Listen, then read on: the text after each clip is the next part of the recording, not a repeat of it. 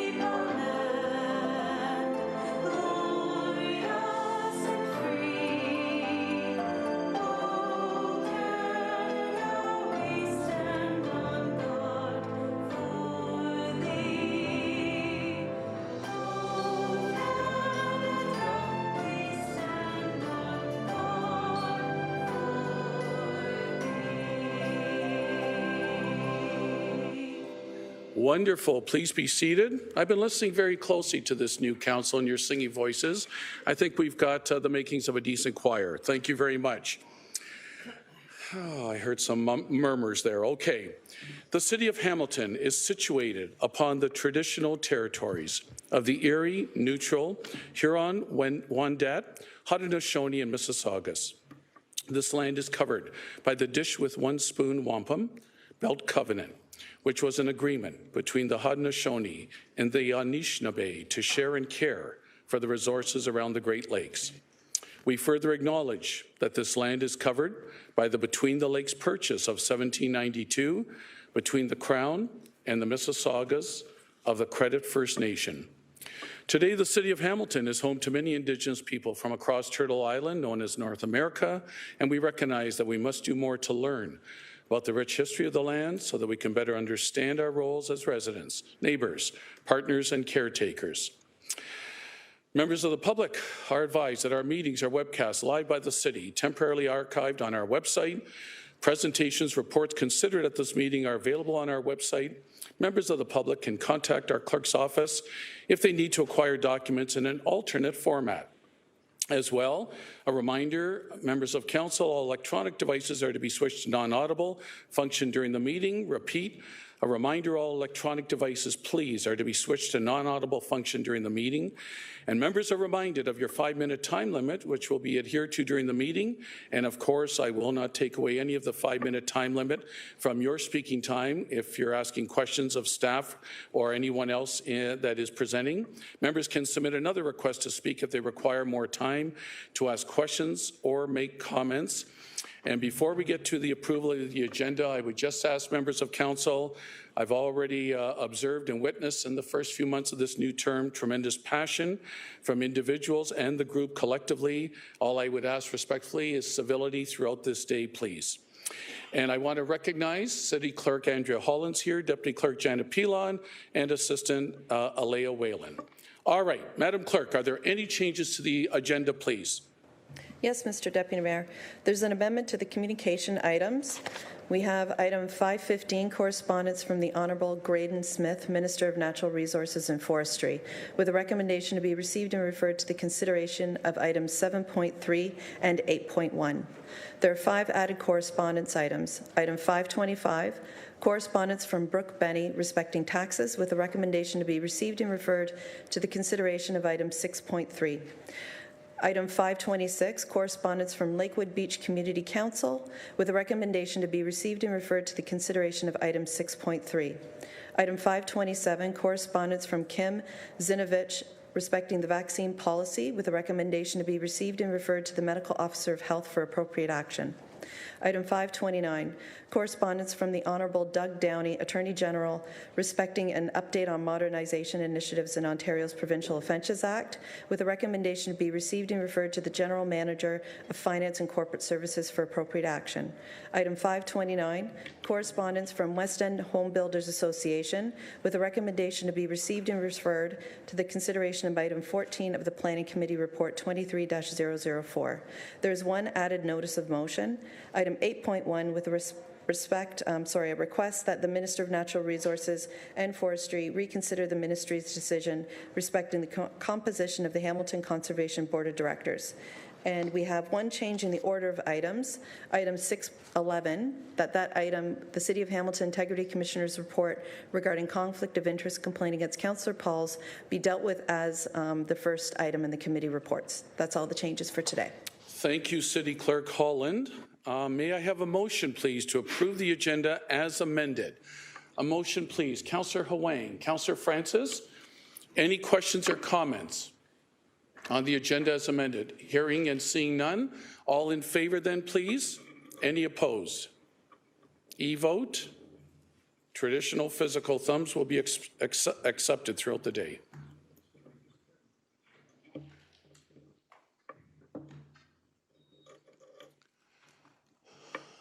The mayor's indicated her support, and that carries 16-0. All right, declarations of interest. Members of council, are there any declarations of interest, please? I sense there may be a few. I'll start with Councillor Cassar, please. Thank you, Deputy Mayor. I'd like to declare that my son is being considered for summer student employment with the City of Hamilton, and as such, I'm declaring an interest and will not be participating in discussions or voting on the report Living Wage, HUR 2003B/FCS 20013B, contained within item 6.3 on today's agenda.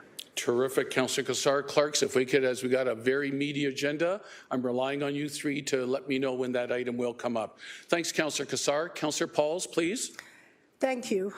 And through the chair, Jackson, I am declaring a disqualifying interest to the following section of the agenda, as my son is a staff sergeant employed by the Hamilton Police Service, and my daughter-in-law is a paramedic employed by the Hamilton Paramedic Service.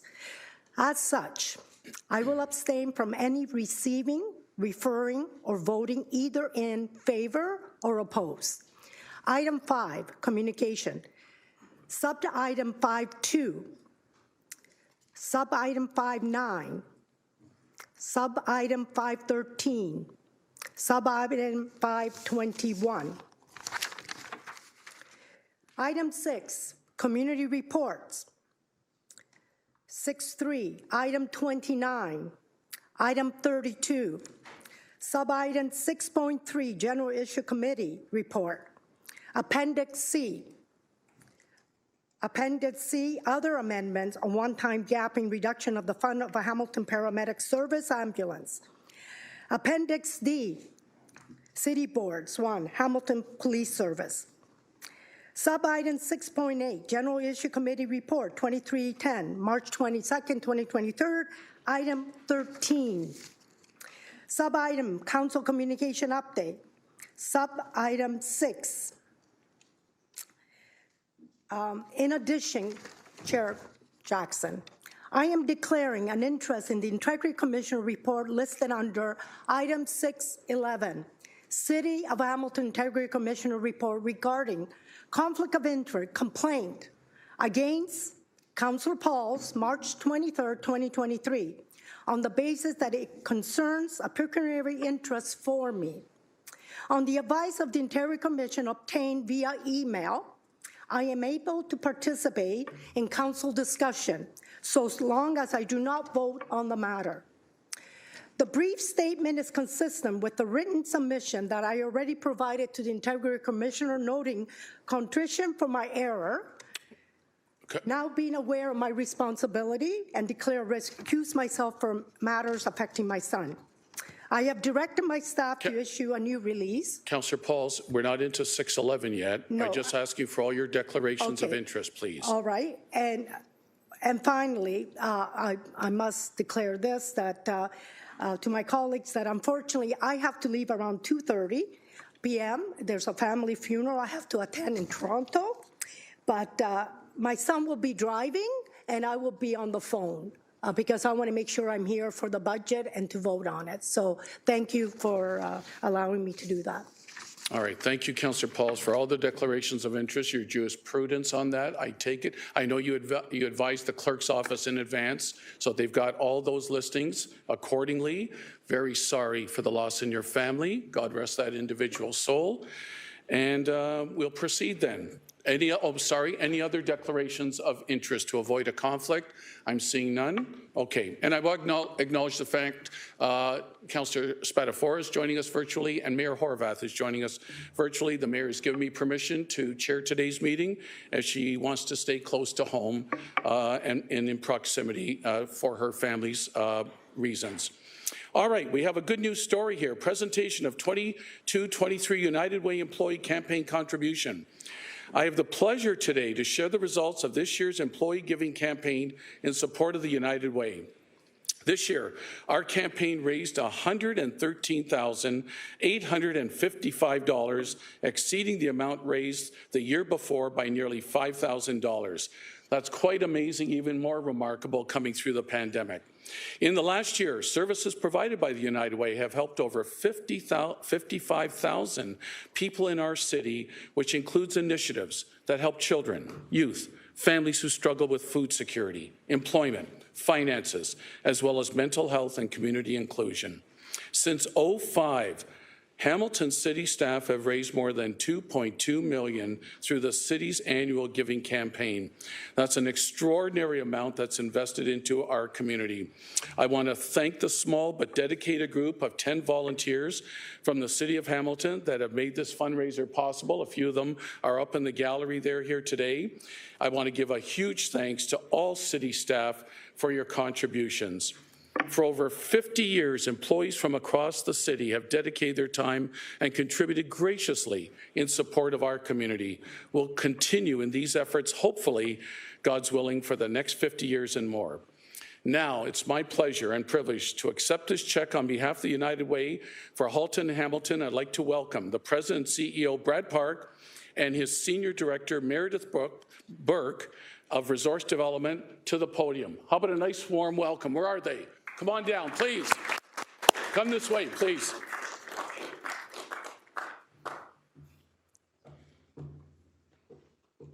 I never have, Brad, this large a check when I go to my credit union. But anyways, I'm very happy for you. All right, so here it is, members of council, and for the public, please come closer here, Meredith and Brad. United Way, $113,855 for Hamilton Halton United Way. Congratulations.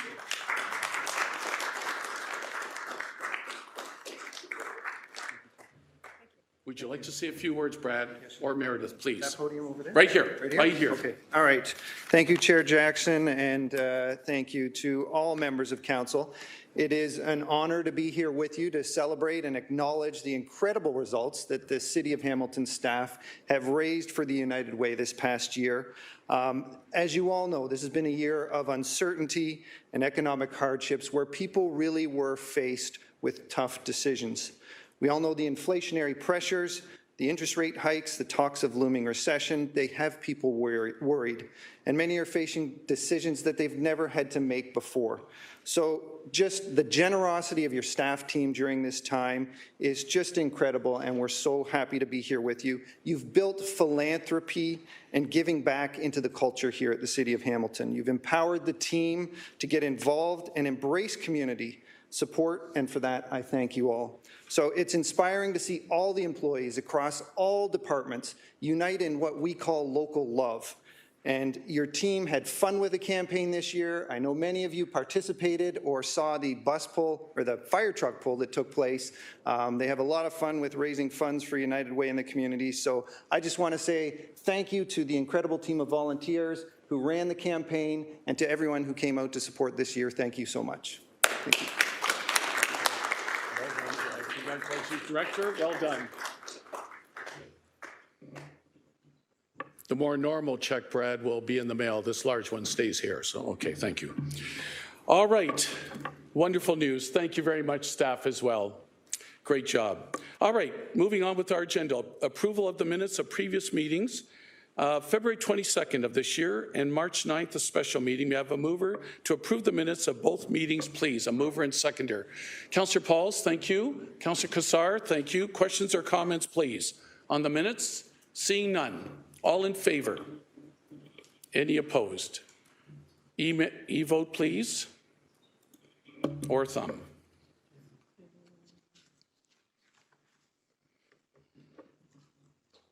That carries 16-0. Thank you.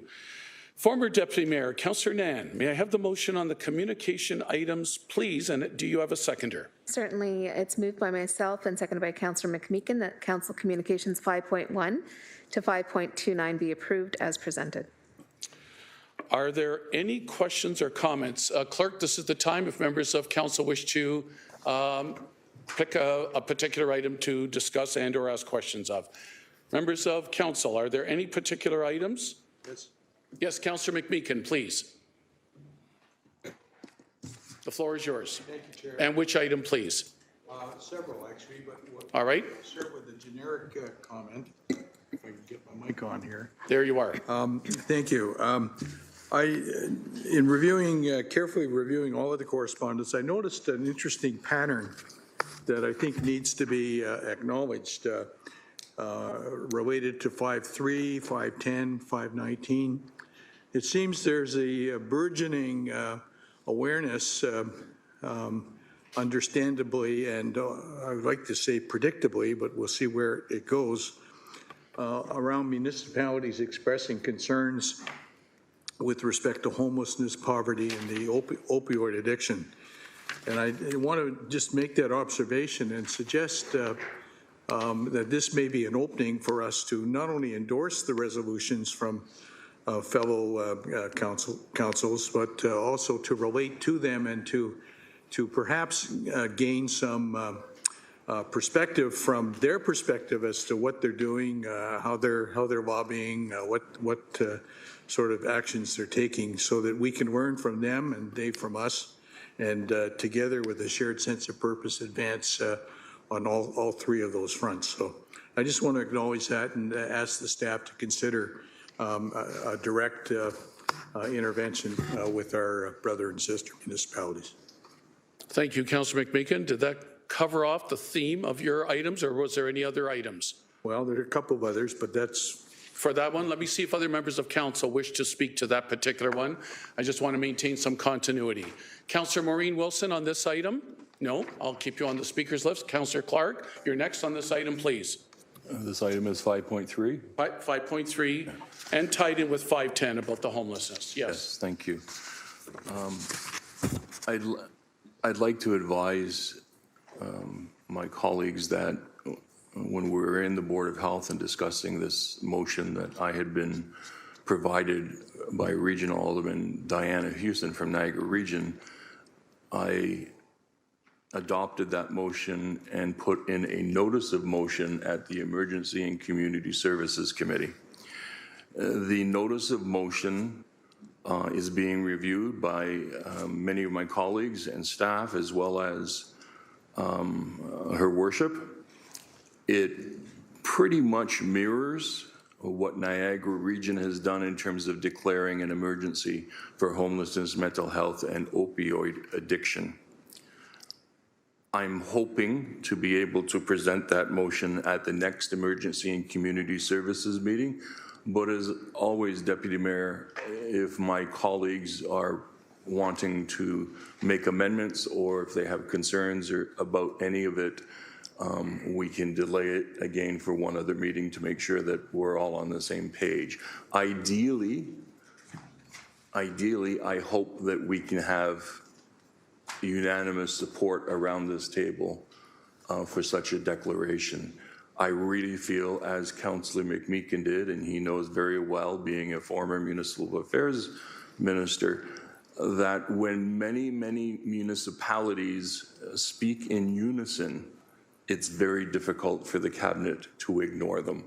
It's easy to ignore one and divide and conquer, but together that voice becomes very strong, very loud, and it's very challenging for a cabinet to ignore us. So I'll leave my comments at that, Deputy Mayor. I look forward to having the debate at Emergency and Community Services and at the ratification meeting at Council. Thank you for allowing me the time to speak. Excellent, Councillor Clark. Councillor Danko, on these items, 5.3 and 5.10 of homelessness emergencies? No? Okay. All right. Next, Councillor Maureen Wilson, back to you, please. Your item? Thank you, Chair. My item is 5.16. It's a letter from the Minister bringing, I think, a little bit of clarity on the government's intent with Bill 23 and green standards for new builds.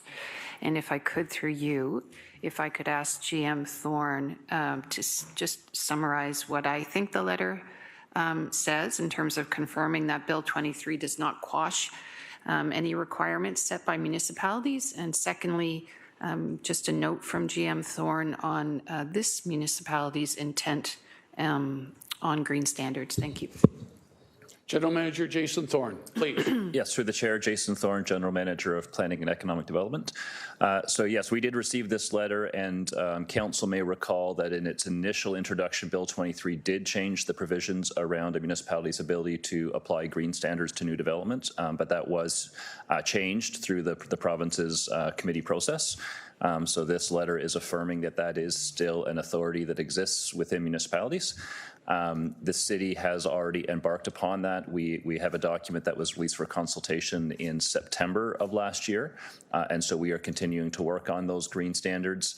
The letter does note the province is doing some consultations as well around what a provincial green standard may look like. So we will, as staff, be participating in that. Both senior staff from the building division as well as the planning division will take part in that.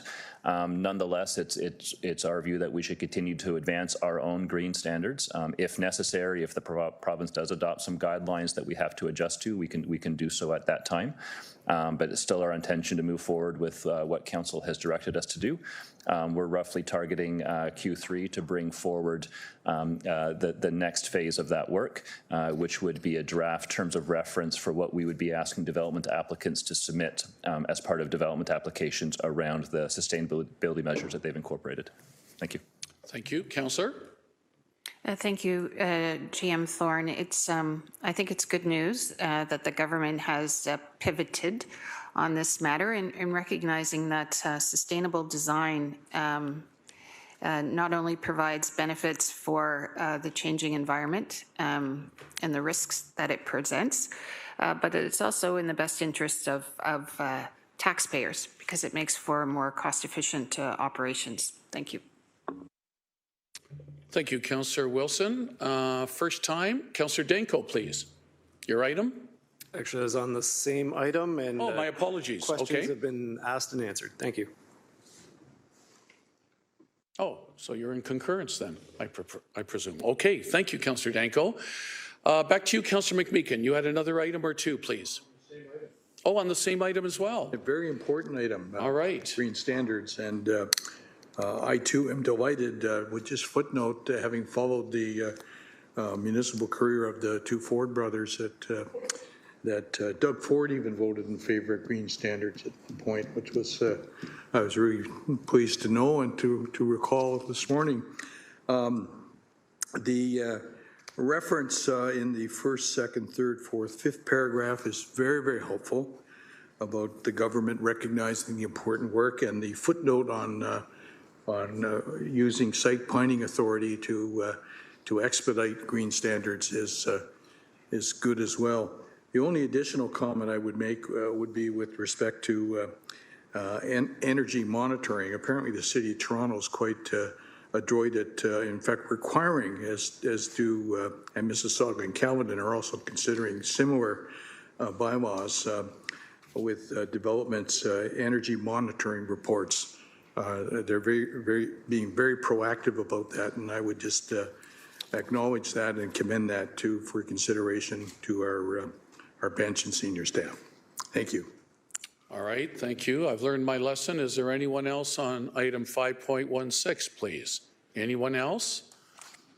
Councillor Kretsch, I'll stay with the theme of 5.16 at this time, please.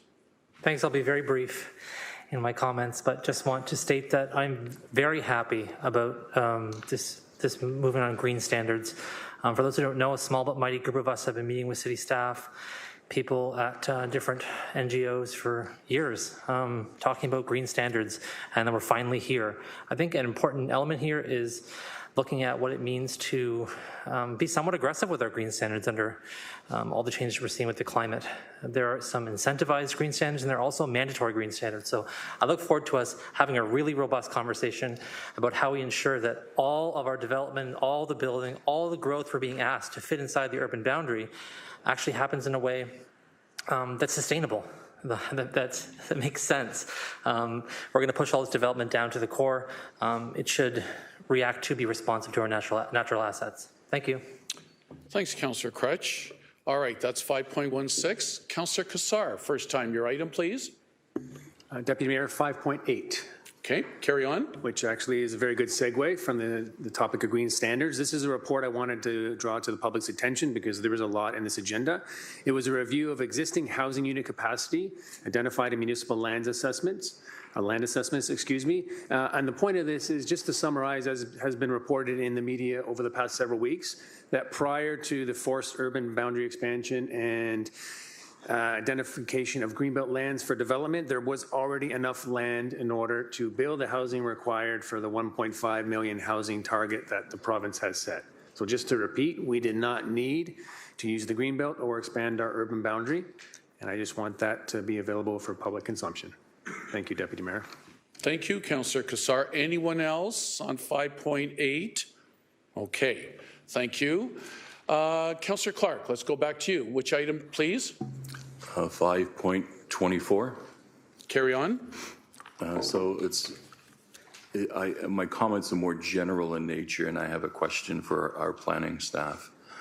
I am now receiving, Deputy Mayor, a number of emails and requests from landowners and developers in the White Belt. They are pushing aggressively, I think is a fair comment, that we proceed to develop those lands as per what Premier Doug Ford told them. Can I get a brief comment from either General Manager Jason Thorne or Senior Planner Steve Robichaud? How are we handling all of these requests that are coming in, urging us to move into secondary planning and approvals in the White Belt? Timely question. General Manager, please. So through the chair, and there is a report on the Planning Committee agenda which sort of sets out what staff had recommended and Planning Committee had supported for Council's consideration in terms of the strategy going forward around city-led secondary planning process. As that report notes, notwithstanding a city-led process, private landowners are within their rights to initiate their own secondary plan applications if they so wish. The first stage for that being a formal consultation, which is sort of a pre-application step, and we have received those. One of the things noted in the report that's on the Planning Committee agenda as well is adopting a framework for what the city's expectations would be in terms of content should any privately initiated secondary plan come forward. Also, we've identified that we will need to establish a new fee, an application fee that a proponent would have to pay. We haven't identified yet what that would be. We still have to figure out what we'd be recommending in terms of what that fee would be to cover the cost of the city's review. Councillor. Thank you for that, Deputy Mayor Jackson. You know, I'm really concerned that we're headed into what feels like, to me, the Wild West in terms of how we are being forced to address private secondary plans and private applications from property owners. Those applications and those developments may not fit with what we have approved. And I just want to say to the residents, because the residents in my ward are very concerned, specifically in Elfrida, because if they got their way, Elfrida would see close to 130,000 new residents over the next 20 to 30 years. That is remarkable. And that impressive number, at the moment, we do not, and I stress, we do not have the capacity or the infrastructure to support that type of development. So I'm hoping that working with our staff, we can put some pressure to slow down this so that we can actually assess what is being proposed and make sure that it fits with our overall plans. I'm concerned about this because the phone has not stopped ringing since Premier Ford did what he did. Thank you, Deputy Mayor. Thanks, Councillor Clark, and I'm sure there'll be a more robust debate when we get to that item in the Planning Committee. Anyone else on 5.24? Councillor Maureen Wilson? No, just to that point, if the debate is not forthcoming at planning, I just would like to acknowledge the work that the city's planning staff put into that report, clearly setting out the choices that were before us, the consequences of those choices, and the one that was chosen for this municipality, a public entity, to engage forthwith with the community on a secondary plan is in our best interest. It's in the best interest of this city's environmental and financial future. It's clear in terms of its accountability and for the public to set out its expectations. So in my opinion, it's a must-read report. If the public is interested in how this is going to unfold and how it should unfold, I would encourage wide access and wide read of that report. Thank you. Thank you, Councillor Maureen Wilson. Anyone else on 5.24? Again, more discussion I'm sure will ensue when we get to Planning Committee. Councillor McMeekin, you had another item, please. Back to you. Yes, thank you. One last item. As the one who has the privilege of serving the beautiful people of Flamborough, Waterdown, Carlisle. The item number, please. 5.5. Thank you.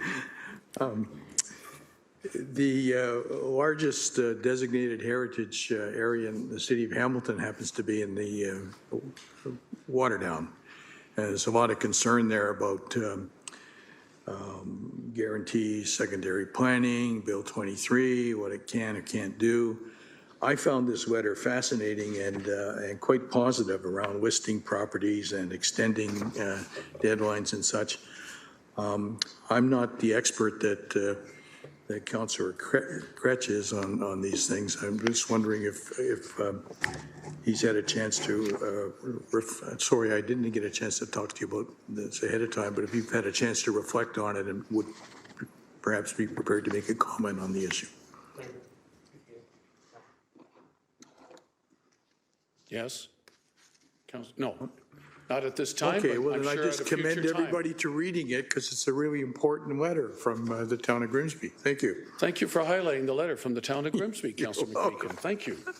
All right, no other speakers but myself, Deputy Mayor Nan. Former Deputy Mayor, take the chair. Certainly. Thank you. Item 5.15, correspondence from the Honourable Graydon Smith, Minister of NRF, the Natural Resources Forestry, advising the City of Hamilton. City's application seeking a minister's exemption under the Conservation Authorities Act for the requirement of at least 70% of the municipal appointees to Conservation Authority to be selected from members of municipal council is not granted. Deeply, deeply disappointed. In my past service on the Conservation Authority Board, Deputy Mayor Nan, I've enjoyed the nice equal complement of 5 Hamilton-appointed citizens, 5 members of council, and plus the 1 appointee from Puslinch. Very disappointed that the minister has decided, no, wants to have more elected officials on the Conservation Authority Board. That's absolutely, of course, no disrespect to additional members from council to be ultimately appointed. I just think it's the wrong course of action, and I've always valued citizen engagement, citizen appointments to our various agencies, boards, and commissions. So, Deputy Mayor Nan, I would ask for 5.15, even though it won't change, if you will, what the ministry, not the minister, the ministry has responded with, I would ask for a separate vote so at least I can, in my own tiny way, send out a message of dissatisfaction. Duly noted. Okay? Thank you, Deputy Mayor Nan. I'll take that back at this time. No other items on the communications.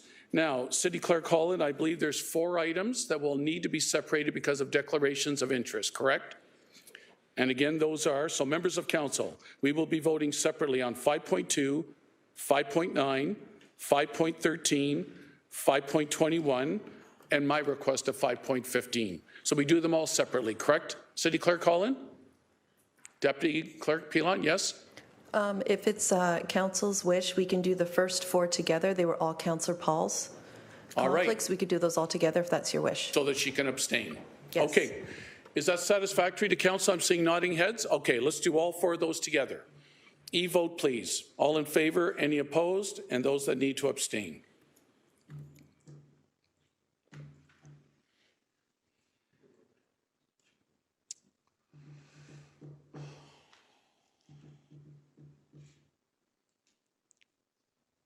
That carries 15-0 with 1 abstention. Thank you. And I've asked for a separate vote, please, on 5.15. The minister's rejection of maintaining the status quo complement of citizens on the Conservation Authority Board. Yeah, oh, sorry, Councillor Huang. On this item? Yes. Please. I'd like to get some clarification on how to vote, because if we've pulled this out and we are voting to accept that correspondence, but if we vote no, what happens then? Well, I'll speak for myself, but I'll look to the clerk to give some procedural advice. From my standpoint, it may be more of a symbolic message that I'm sending, Councillor Huang, but clerk, is there anything procedurally you'd like to comment on, please? 515 has a recommendation to be received and referred to the consideration of 7.3 and 8.1. So if it's voted down, you wouldn't be able to speak to that letter when we get to items 7.3 and 8.1. I see. Okay, thank you. Okay, thanks, Councillor Huang, for pointing that out. And 8.1 is my notice of motion later on. And 7.3 will be coming from Councillor Taddison. Okay, all in favor? Any opposed? E-vote and thumb vote.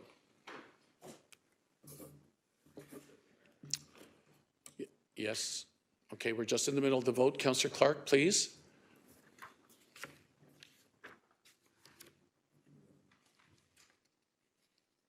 And that carries 14-2. Councillor Clark? Thank you, Mr. Mayor. I've just realized that item 17 in the Planning Committee report, I need to declare a disqualifying conflict of interest as one of the owners or principals of that item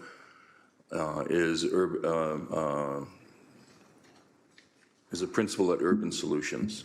And as such, I need to declare that conflict as there is a business interest with my son on a retail operation. Thank you for catching that, Councillor Clark. Clerks, we're noting that. Thank you very much. Okay.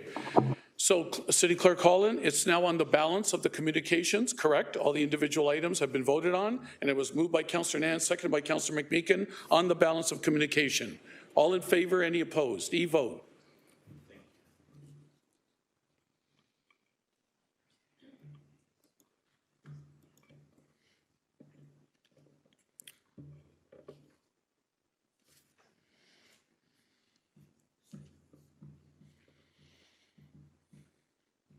That carries 16-0. Thank you, members of council. Now, members of council, committee reports. As per the change to the order approved earlier, council will be considering item 6.11 as the first item under committee reports, and it's the City of Hamilton Integrity Commissioner's report regarding conflict of interest complaint against Councillor Pauls, March 23rd, 2023. Yes, City Clerk Holland. Just to interrupt, we just need a motion to go into committee of the whole first place. Oh, of course we do. Ready when you are. Councillor Nan, would you please legally make sure we're going into committee of the whole, please, if you have a seconder? Got your back. Moved by myself and seconded by Councillor Danko to move into committee of the whole for consideration of committee reports. Thank you. Thank you, Councillor Nan. Thank you, City Clerk Holland. I'm so glad I got a direct look at you and you've got at me. All in favor, E-vote. Any opposed? Thumbs are accepted.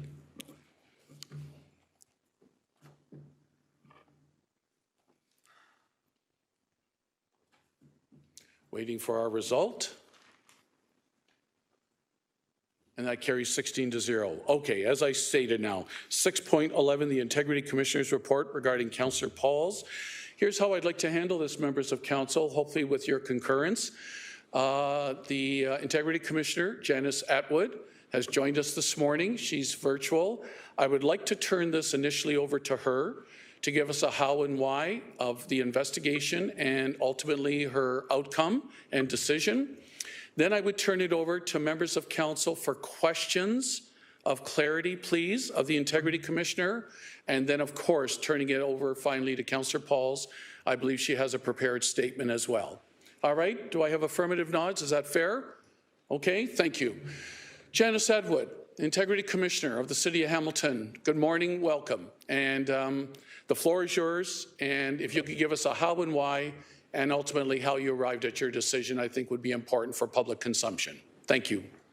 Thank you very much, and good morning, Chair Jackson and members of council, and thank you very much for making time for this report and moving it up this morning. I appreciate that. I'm sure that it's very much to assist Councillor Pauls, but I certainly appreciate it as well. My partner, Jeff Abrams, is not able to be with us this morning. The last time I was with you was, I think, just at the end of the fall, and I was there in person, and I'm sorry I'm not there in person this morning because I do so enjoy being in front of Hamilton Council in person, but I appreciate the virtual opportunity. So I will make some brief comments and try to cover some of the areas that I think need to be addressed and try to move quickly through it. So first of all, to confirm, Councillor Pauls indicated at the very beginning of her comments that she has been advised that a councillor can participate in the discussion, deliberation around a report where there's a recommendation report following an investigation of that member. This is a new rule. It was amended in 2017, so it may not be something that was well known in years past. The exception was written into the Municipal Conflict of Interest Act, and it does include, though, the proviso that the member may not vote where there is a sanction. And in this report, there is a sanction, so the member may not vote. So we see our role as your Integrity Commissioner, and in fact, as Integrity Commissioner in the municipalities that we serve throughout the province, we see our role as coach and teacher, providing education and training, advice and guidance. And really, we lean hard into that role rather than cop and sheriff. Having said that, we are the enforcement mechanism. And so we do serve the role of investigating complaints when they come in. As I said, one of the key roles is providing confidential advice to members of council. When advice is provided to a member, it is confidential to that member. The information they provide to us, the information we provide to them, that is confidential. The advice is binding on us. The member may rely on it. It's bulletproofing in that sense. If another person, even another member of council, asks for a copy of that advice, even just to verify that the councillor is perhaps adhering to advice or not, the Integrity Commissioner cannot disclose that advice. Only the councillor can share that advice if they wish, or the councillor can consent to the sharing of that advice if they wish. If asked for advice, we will refer the requester to the councillor to seek a glimpse, a copy, whatever, of the advice, or else to consent to us releasing the advice memo to them. This is the appropriate practice, and it adheres to the requirements of the Municipal Act. Ultimately, when Councillor Kretsch was met with Councillor Pauls' refusal to consent to the sharing of the advice memo we had provided her, he did file a complaint with us regarding her participation in the police budget.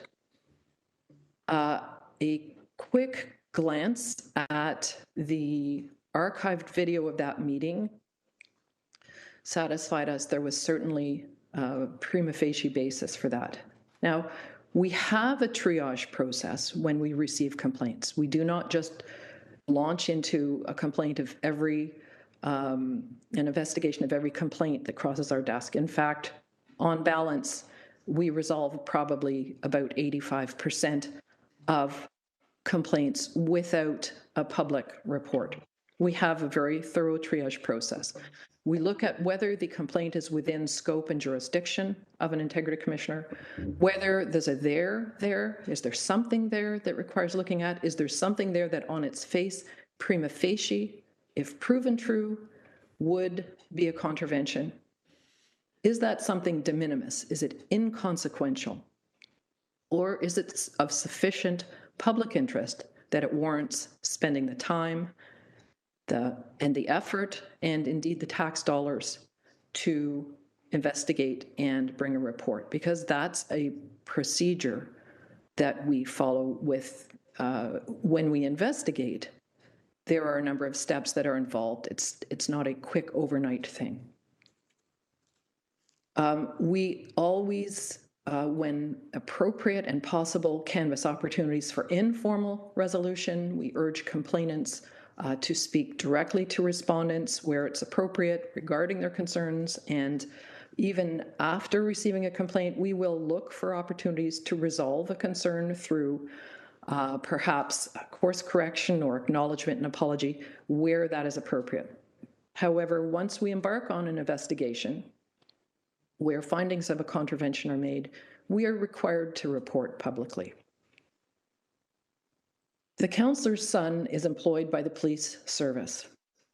The councillor, as a member of the Hamilton Police Services Board, participated in consideration of the police budget. Her son, as an employee of the police service, has a pecuniary interest in the police budget. The details of our findings are laid out chapter and verse in the report, and I will not drag you through that tooth and nail. Suffice to say, we found that the councillor had participated and voted on the police budget in spite of having obtained our written advice. She had received some guidance from other sources that she had no conflict of interest in doing so.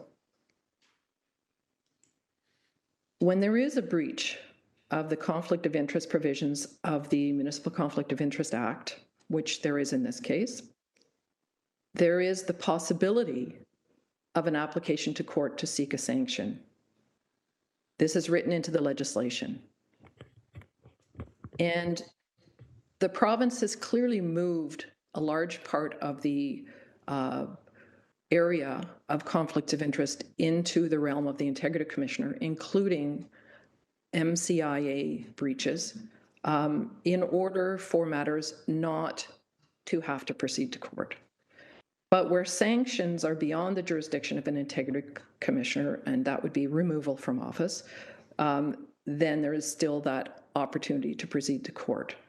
So when we review a conflict complaint, we are required by the legislation to determine whether the case will or will not proceed with a court application, and then to express reasons for that finding in the public report to council.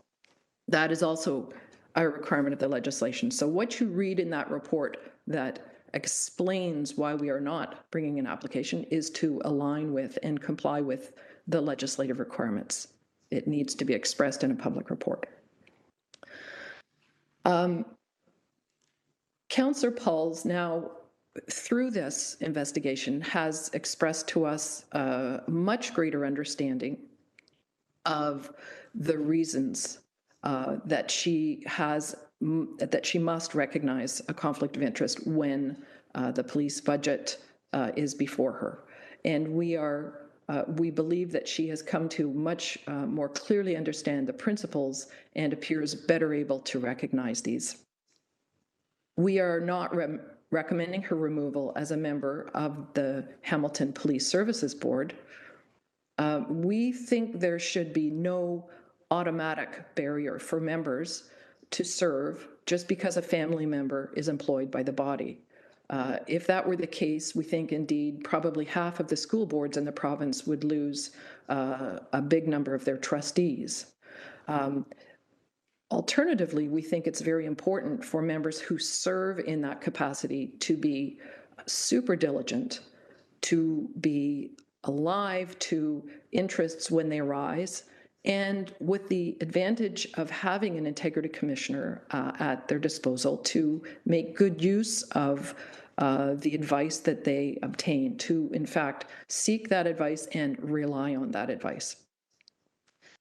We believe that this report might help to clarify a bit of a confusing gray area which has existed regarding recognizing conflicts of interest and, more importantly, encouraging members to obtain and follow the advice of an integrity commissioner when they're confronted with uncertainty in interpreting the code or the MCIA requirements. It may be easier to reach to a friend, but it's much more reliable to reach to the integrity commissioner. In any event, at the conclusion of all of this, in Hamilton, you are one of the very few municipalities where the ability to sanction has been delegated to the integrity commissioner. And so this is not a recommendation report regarding imposing a sanction. It is our report where we are imposing the sanction. And in our view, the sanction in this case reflects a modest monetary penalty, which serves as an indication that this is more than a nothing, but it is not a matter that cannot be, from this point forward, improved on greatly. So we do not think a larger sanction was in line. We think 15 days is satisfactory.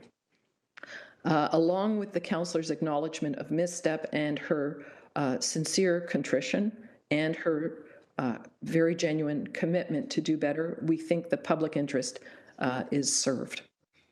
And those are my comments, Chair Jackson. Commissioner Atwood, thank you very, very much. If nothing else, I think a complete edification for at least myself and hopefully the rest of my colleagues on what you've described, how and why, and the ultimate result that occurred. Any questions of clarity for the Commissioner? Councillor Kretsch, please. Thanks, Chair Jackson. I appreciate that. I do have two questions for the Integrity Commissioner about their report. And one about their comments that were just given. The first one for you, Integrity Commissioner, is specifically about what you spoke to in terms of not wanting to have an automatic issue with respect to councillors not being able to sit on the Police Services Board if they have members on the force. And I'm wondering if you think that that should be the end of it, or if you think we should have a review of this at our governance committee and have council, sit and consider your recommendation, because there seems to be two things you're saying. One, that, and two, it puts an overdue burden on someone. In one of the final paragraphs, you basically say, look, people are going to have to be extra vigilant here when they're making these kinds of things, and it maybe have to be vigilant in a manner that's perhaps onerous on those individuals. And so I wonder if you think it's something we should be considering here from a governance perspective, or if your recommendation is final on not pursuing it further. Commissioner, please. Thank you, Chair Jackson, and thank you, Councillor Kretsch. That is a very valid question. It seems to us, having given this some thought, that on a council of the size of Hamilton,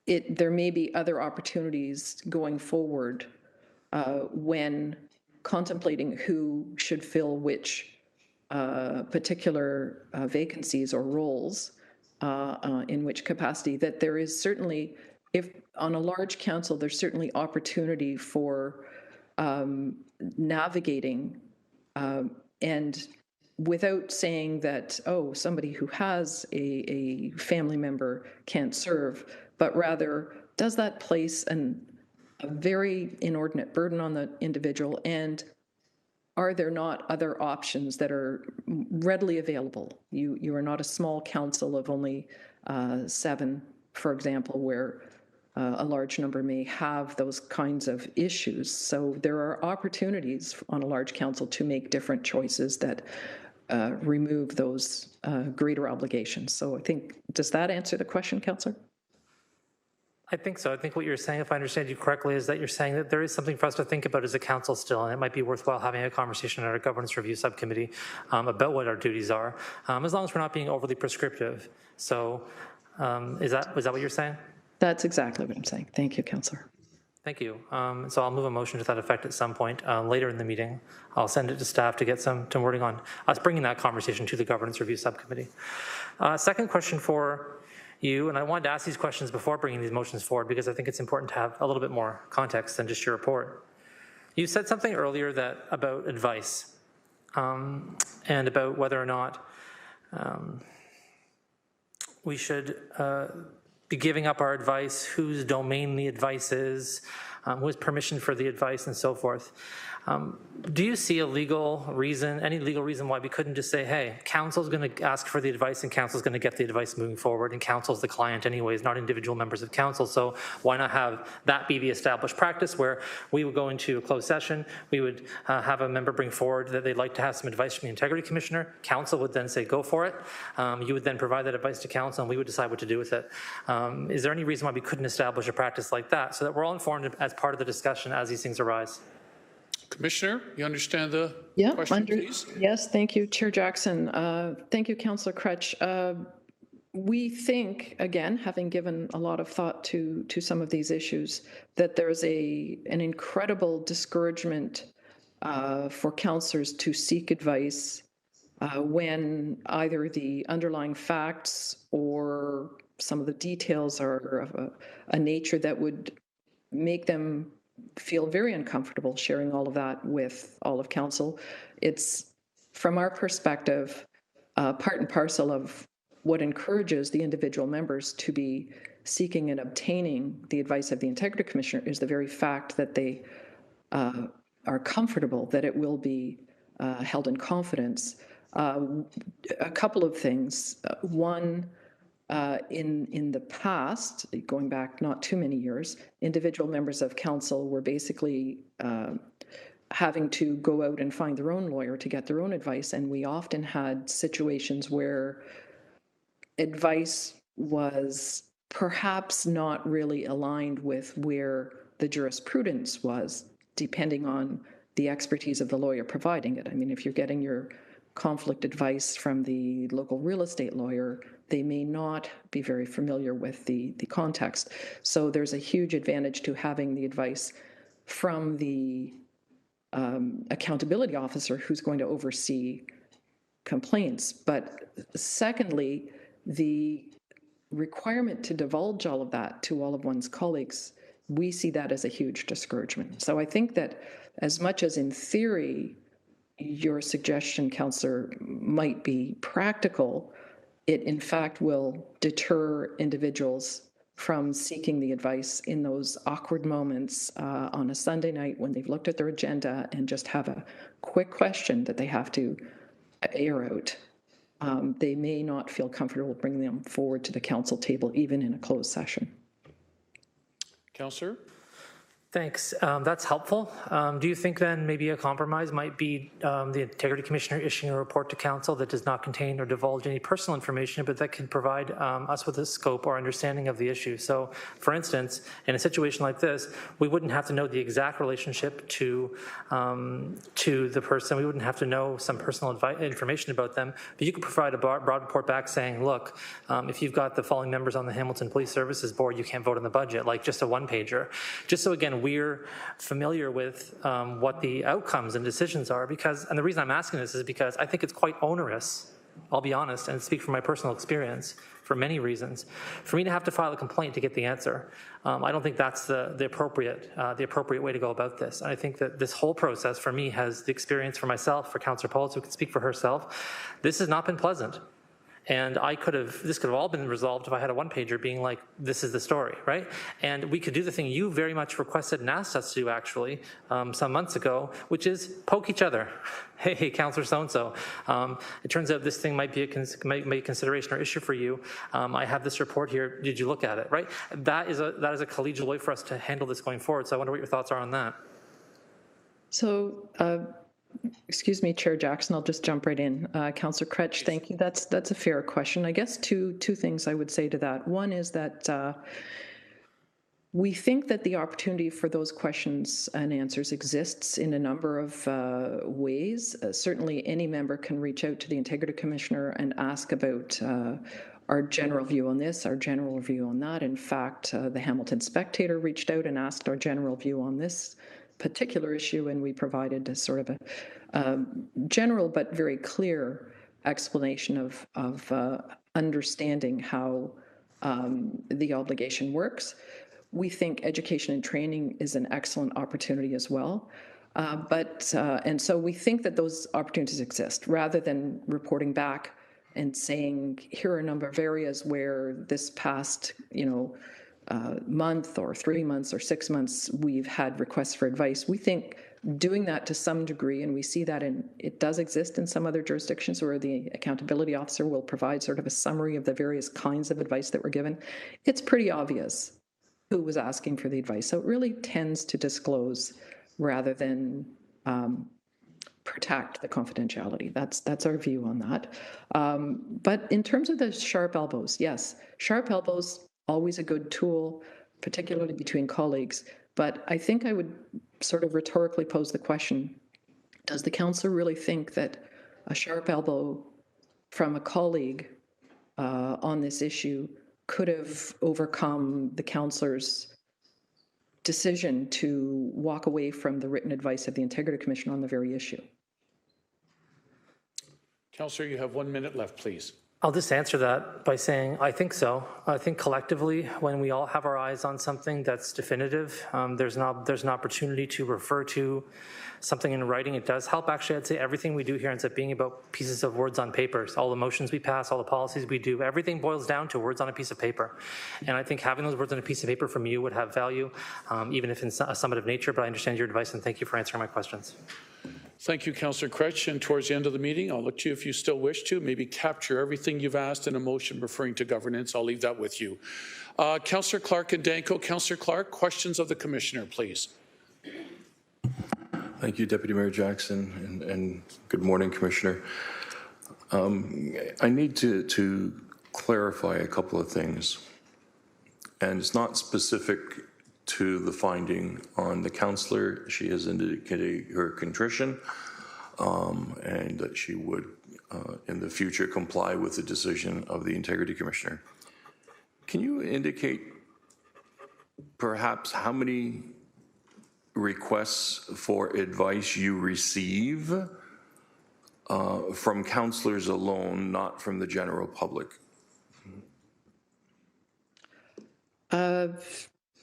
Through the chair, off the top of my head, I haven't done that arithmetic, but I believe it's in the double digits, certainly in Hamilton. I'm just casting my mind back to the last time we brought a periodic report, which I believe was the fall of probably 2021 at this point, just top of my head, probably 30 or 40 requests over the course of about 18 months. So I'm going to say a handful every month, sometimes very quick, sometimes more detailed.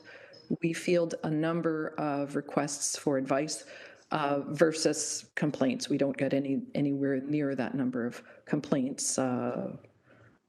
If that's an answer, does that sort of respond to what you're asking? Councillor? Yes, Deputy Mayor. I'm curious if the Commissioner has an estimate of the number of complaints versus the number of times the City Council seeks advice on their own situation. Commissioner? Generally, I'm sorry, I don't have those numbers, Councillor, at my fingertips, but generally the number of advice, requests for advice exceed the number of complaints by a factor of, 50% at least. And that's an interesting point, because I recall the original situation when we looked at the Integrity Commissioner approach, and this goes way back where it wasn't in fashion in other municipalities, but there was at that time a fear or trepidation that there would be a number of requests for an investigation on councillors and that they would be vexatious or frivolous. If I recall some of the stats, Deputy Mayor, the number of times those reports came in, the number of times a councillor sought advice far exceeded the complaints. And if I understand the Act correctly, when a member of council seeks advice from the Commissioner, it is deemed to be confidential. Is that from the Act, or is that per your personal firm's policy to the Commissioner? That's a really good question. For further clarity, Commissioner, please. Through the chair, Councillor Clark, I believe that's right in the Act, and I would have to pull it up to look at it, but that is, I believe, embedded right in the Act. And that was my understanding also. Just a quick comment. Please. There will be many times when my colleagues around this table, depending on their own personal situations, will need advice to ensure that they are not in conflict with the Municipal Conflict of Interest Act. The Integrity Commissioner provides advice, and that advice is locked in. That advice, if complied by the individual member, is solid, even if it went to court. And so there are times that we seek advice, and the advice that we sought never becomes an issue around the table. Correct. But we need to have that latitude to seek confidential advice to ensure at all times we are in compliance with the Act. And I sincerely appreciate that component of the legislation and the fact that Principal Integrities follows that, I would say, religiously. So I thank the Commissioner for her time today, and I thank them for all of the work that they do on behalf of this municipality, ostensibly to keep councillors out of trouble. Thank you. Thank you, Councillor Clark. Councillor Danko, please. Questions of the Commissioner? Thank you, Chair. I'm a little bit concerned about the direction that this discussion is taking today.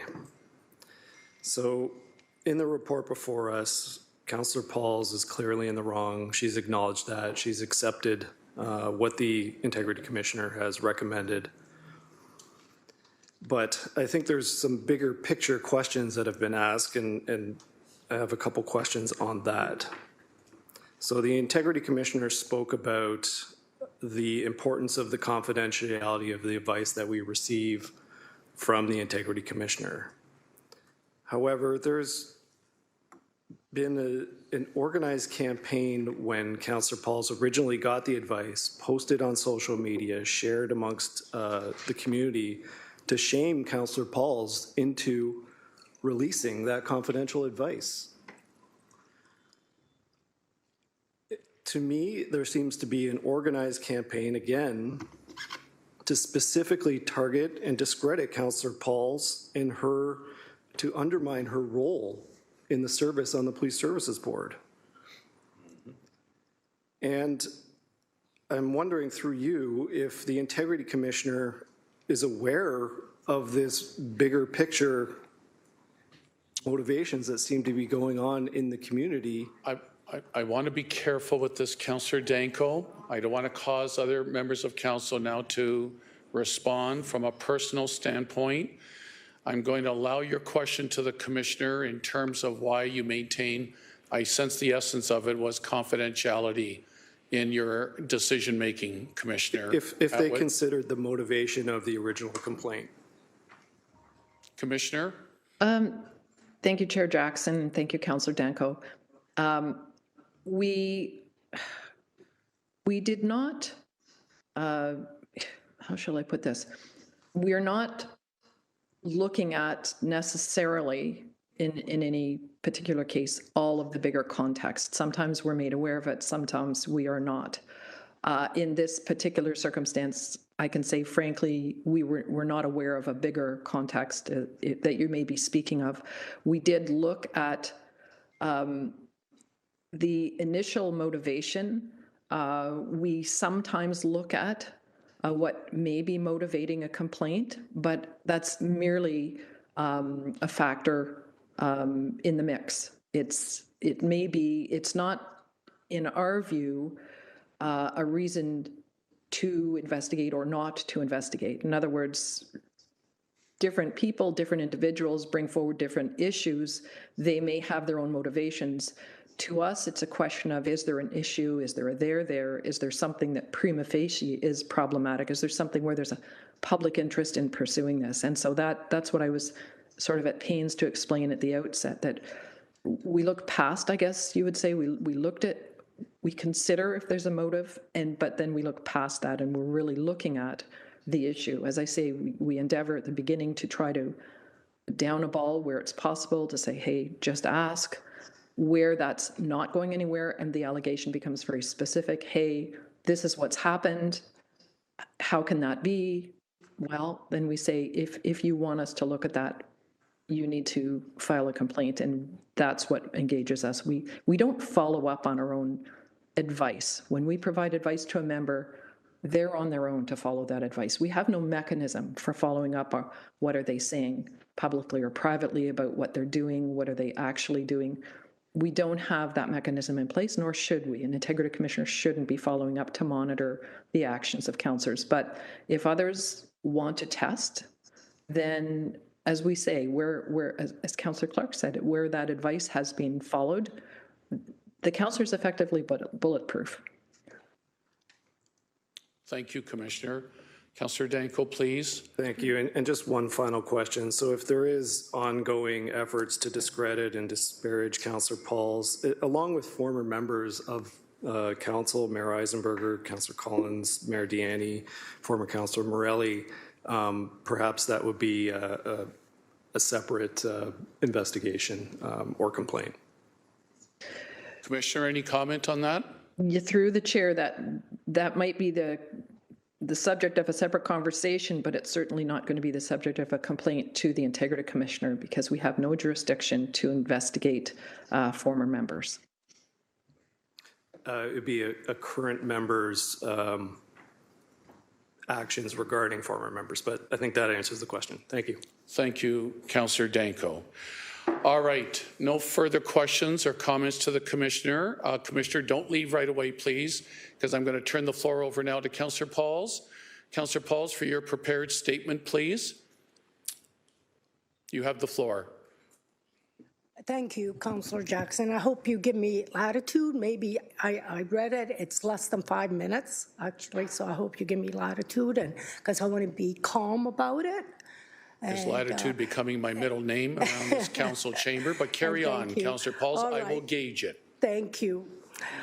First of all, I want to say to my colleagues that I had the opportunity to review the City of Hamilton Integrity Commissioner report regarding the entrant complaint against me, March 23rd, 2023, which stems from a conflict of interest complaint filed against me by my Hamilton City Council colleague, Ward 2 Councillor Cameron Crutch. I have also had time to reflect upon our conversation I had with Janice and Jeffrey from Principal Integrity, the City Hamilton Integrity Commissioner, and how ultimately I was in conflict of interest. And Janice, I want to thank you for taking time. I think we spent over an hour together, so I thank you for that. Indeed, despite unsolicited reassurance I received from my well-intentioned individual that engaging in voting on the Hamilton Police budget at the Police Service Board meeting on December 15, 2022 would not constitute a disqualifying interest, I now realize I should have remained with the ironclad circle of advice provided by the Integrity Commission, as it was disqualifying interest. The fact that previous elected officials discussed and voted on Hamilton Police Service budget when they had relatives working for the Hamilton Police, example, Ward Councillor Chad Collins, and he had a sister, and Ward 3 Councillor Bernie Morelli, who had a son in the Hamilton Police Service, were not found to be in conflict of interest. At that time, when Principal Integrity was not the Integrity Commissioner for the City of Hamilton. So, inconsequential. And it does not mean that I too would have also not been found to be in conflict of interest for engaging and voting on the Hamilton Police Board budget. More specifically, for what it's worth, I did not realize that I had disqualifying interest with the Hamilton Police Service budget, but now understand that the disqualifying interest of my son's staff sergeant salary persists, despite being set for the next 3 years by the collective bargaining agreement process between the Hamilton Police Association and the Police Service Board. In my mind, it's done deal. That's what it was. My son's salary is set, signed, and delivered. Simply put, his salary is not immaterial to the general Hamilton Police Service budget. In other words, I now understand that changes of the overall Hamilton Police Service budget could, regardless of perceived probability, technically have an impact on my son's salary. For instance, if the Hamilton Police Service budget was cut by 50%, it would have a direct material impact on my sons in that Hamilton Police Service would not be able to honor the collective bargaining agreement.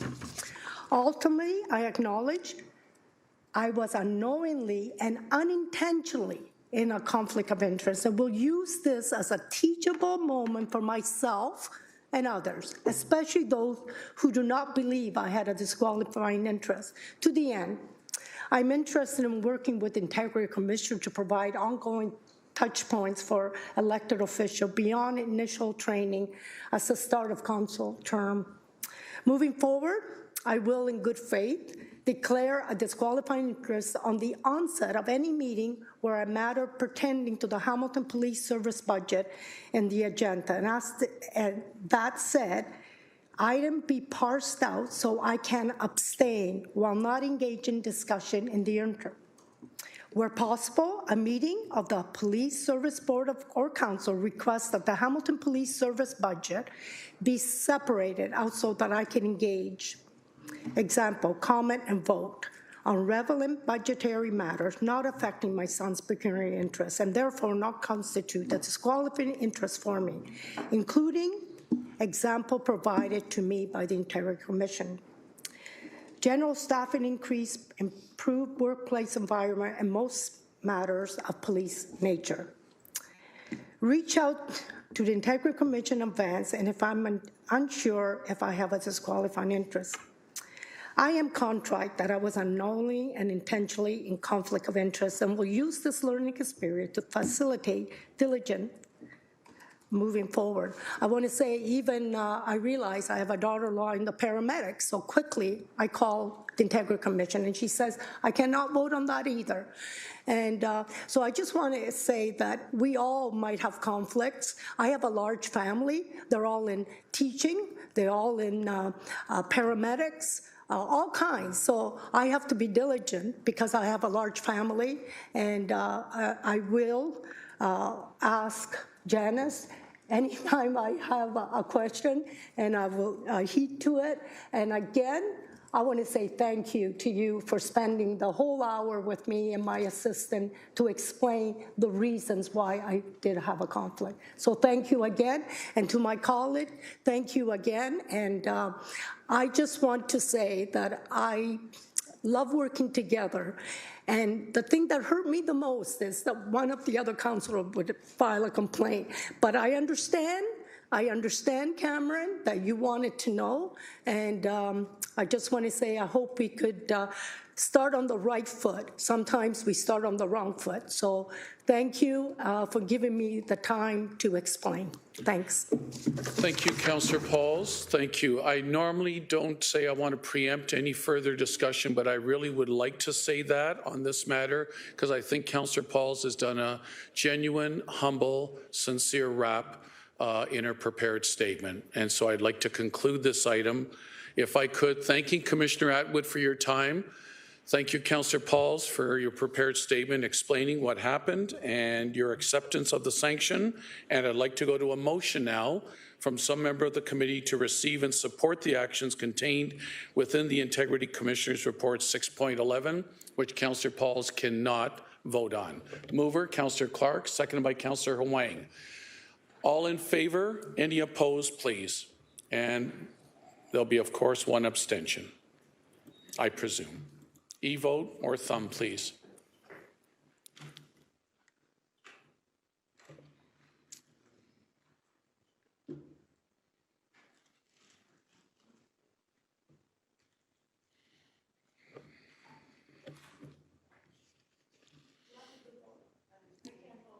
Abstain. Councillor Pauls, if you could click abstain, please.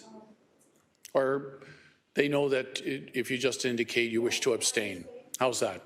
Okay, Deputy Clerk Pilon, please record that. Okay, that carries 14-1 with one abstention. All right, thank you.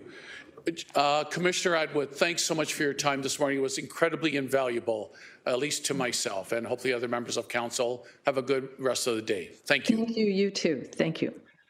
All right, 6.1, sole voting member of the Hamilton's Farmers Market Report 23-001. My go-to mover today, Councillor Narinder Nan of Ward 3. Councillor, would you possibly have a motion, please? I do, Deputy Mayor. Moved by myself and seconded by Councillor Crutch, the sole voting member of the Hamilton Farmers Market Report 23-001, being the meeting that was held on Thursday, February 23rd, 2023, be received and the recommendations contained therein be approved. Thank you, Nan and Crutch. Any questions, comments? All in favor? Any opposed? E-vote, please.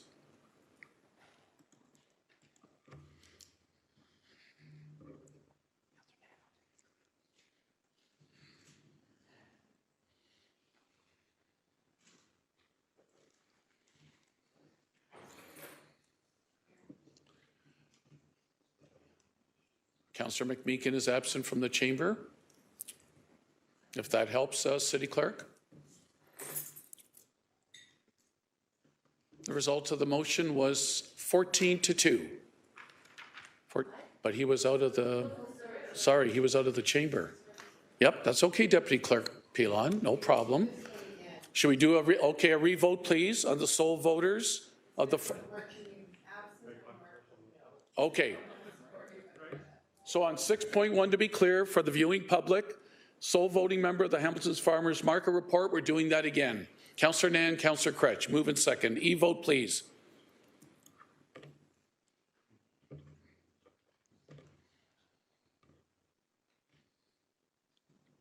That carries 15-0. Thank you. 6.2, the General Issues Committee, a special meeting we had on February 28th. If I recall, it was about standard of care. Councillor Narinder Nan, would you possibly have another motion, please? I'll have them for you all day, Deputy Mayor. Moved by myself and seconded by Councillor Huang that the General Issues Committee Special Report 23-008, being the meeting that was held on Tuesday, February 28th, 2023, be received. Thank you. Thank you so much. Questions, comments? All in favor? Any opposed? E-votes, please.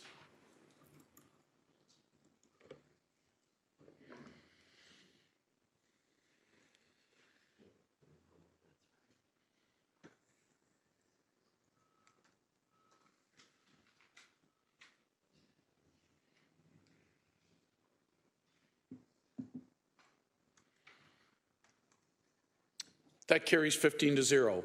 All right, 6.3, the General Issues Committee, one of the meatiest parts of this agenda, the budget for 2023, January to March 2023. Councillor Clark, as the GIC budget chair, to at least get this item and report on the table. Do you have a motion, please, and a seconder? Yes, I do. It's seconded by my colleague to the left, Councillor Cassar, and that's no indication of his political standing. It's just that he's sitting on the left. That the General Issues Committee 2023 Tax-Supported Operating Budget Report 23001, being the meeting held January to March 2023, be received and the recommendations contained therein be approved, and we put it on the floor. Perfect. There's going to still be lots of discussion, I'm sure. Now, City Clerk Holland, I believe if the mayor's available, she wanted to move an amendment to this motion on the floor. I think that would be in order next. Is our mayor with us? Mayor Andrea Horwath, I think it would be in order now if you wanted to move an amendment you circulated in the last day or two. Okay, so thank you for that. If the clerks could put the amendment up, I sent an amendment around the other day, and the clerks have made it into proper language referencing the various appropriate pieces that basically create the changes that I was hoping for. So I'm putting this motion forward. It's seconded by Councillor Danko. Maybe we get it on the floor and then talk about it. Is that how we? Yes, Mayor Horwath, it's up on the big screen, and maybe we'll get to, if you want to, maybe for public consumption, because it's come in the last 24 hours, how about you read all the whereases, but the therefore be it resolves will be up on the big screen, please. Okay, I just have to pull it up on my my other device. And I think, can you possibly, I don't want to encumber you. no, I should have it here. I just thought it was important with all your important whereases to read them out for public consumption because they wouldn't have been part of the original agenda printed. Yes. Let me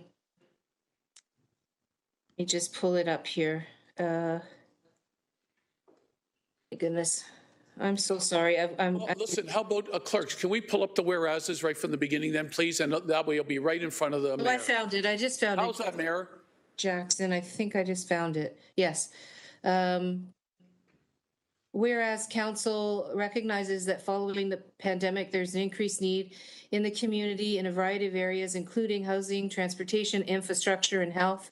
Whereas household costs have been rising with inflation and interest rates, and Council would like to explore ways to reduce the current proposed tax burden without taking away from service improvements. Whereas the city can achieve additional cost reductions through a series of financing adjustments, including amending the proposed start dates for some new initiatives without impacting service levels. Whereas the 2023 tax-supported operating budget approved at GIC on March 1st, 2023 represents an increase of 6.7%, or approximately $300 on the average residential home. Whereas the 2023 tax-supported operating budget includes an investment of $1.5 million for long-term care supports for continued COVID-19 response, as well as other respiratory viruses and health human resource challenges. Whereas the 2023-2024 Ontario provincial budget included additional funding announcements of $202 million to the Homelessness Prevention Program and Indigenous Supportive Housing Program, a portion of which will be allocated to the City of Hamilton. Whereas 2022 revenues from the municipal contribution agreement with the Ontario Lottery and Gaming Corporation have exceeded the 2022 approved budget, whereas the city continues to receive funding from the province of Ontario to offset tax revenue losses related to historical changes in the taxation status of nonprofit long-term care facilities, whereas the City of Hamilton has developed a recruitment and retention strategy designed to ensure it becomes more competitive in the Greater Toronto Hamilton area labor market, whereas the following amendments would reduce the overall 2023 tax burden to just under 6%, therefore be it resolved. A. Now, do you want me to read the therefores? Yes, please. Yes, thank you, Mayor. Please carry on.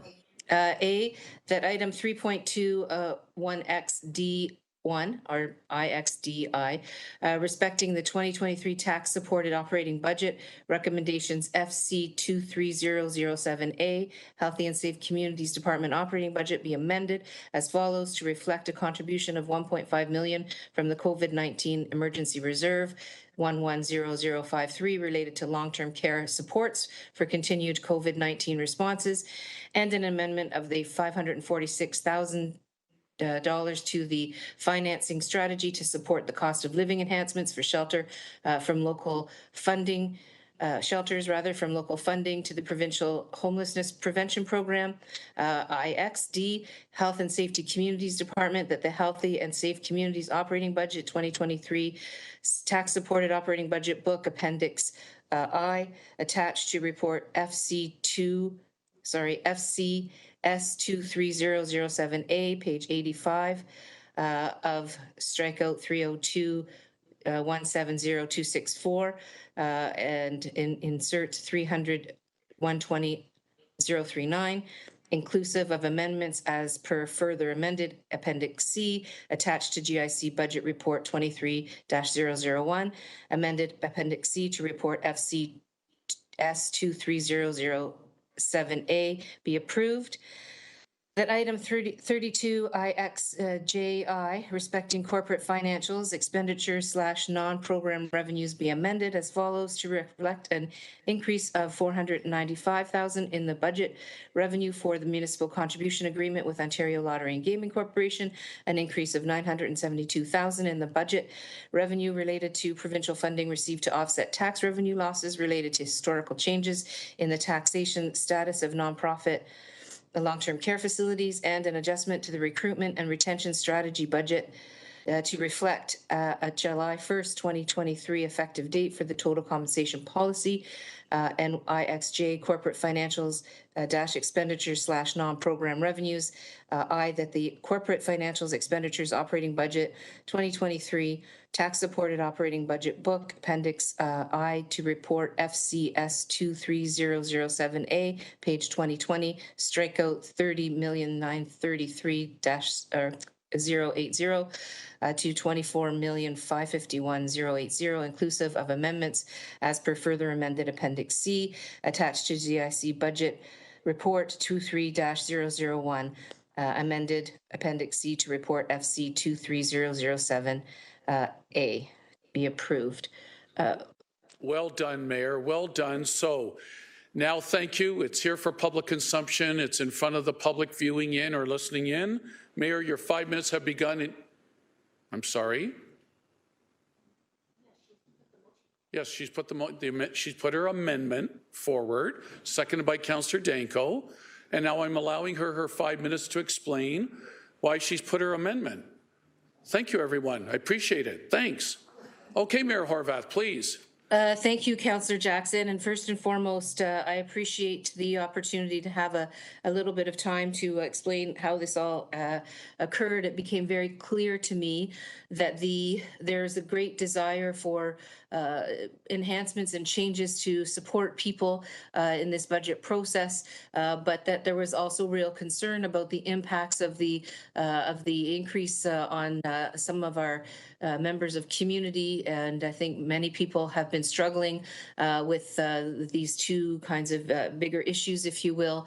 I last week, or even probably before that, began having conversations with as mayor, with the city manager to talk about how we could perhaps make sure that the augmentations to the budget that support people and support families are protected while we try to figure out if we can in some way reduce the impact in terms of the tax rate, because as I said, folks are having a difficult time these days with the price of everything going up. And yet we do need to make sure that we're supporting our community. So these conversations were happening, and as people may know, and I really don't wish to kind of get into any detail, but things happened that didn't allow me to go forward in a more... You're doing just fine, Mayor Horwath. You've got collective hugs around the council in a table. more expeditious way, And so I regret that and I apologize for that. But what I'm hoping is that we can come to a compromise. And I was hoping that we could have the time to do this before, but really what's in this particular initiative, some of it are things that we have talked about before, absolutely. So there are pieces in here that we've discussed and throughout the budget process, and I realized it was a long and arduous process, and I realize it's tough at this moment in time to just suddenly, approve an amendment. But I wanted to assure the members of council that this amendment comes after a great deal of conversation with the staff, and I want to say to. Particularly to GM Zagaric and City Manager Smith, that I appreciate the work.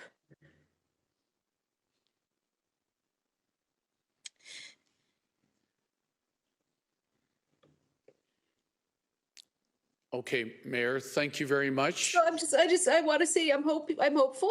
I'm sorry. Yes. It's really hard to talk right now when when things are not going very well in my personal life, but it's not an excuse to not get through this conversation. So what I would ask members of council is to please consider coming to a compromise position. I know that folks want to move forward in a way that supports our city, and I know that people want to move forward in a way that actually is thoughtful about the costs that people are facing these days. And so as mayor, I thought it was important to try to come to some kind of space where we can move forward on the things that are important, that people really want to see happening in our city going forward, but also be cognizant of the impact that our decisions make when it comes to the burden on families. And I just want to end by saying this. I'm proud of the work that we've done over these last number of months. I didn't want to have to come at the very last minute. I was hoping to be able to get this out sooner,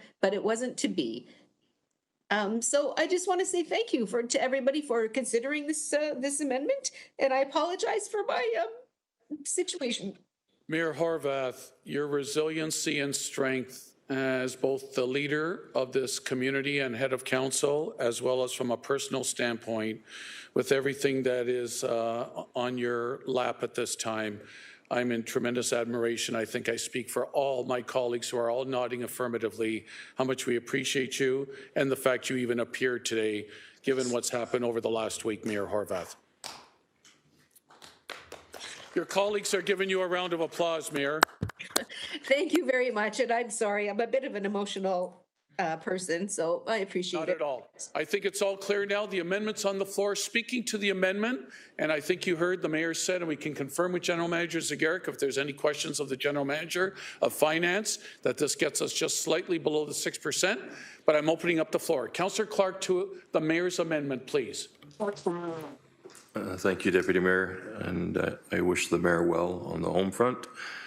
My understanding that the result of this amendment lowers the levy increase. Can GM Zagaric confirm what I think is happening? General Manager Mike Zagaric, please. Yes. Through the Deputy Mayor, Mike Zagaric, General Manager, Finance Corporate Services. The proposed amendments before you preserve services and service levels, inclusive of the enhancements or referred to as business cases and council-referred items. They are principally financial adjustments to the levy, reducing the levy by approximately $9 million, and that translates into a residential tax increase of approximately 5.9% or $265 for an average household. So again, these are principally financial adjustments, and again, that preserve services, service levels, including the improvements to services that were approved at the General Issues Committee on March 1st. Councillor. Thank you, Deputy Mayor. I believe the motion speaks directly to support of $500,000 to the emergency shelters. Can I get GM Burden, if she is here, speak to that issue and the need that we have for those shelters? General Manager Angela Burden, welcome. Did you hear the question, please? Thank you. Through you, Mr. Chair, to the councillor. Can you hear me? Yes, loud and clear. Thank you. So we would say that the need exists, but we believe that we have found an alternate source of funding that would not need to require that those dollars to be incorporated into the 2023 budget as it's before you. The motion that the mayor has put forward speaks to additional dollars that are coming as a result of the provincial budget. We would not be having that increase in jeopardy. Thank you. May I? Yes, Councillor, yes, you've got the floor. Thank you, Deputy Mayor. May I ask, and thank you for GM Burden, I really appreciate that. Excuse me, because as you are aware, I spent a great deal of time with the operators of our emergency shelters and meeting them and literally having tours of the buildings and seeing what the homeless are experiencing, and just as importantly, the incredible, monumental challenge that the shelter staff are experiencing. We have shelters in this community that have seen a 130% turnover on their staff. Staff are leaving to go to other areas that are paying more, and that is leaving our shelters in a very precarious position. And when GM Burden indicated that our system is on the verge of collapse for housing, she was not speaking out of turn. She was stating a very clear statement as to the current status. I have one more question, if I may, Deputy Mayor, and that's with regards to any reserve that is left from COVID-19. Can General Manager Zegeric speak to what our reserves are for COVID-19 and if that money has been allocated anywhere? Good question. General Manager? So through the chair, the city established a COVID-19 reserve as a result of some surpluses in 2020 and 2021 with the foresight that there would be a recovery period and that may represent some risks as it relates to the continuity of municipal services. Over those 2 years, the surpluses that were transferred to the city's COVID-19 emergency reserve represented approximately $35 million. We presented through the 2023 tax operating budget a multi-year plan drawing on that reserve as it relates to services that continue to have extraordinary demands and or impacts in terms of revenues or utilization. So for instance, parking revenues and also housing and shelter costs as examples of services impacted through the recovery.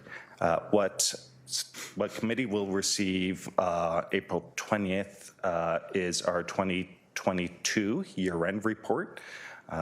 Through that 2022 year-end report, we will be providing an update while we assume $16.6 million in COVID-related pressures that we were not able to identify offsetting federal provincial funding for in 2022.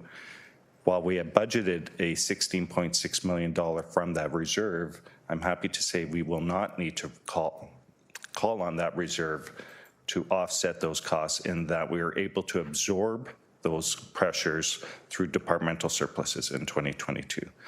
Therefore, we'll have an uncommitted reserve balance somewhere in the area of about $28 million. There are some commitments on that reserve going forward. Hence, staff identified with respect to the $1.5 million investment in long-term care, the opportunity to fund that in 2023, subject to not realizing any new funding from the provincial government as it relates to COVID-related expenses, including in the long-term care sector. We identified that reserve as an appropriate funding source for that reserve in 2023. We'll monitor the potential for funding announcements, as well as there are some regulatory changes as it relates to the level of supporting care in the long-term care sector, some relaxing of regulations that may have an impact in terms of the resources and the level of service. 2023 will give us the opportunity to monitor that and report back in 2024 as it relates to the overall investment and the financing strategy. I'll also just, through you, Mr. Deputy Mayor, if I may, with respect to the COVID reserve, we continue to have a multi-year strategy on drawing on that reserve. We do see risks going forward as it relates to city programs and services that will continue to be impacted through recovery, including housing and shelter systems, including transit, including long-term care, and including some of our programs such as parking. Given that there are not commitments from senior levels of government looking forward beyond some commitments on transit and transportation, we have developed a plan to draw on that reserve to avoid service level reductions and to try to arrive at a balance in terms of drawing on that reserve, preserving services, and then making the necessary adjustments in the base budgets going forward.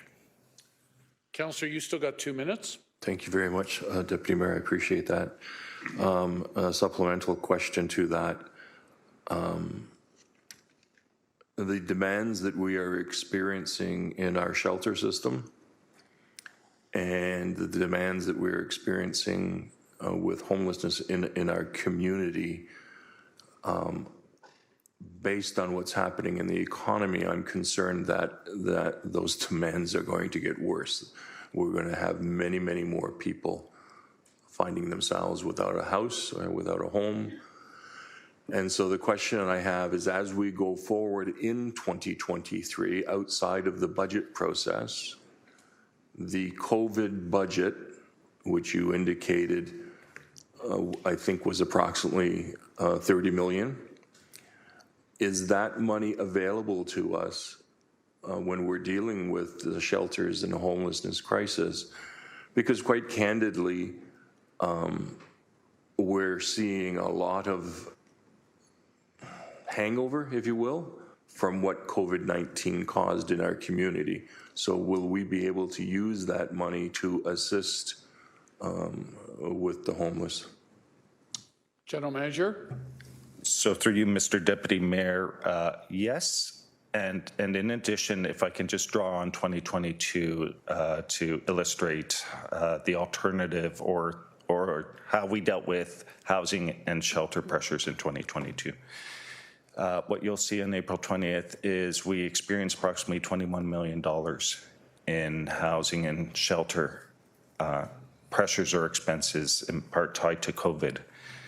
We offset that $21 million through provincial funding through the Social Services Relief Fund of approximately $6.7 million, leaving a gap of $14 million. We were able to offset or absorb that $14 million through the departmental surpluses in 2022. So in effect, relying on local taxpayers. COVID reserve will be an option for us in 2023. As we progress through 2023, we continue to provide in-year reports through variance reports, and we would identify options to offset or absorb.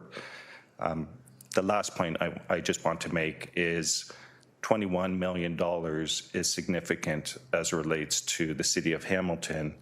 $21 million for housing and shelter in combination with risks with respect to transit and ridership, with respect to the long-term care investments that are before you today, with respect to other revenue sources we have grown dependent on, such as parking revenue, is we can exhaust that COVID-19 city reserve in short order, and hence the need for continued financial support from senior levels of government. And that was my last point, and I'd like to ask this of the city manager, if I may. So we're hearing back from some individuals in the provincial government that we haven't spent the COVID money that we gave you, that you're keeping it in a bank account, and therefore we don't want to provide you any more support, that you haven't spent the money. Can we speak to how we have dealt with that money? And secondly, how we are advocating or informing the provincial government of the emergency challenges that we're facing in this city. And that's your speaking time, Councillor. Fair enough. City Manager Smith. Through the chair, I'll speak at a high level and then pass to GM Zegarac for the actual numbers.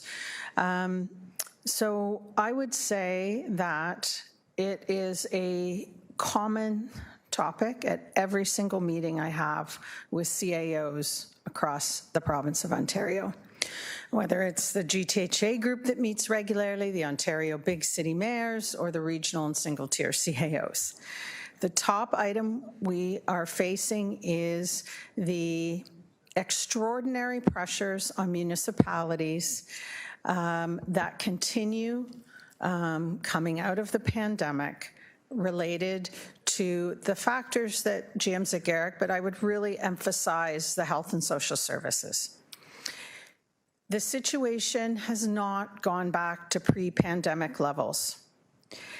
And the senior levels of government were very supportive in the midst of the pandemic and provided a lot of funding that we then used, and a lot of it was transferred to our shelter providers, to our food security providers, to ensure the most vulnerable were taken care of during the pandemic. The issue is that Social Service Relief Fund no longer exists, and the pressures in the system have not gone back to pre-pandemic. It has become our new normal and is continuing to increase. There were some very good delegations at the Emergency and Community Services from people that have worked in this food security and shelter system sector for 30 years and are saying they've never seen anything like it. And so those relief funds, when you all of a sudden have a large amount of money provided by the federal and provincial government that's all of a sudden removed, and we all as senior administration were saying to the province, you can't just pull it out. You've got to have some sort of transition to help us figure out what we're going to do. And they made the decision not to. Now, there are some additional enhancements at a global level for some, and we still have to get details on what the specifics are around that for the City of Hamilton. But what we've explained is those reserves are helping us continue to deal with this inordinate pressure, because if we don't have that, as we figure out where we're going for the future, we're putting that pressure on our existing taxpayers and potentially making them clients, which just makes the issues worse. So we need to use those reserves very strategically as we continue to advocate to the province that we need supports for our new normal, that our taxation abilities and policies are very different than the federal and provincial budget, and we cannot pay for these costs on the local property tax. So there's been tons of general advocacy. At the City of Hamilton, the big emphasis have been wraparound supports for individuals who are unhoused, who have mental health and addiction issues, and they need a lot of wraparound supports to have successful tenancies. The building is one thing and the other, and that is for 100 people, $5 million a year in operating funding. And that is a provincial responsibility, and we need those resources. And I'll pass it over to GM Zegarac if he has anything to add, and I hope I've answered. Thank you, City Manager Smith. General Manager, anything to add there? Through you, Mr. Deputy Mayor, just simply that we are appreciative of senior levels of government that since 2020 have provided approximately $260 million in COVID funding. As I mentioned previously, we were able to offset about a $14 million gap for 2022, and in part that's related to savings such as around vacancy. The fact that we have some positions that were vacant in 2022. To the question regarding existing funding and funding going forward, we have no remaining COVID funding that is available to us within the program parameters. And to be a little clear, there is approximately $5 million in transit restart funding that was available to the City of Hamilton. The eligibility period has expired, and we didn't require the full amount of funding. The opportunity for the province is to extend the eligibility period and extend that to assist us in 2023. It would not represent an additional cost to the province in that they committed that level of funding. That is an opportunity.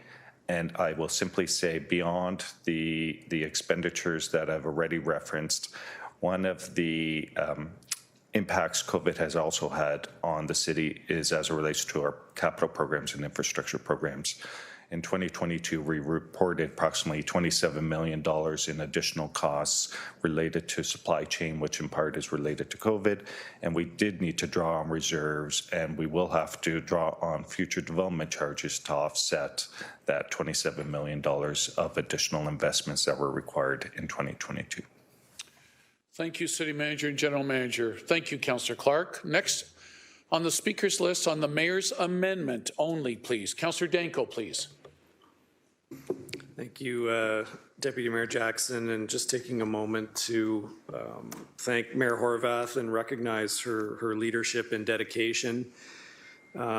Interesting part about going through a municipal budget process is it's not a party system, and you need consensus from the majority around the table.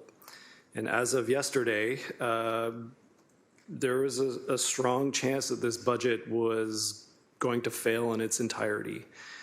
And I think through the mayor's leadership, we've got to a place, and I know I heard loud and clear from Ward 8 taxpayers that the concern over the level of tax increase, and I think with what's on the table today is responsible. I think, again, through the mayor's leadership and the mayor's office and our city manager, Jeanette Smith, and GM Zagaric, this puts us in a compromised position where we can have a budget that will have a strong majority approval. And I really appreciate all the work that went into getting us to this position. So thank you. Thank you, Councillor Danko. Appreciate that. Councillor McMeekin, please, to the amendment.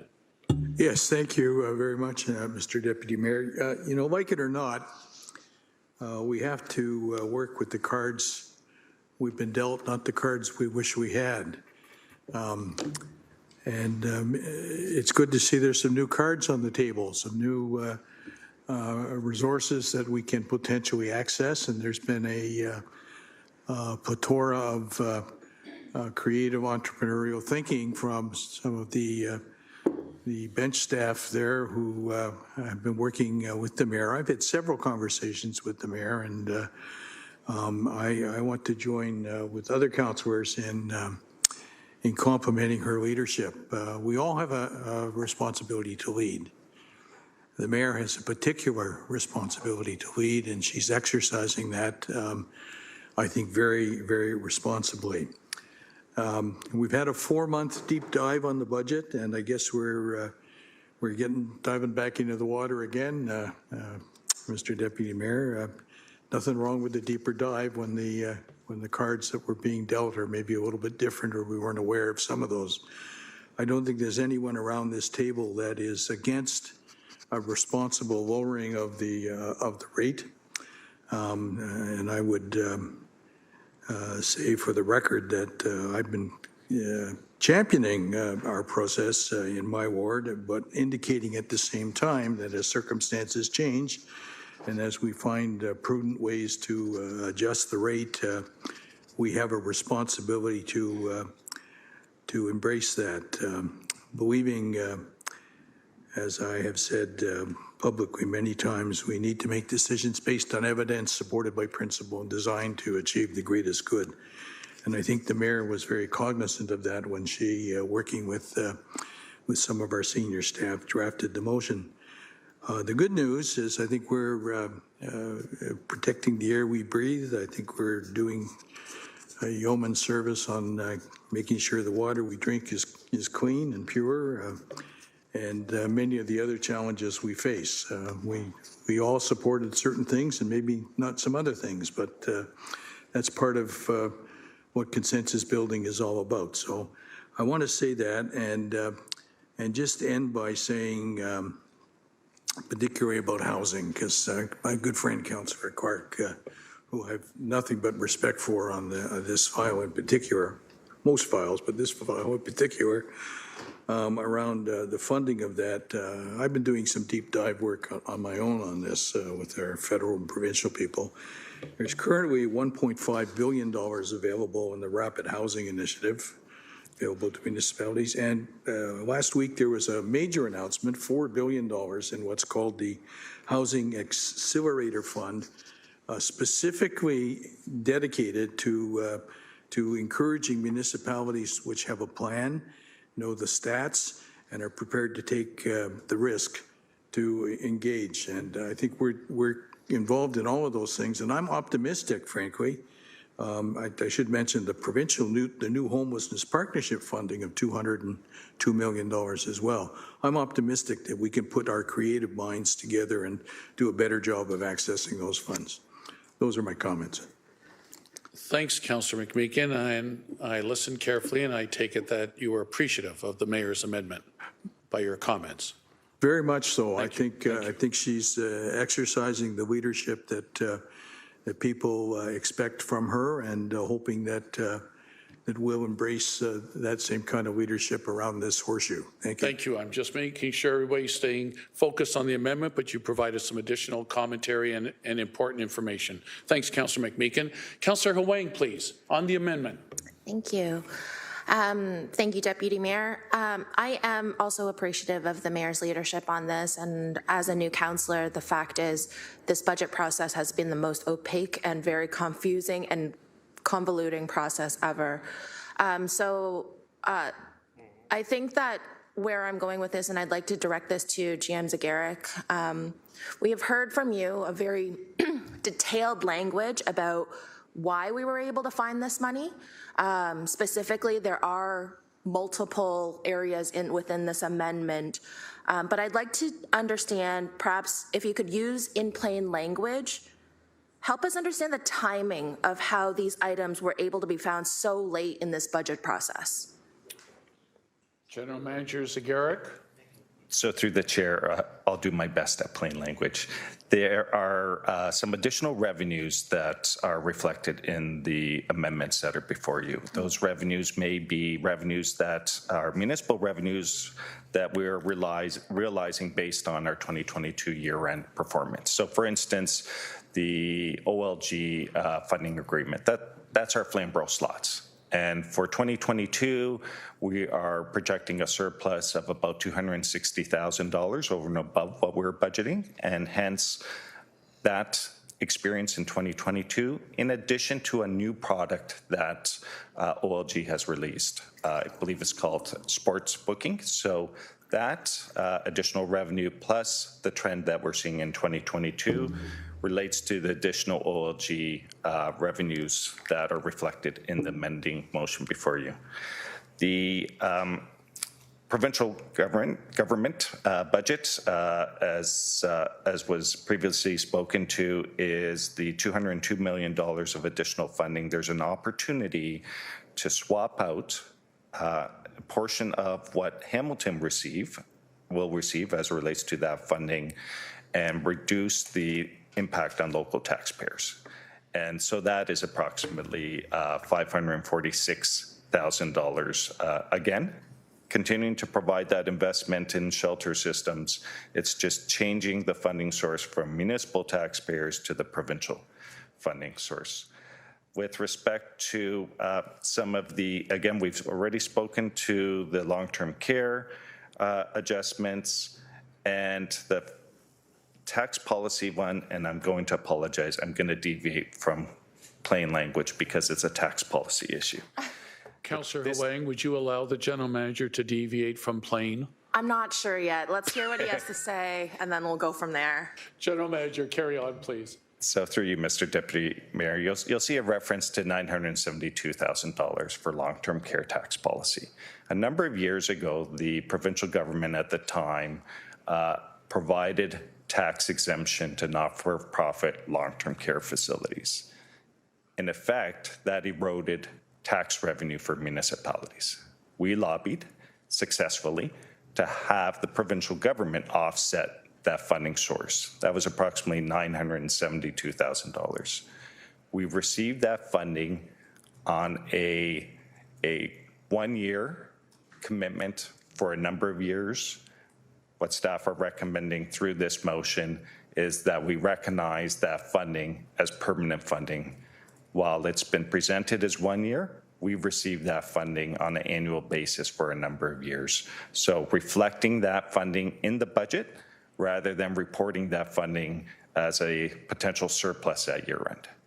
So those are some of the financial adjustments. The last adjustment I'll just quickly speak to is as it relates to our overall employee-related costs and our recruitment and retention strategy.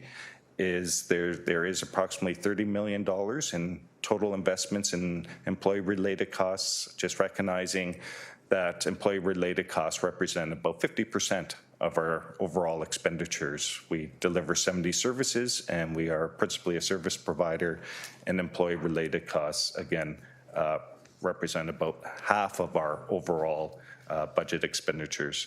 There's an opportunity to phase in one of the changes that was presented to General Issues Committee, and that is the final adjustment that is before you through this amending motion. Thank you, General Manager. Councillor Huang, you have lots of time. Thank you for your very detailed response.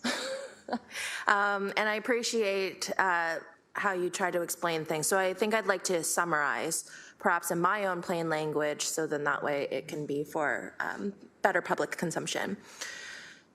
In terms of the timing, it sounded like from the OLG perspective, that is because it's a year-end kind of budget item that perhaps we did not know what the revenues are. So therefore, that is coming forward at this time because we know that we now have a little bit of a bump in terms of OLG. Is that correct?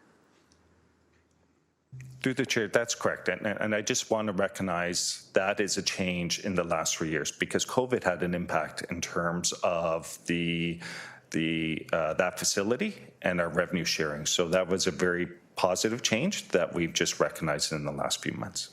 I'm mindful that that is a positive change, yes, but it is a bit of information that we would not have seen throughout our November through today kind of budget process. Number two, the Ontario long-term, some of that shift from the municipal tax levy burden to the provincial tax levy, provincial budget.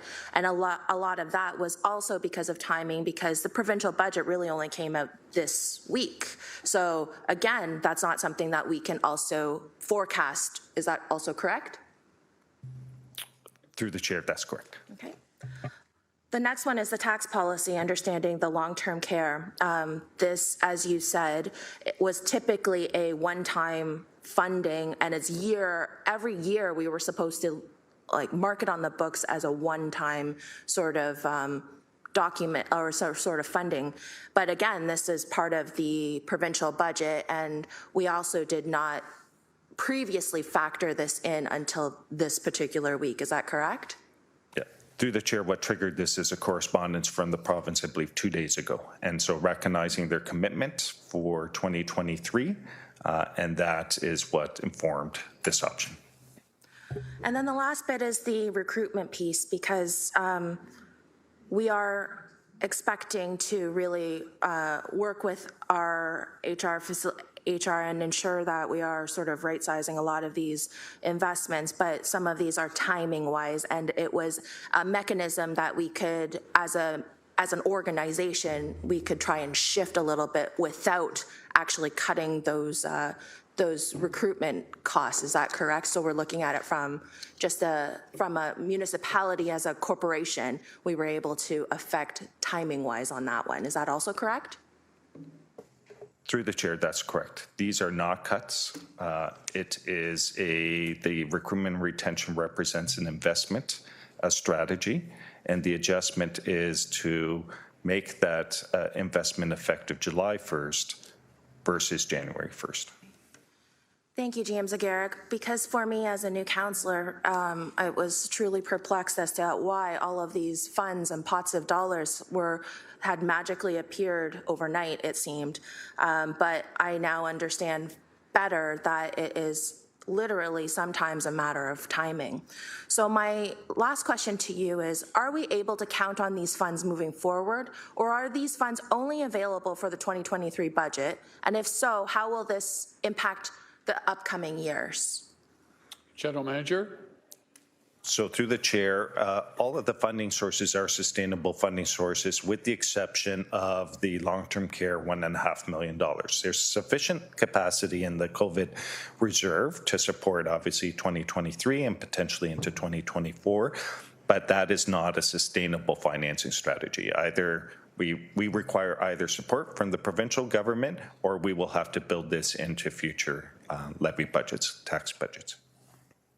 Thank you, GM. So I think, again, in my sort of plain language for me to understand, what you're saying is that we do have these dollars for this budget year and maybe into the next budget year, but it is not sustainable and it's not something for us to rely on in the upcoming budget years beyond 2024. Is that correct?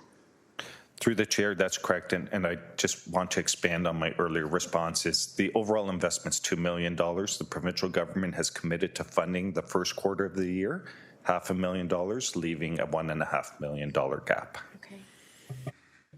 Thank you, Deputy Councillor, you got a Mayor. minute to wrap up if you wish, please. Yeah, I think that, again, as a new councillor, this budget process has been very hard to follow, hard to understand, and even from a former city staffer's perspective, we have our city staff starting to work on next year's budget starting tomorrow if we pass today's budget. And they have worked really hard on figuring out how to make their departments much more efficient. It just felt as though as we were going through and deliberating and listening to presentations, it felt like this was a last minute 11th hour Hail Mary sort of pass.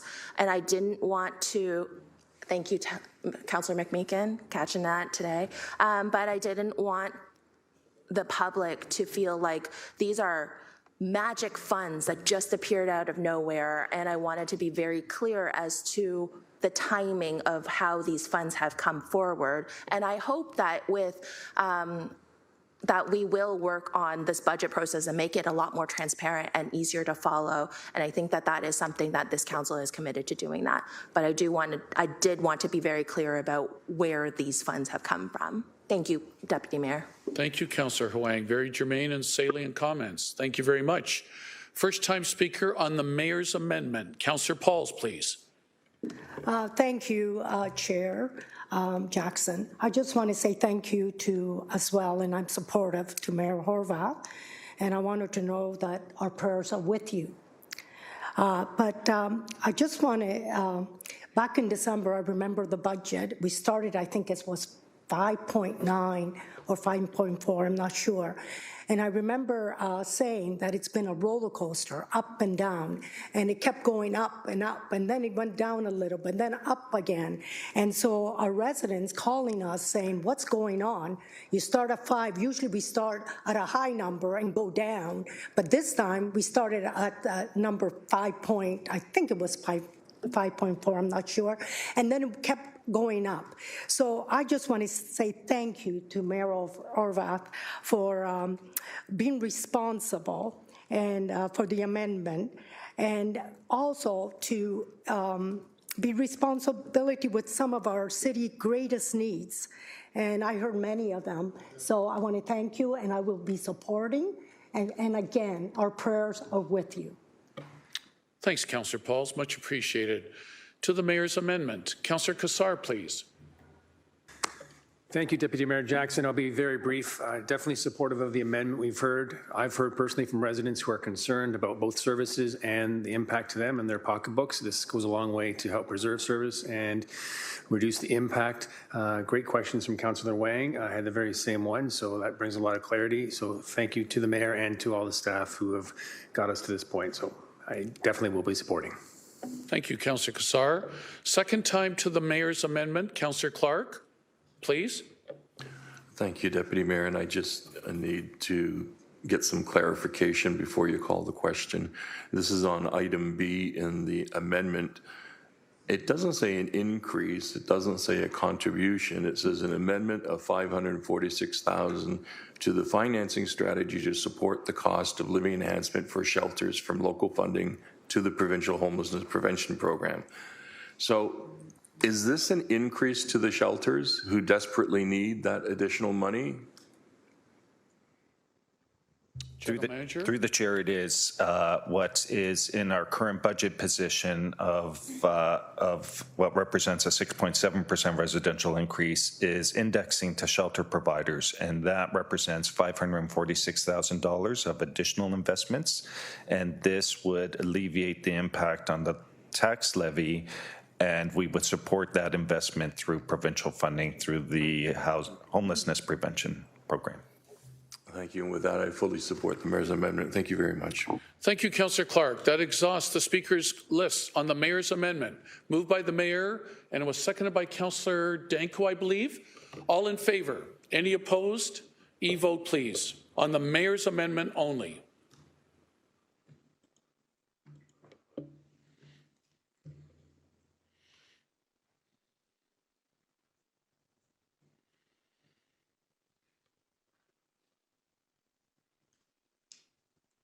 City Clerk, maybe in the future, some elevator music in between. I'm just kidding. It's all right.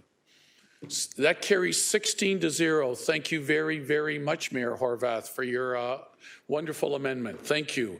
Now, moving on to the rest of the agenda.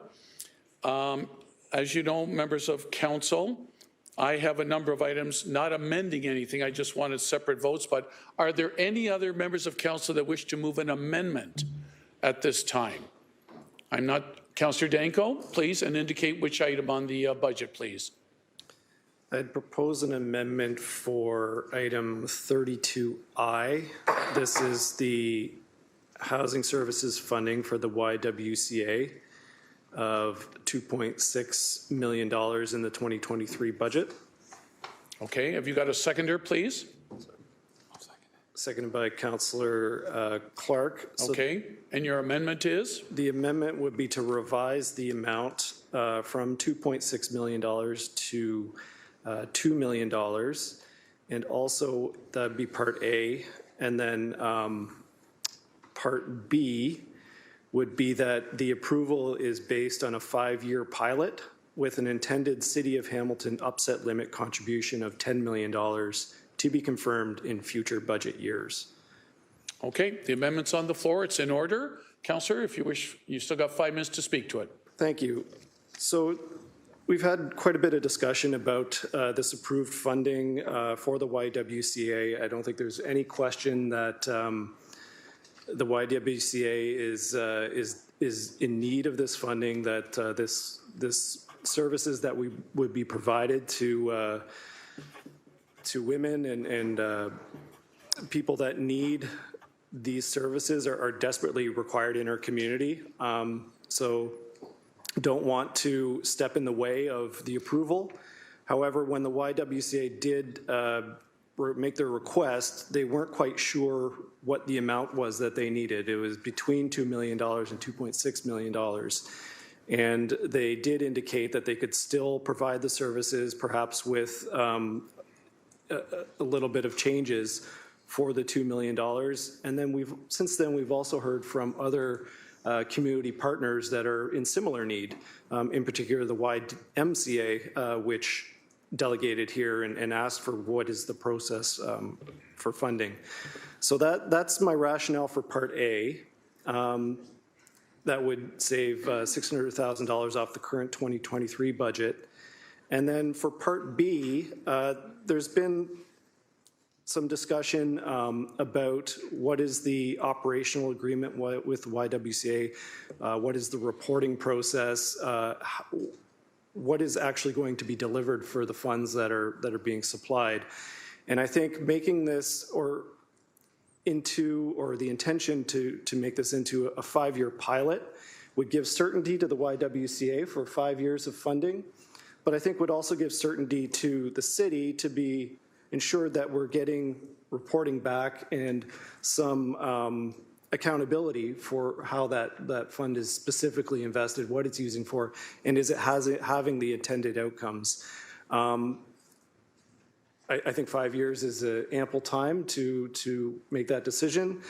And also, technically, we're not approving future budget operating increases anyway. So I think just having the intention that the city's upset limit is $10 million and we'll reassess after 5 years is a reasonable compromise, a reasonable step, and I think gives some certainty to taxpayers that we are being as responsible as we can be with the funding that we are providing our community partners. Thank you. All right, thanks, Councillor Danko. If the clerks can find a way, as this is a new amendment, to put it up on the big screen during the course of this debate, that would be wonderful. Moved by Councillor Danko, seconded by Councillor Clark. It's clear, two-part: A, $2 million instead of 2.6, and B, over a 5-year pilot. Councillor Clark, you're the next speaker, please. Thank you, Deputy Mayor Jackson. Happy to second this motion.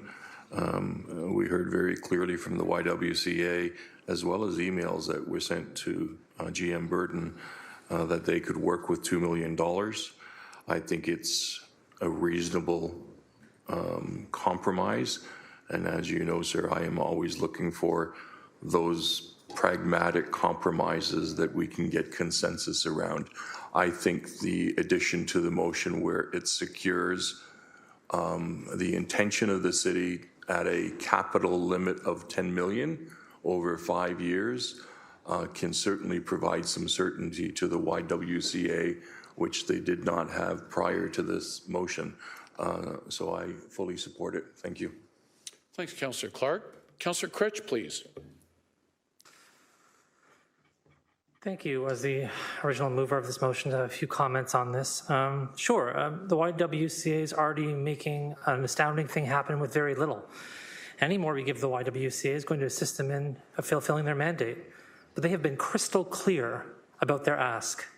I've spoken with them myself several times as a Ward 2 organization and the Ward 2 City Councillor and know exactly what's up. They're asking for $2.6 million. At $2 million, they're not able to deliver the same level of service they're asking to deliver here. And the major thing to be missing from that is harm reduction service improvements. What they've been able to do so far has been astounding, and if you don't know this, I'm going to share it with you. So what they've done up to this point, remarkably, has turned a situation where they were regularly encountering people who'd overdosed and died in their spaces, and reduced those overdose deaths to 0 using their approach. They are experts at what they do. I do not think that we should be nickeling and diming them, and that's what this is to me, because this $600,000 does not represent a significant amount on our levy. It represents a couple of dollars a year for using the formula of the average taxpayer put forward by GM Zagaric, and they desperately need this money. They're also delivering these services at less than other providers are, at around $30,000 a bed for transitional housing, which is less than other providers are doing it. Again, we have to be funding those folks who can do these things efficiently, effectively, and who are meeting communities where they're at and where their needs at. They're doing that. I think it's not the right thing to do to call that funding back. I think the word pilot is dangerous. I think it sets it up as a suggestion that this is something we're trying. We already have an operational agreement in place because we've been giving these folks about $600,000 a year for years already. There's already an operational agreement in place. So I'm just wanting to make that clarity really, really apparent for everybody here when we're voting on this, that this is not a significant, as far as I'm concerned, as the outcomes will be for those who will receive these services in the downtown core. They're desperately needed. Thank you. Thank you, Councillor Critch. To the amendment, Councillor McMeekin, please. Yes, thanks, Mr. Deputy Mayor. I was leaning towards supporting the motion until I heard the councillor from Ward 2, who's probably the most intimately involved, or one of the most intimately involved in the YWCA proposal. I think I can only support the motion that's put if we can hear from our General Manager, Burton, as to what she believes the impact of the resolution would be. Please. You'd like to hear from our General Manager on this, on the potential impact, Councillor McMeekin? All right, General Manager Angie Burton, are you still with us, please, virtually? Thank you. Through you, Deputy Mayor, to the councillor. When Michelle Baird provided an update on the Ending Chronic Homelessness report, she did have 2 slides that showed the difference between the $2 million funding and the $2.6 million funding. And I believe Councillor Crutch is accurate in terms of the $2.6 million represents the ideal level of staffing with specialized supports, which would not be available through the $2.0 million option. And I would just like to invite, through you, Deputy Mayor, the Director of our Housing Services to speak more specifically to those details. Thank you, GM. Is Director Baird with us, please, virtually? Yes, through you, Chair.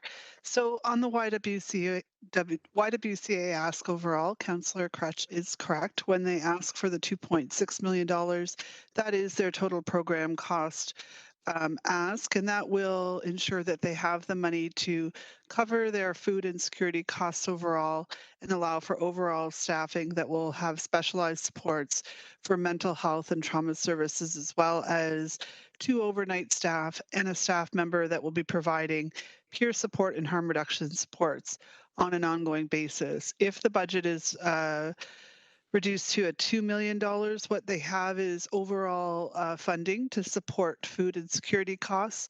They will be able to staff overall. However, they are limited with respect to those specialized services that they were hoping to add within the additional investment.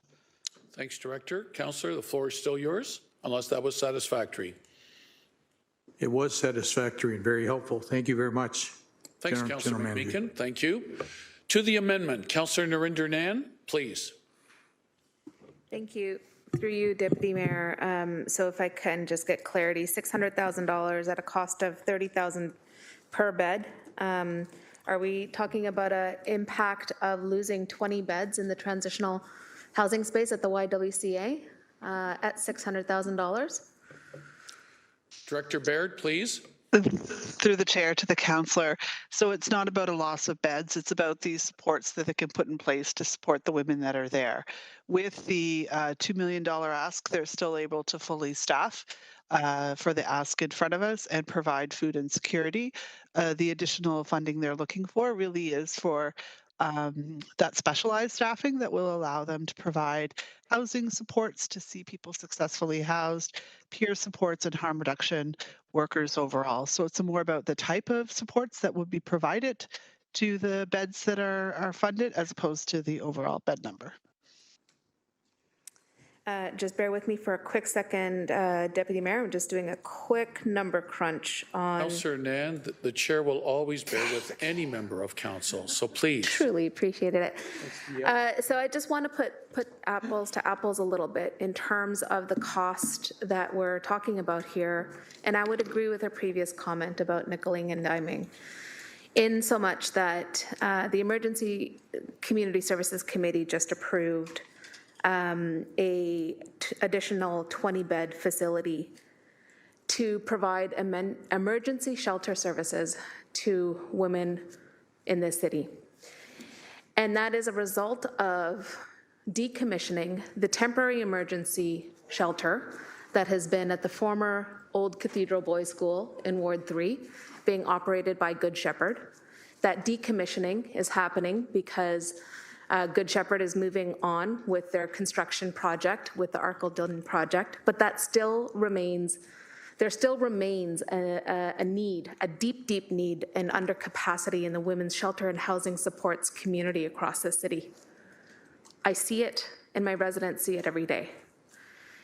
And the GAP buffer project that City Hall, that City Council, or through the Emergency Community Services Committee supported, is bringing online a 20-bed emergency women's shelter, again in Ward 3 at 46 West Avenue, as a temporary buffer that will be in place for a year at a cost of $952,000 a year.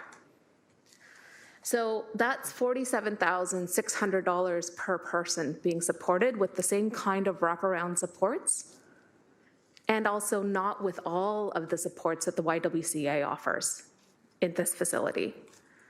So we know that it costs more, it costs this city more, every emergency bed we are putting in place while the system remains completely under capacity. What is before us from the YWCA in the original ask is one of the most cost-efficient solutions I have seen over the last 5 years looking at this file closely across the city. We need to talk about this in real-term impact. And I have to stand firm in that, because one of the value sets of governing that I have brought to this table proudly is one of equity. And I've been hearing since 2018 that the women's shelter system and supports for women housing citywide have been systemically underfunded in comparison to the men's system. Point blank, period. That's it. That's the end of the story. And so I don't want to promote continuing to systematically underfund women's housing solutions that our community desperately needs. Because this $600,000 a year is transforming lives and getting women towards permanent housing solutions, getting to the path of recovery, getting back on track and contributing to our community. Not doing this is going to cost us more in the long haul as we continue to fund emergency temporary spaces at a higher cost per bed per person without the kind of wraparound supports that are here at the YW. So I won't be supporting the amendment. Thank you. Thanks, Councillor Nan. And to the amendment, Councillor Alex Wilson, please. Thank you. I'll also be speaking against the amendment, just picking up on the point that Councillor Nan was making about these other costs or these hidden costs, and I think did an excellent job about the cost of an unfunded shelter system. Thinking about multi-year budgeting and what our priorities are coming forward, we have our Hamilton drug strategy forthcoming, and so that'll be a big Hamilton 2024 budget conversation as we think about what are the next steps in that. In much the way that our city cannot do everything when we think about natural assets and accounting for those, we're going to rely on the leadership of our conservation authorities to help us move forward in that conversation in addition to our asset management team. When it comes to harm reduction, we have to rely on the leadership, the knowledge, and the expertise of those doing the work day in and day out, as Councillor Crutch brought up. The YWCA has a not only innovative but unique model in Hamilton that has had incredible success at their safer use space. And so I think as we think about what we are doing as a city, it does us a disservice not to allow for that excellence to continue, especially when we know that we'll be relying on that excellence in future years. And so it's a cost savings in that respect as well. And I just want to think about that outside of this budget year and thinking about budget years in the future as well. Thank you. Thanks, Councillor Alex Wilson. Councillor Cassar, to the amendment, please. Thank you, Deputy Mayor Jackson. I definitely appreciate the spirit of the amendment, but I also hear what my colleagues have been saying, and I've heard before, the need for it. So it's not a matter of no real need, it's a matter of how we best spend our dollars, and there's certainly a strong case, as Councillor Nan has made here. My question here is, there's been a line drawn on the number of beds and then the level of service available. My question then, maybe it's to Director Baird, I don't know if you can answer this, but in order to provide full service to all the people in the facility, is it possible to have less people with the full service rather than a full building with less services? Has that been a consideration, or is that not practical? Director Baird, did you hear the question, please? Yes, I did, through the chair. So on this particular issue, it's not to add additional beds. The YW already has those beds in place. I'm not sure what the impact is for the Y. Should we support a lower dollar amount versus what that means for them for beds overall?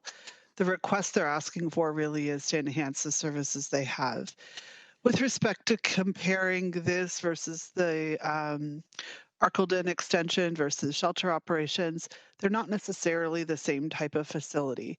The YW and the program they offer is a transitional living program for women, and Councillor Nan is correct. The pressures within the women's system, in particular for women and families, continue to be problematic in our community.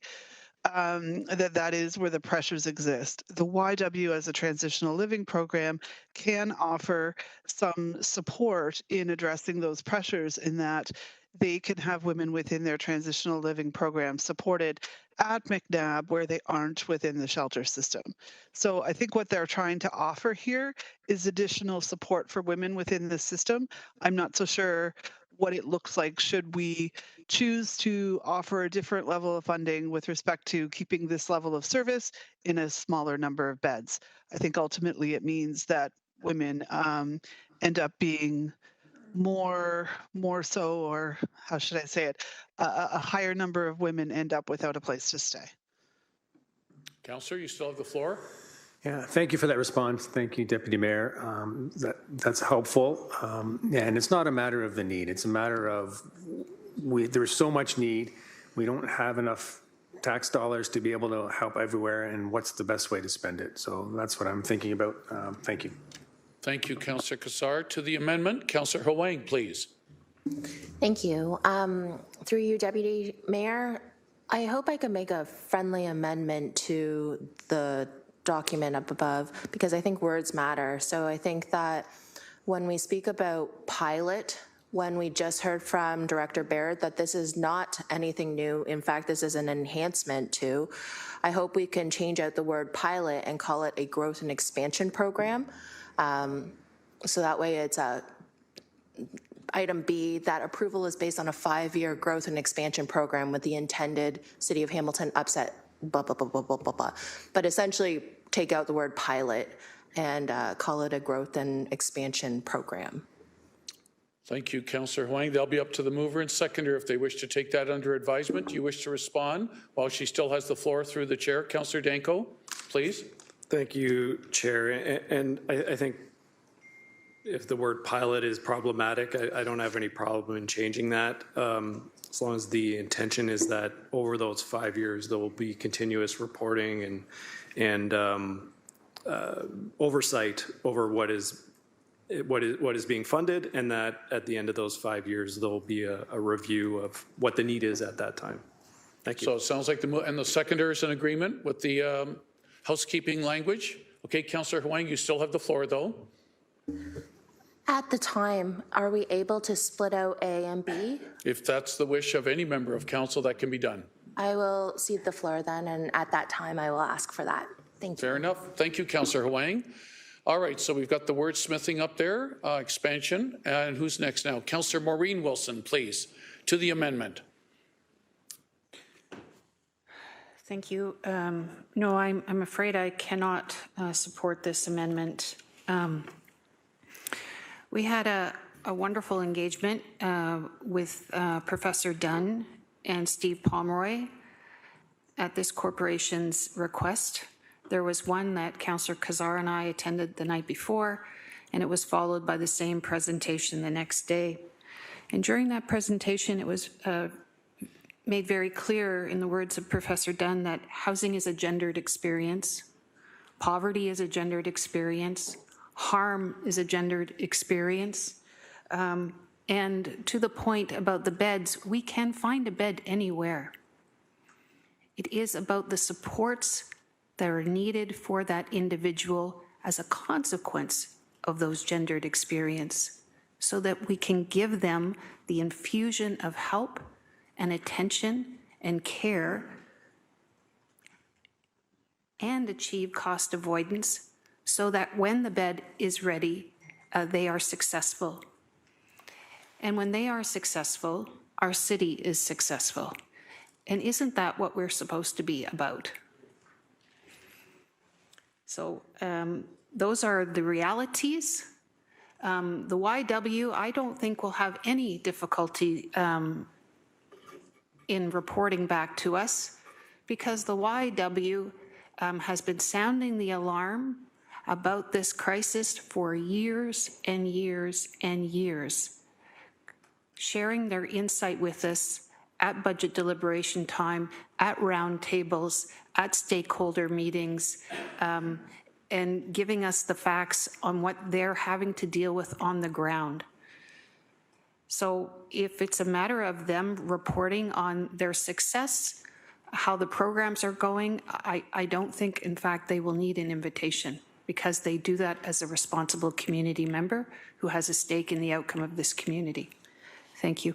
Thanks, Councillor Maureen Wilson. Okay, that's the end of the speakers list. Well, I don't see your name a third time. My apologies, Councillor Clark.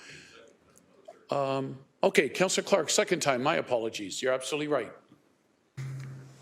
So can I ask General Manager Burden, all of the other shelters and transitional housing that we have, what's the total increase that they're receiving this year, to the exclusion of the 2.6 million? So through you, Deputy Mayor, General Manager Angie Burden, General Manager of Healthy and Safe Communities, through you, Deputy Mayor, to the Councillor, we have in the 2023 budget just over $500,000 of a COLA, cost of living adjustment increase for the 3 shelters. That is the extent of the increases within the 2023 budget. And does that COLA include the YWCA? Through you, Deputy Mayor, to the Councillor, it does not. It is limited to our shelter providers, who are Mission Services, Good Shepherd Services, and the Salvation Army, as a result of the pressures that are in the system. If I could, we historically have not funded traditional living programs. There are men's traditional or transitional living programs currently operating through the YM, through other providers that we do not fund. We have funded a small portion of funding for women and youth through the YWCA, and also I believe it's Living Rock, but Director Baird may want to correct me. If I may also, through you, Deputy Mayor, to the Councillor, I'd like to just acknowledge the shortage of funding and lack of investment in the women's sector. We are currently looking at funding permanent women's housing through the Arkeldon project, which will bring online 73 permanent beds for women, non-binary, and transgendered individuals this year. We are also anticipating a report coming forward to right-size the shelter capacity. That report will be coming forward in June of this year, talking about the need that exists now post-pandemic. The primary investment that has been recommended is 40 new beds in women's shelter system, as well as 200 new beds or 50 units in the family system. So I think that speaks to both Councillor Maureen Wilson and Councillor Nan's comments about historically having underfunded. The transitional living program is outside both permanent housing and shelter system. Through you, Deputy Mayor, to the councillor and for the committee's benefit. Thank you, GM. Councillor Clark, you still have the floor. Thank you. It has always bothered me that we didn't include shelters in the discussion about an increase in funding need. That a walk-on motion of $2.6 million for the YWCA was met with shock by most of the operators of our shelters. They did not get an ask to provide their case, and they are in trouble. They do not have a stable situation. And it's bothered me immensely. I understand all of the comments of my colleagues about how the YWCA will use this money. But $536,000 was shared between all of the shelters, the Salvation Army, Mission Services, Good Shepherd, and they have incredible needs. And we will be dealing with it hopefully April 20th. But I see right now we're going to need additional funding for them, and they were not included. And in my mind, shaving the $600,000 off of this year for the YWCA gives us some wiggle room when we're dealing with the other shelters, and that was my motivation. It was not to hurt the YWCA. It was not to decrease their funding. It was to work together as a community so that everybody rises. The old saying about the boat, we all rise together. The YWCA indicated very clearly to us that the $2 million, they could make it work. Would it be perfect? Absolutely not. It's not perfect. But it gives us wiggle room with all of the other shelters who are desperately needing additional funding, who are doing harm reduction every day, who are dealing with drug overdoses and deaths in their facilities. They didn't get a chance. We didn't call them in to say, how you doing? They came as an invite to me at the last Emergency and Community Services meeting. And that's where they shared the challenges that they're in. The word dystopian was used. So with the greatest respect to all of my colleagues, I still believe this is a reasonable amendment. Let's get some of that extra money to the other shelters, and in 2024, address the YWCA on a more permanent basis. That was my motivation. Thank you for expressing that, Councillor Clark. Second time, Councillor Cretch, please. I'll be just brief and clear, hopefully. I don't perceive this as a walk-on motion. We've had months and months and months of deliberating this motion. If it walked on 4 months ago, it stopped walking a long time ago. So we've had a chance to consider this and have this conversation. Secondly, every single one of those providers that came forward was supportive of this. When they were saying supportive things, in fact said, they're not in opposition to the YWCA having this money. This isn't an either or, it's an and.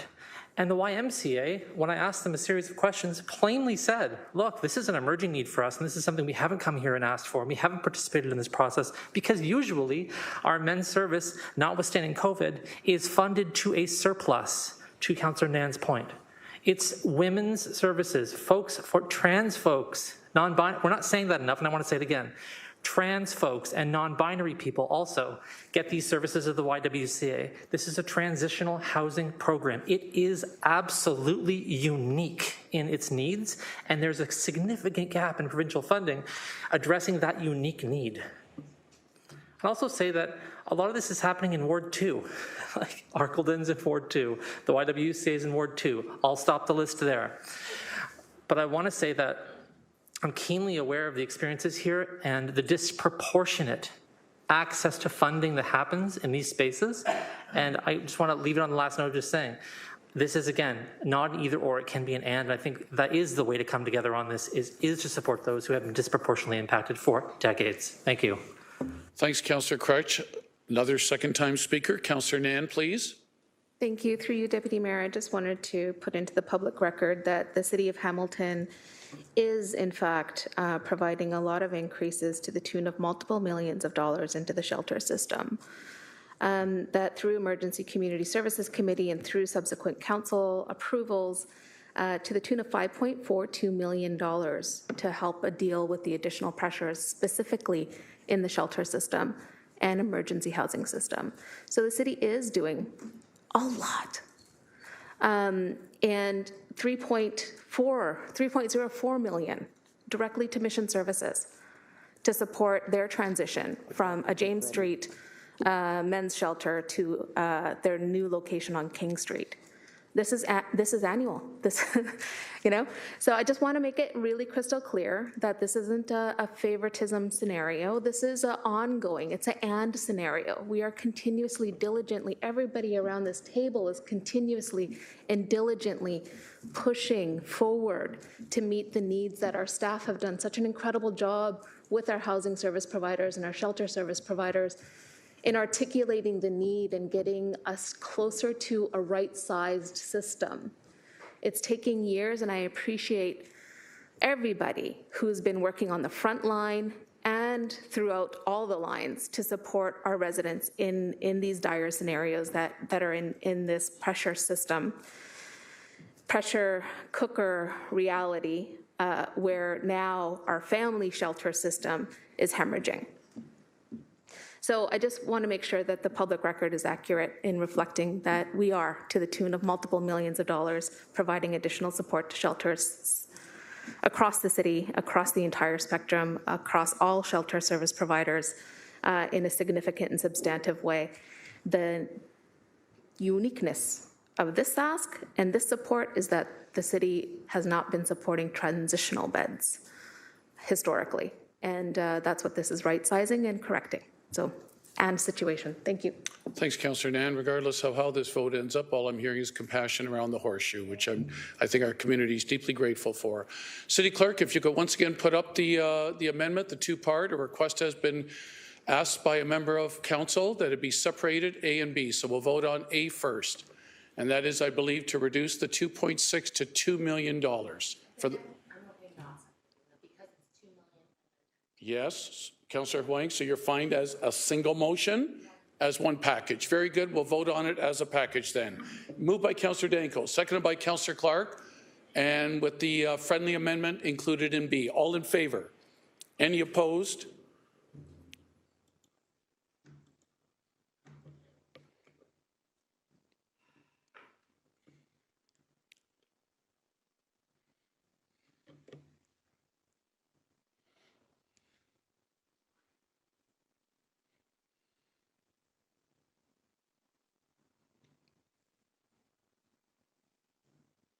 Are all the votes in?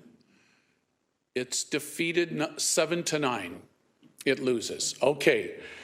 So are there any other amendments? Again, there's single votes requested by the chair of matters that are already before us, but are there any other amendments? Councillor Alex Wilson, amendment, and please note the item you're referring to.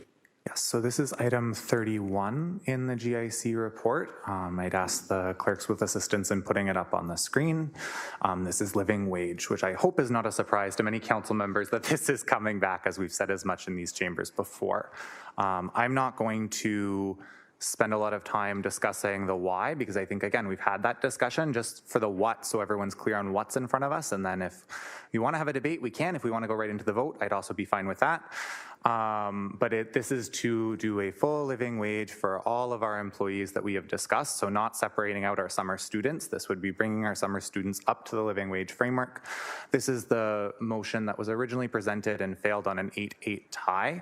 I've had some conversations with folks, and I've had folks from both camps say they were going to switch their votes, and I don't know where this is going to land. And I think given that there has been a lot of movement from individuals who've reached out to me, I think it's worth having that conversation again. And so that's what this is. If there's any questions, happy to answer what's in the context of the motion, but this is something we've had a conversation about before. So Councillor Alex Wilson, for the chair's benefit, this is to enhance the number of potential employees that would receive the living wage, correct, please, just for the chair's benefit? Yes, so this would include the enhancement that is already in the motion for the existing employees that receive living wage, and it would also include union and non-union summer students, bringing them into the living wage framework. May I kindly ask on your behalf, or would you like to ask through the chair to General Manager Zagarek, the rough difference in the amount then for the additional employees, please? I am happy to ask GM Zagarek to confirm the number, but I believe it would come to 0.78 million or 700,088 roughly. So under $1 million, around that 800,000 mark. Welcome clarity in case numbers have shifted since the last report. Hope you're all right with the chair asking you that, just to get that on the record, please. General Manager Zagarek, Executive Director Fontana, please. The difference then from what Councillor Alex Wilson has put on the floor, please. Well, between the two of you, General Manager Zagarek or Executive Director? Through you, Mr. Deputy Mayor, if we can just have a moment just to confirm the financial figures. Sure, have a moment.